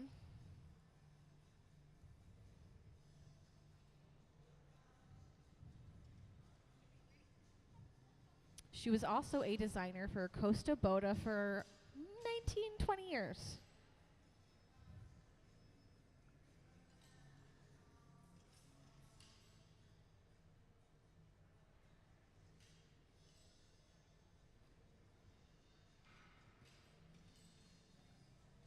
And like I said, one piece is ending, another is beginning. Courtney is refiring a piece they just added Marini to.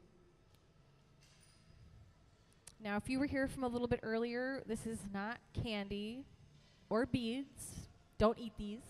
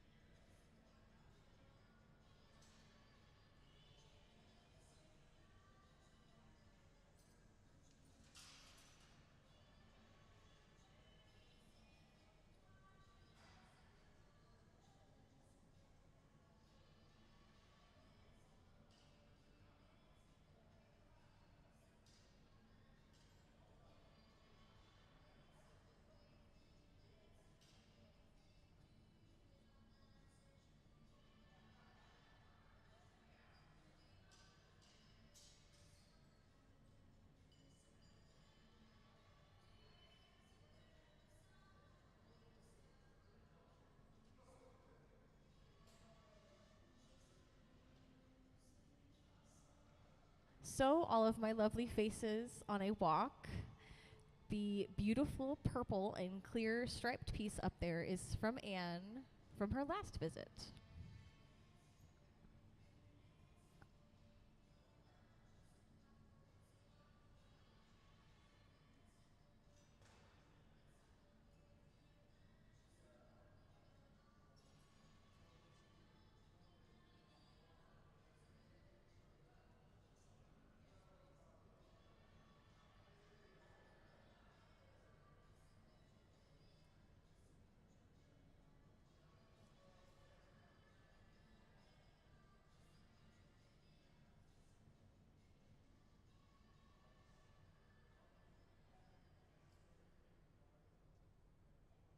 The pieces on this table are different colored. So some of these Marini have black on the outside, then clear, and then white. Some of them, like these, have that white dot, and there's other little white dots. Some of them are just clear with one color in the middle. Most of them are clear black and white, though.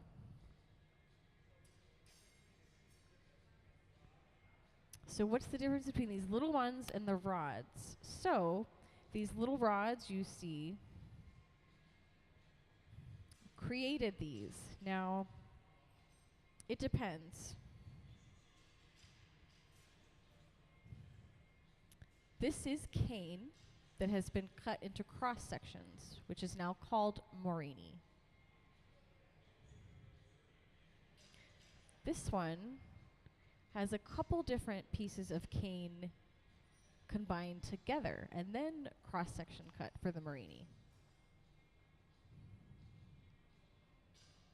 And not all Morini will look like that. So some of them look like this.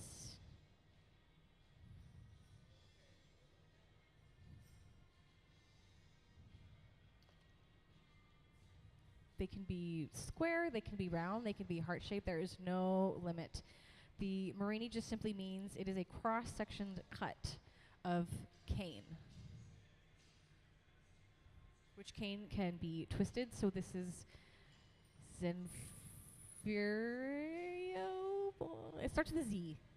The twisty design starts with a Z, and I can't say it right now.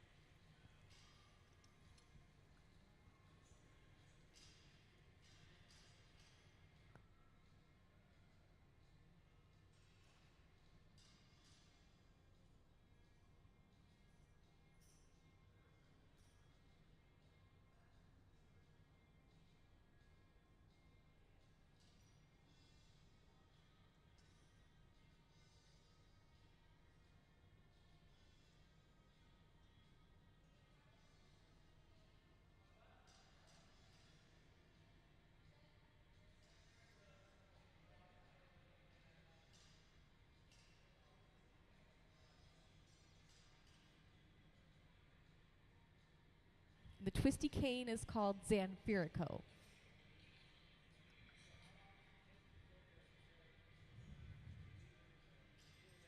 So how long?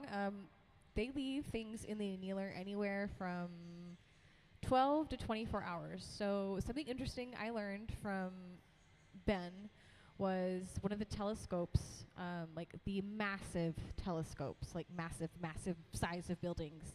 The lens for that took, I think he said, like 18 months to anneal, and it still cracked. So I had no idea that that was even possible.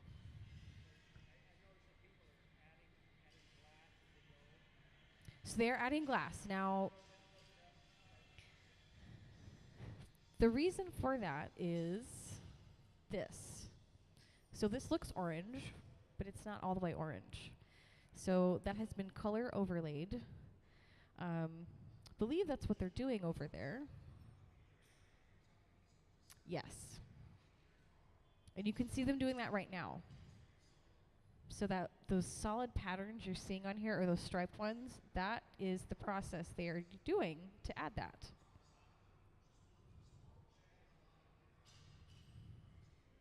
And you see those little circles on there? Those are pieces of cane they've already added on.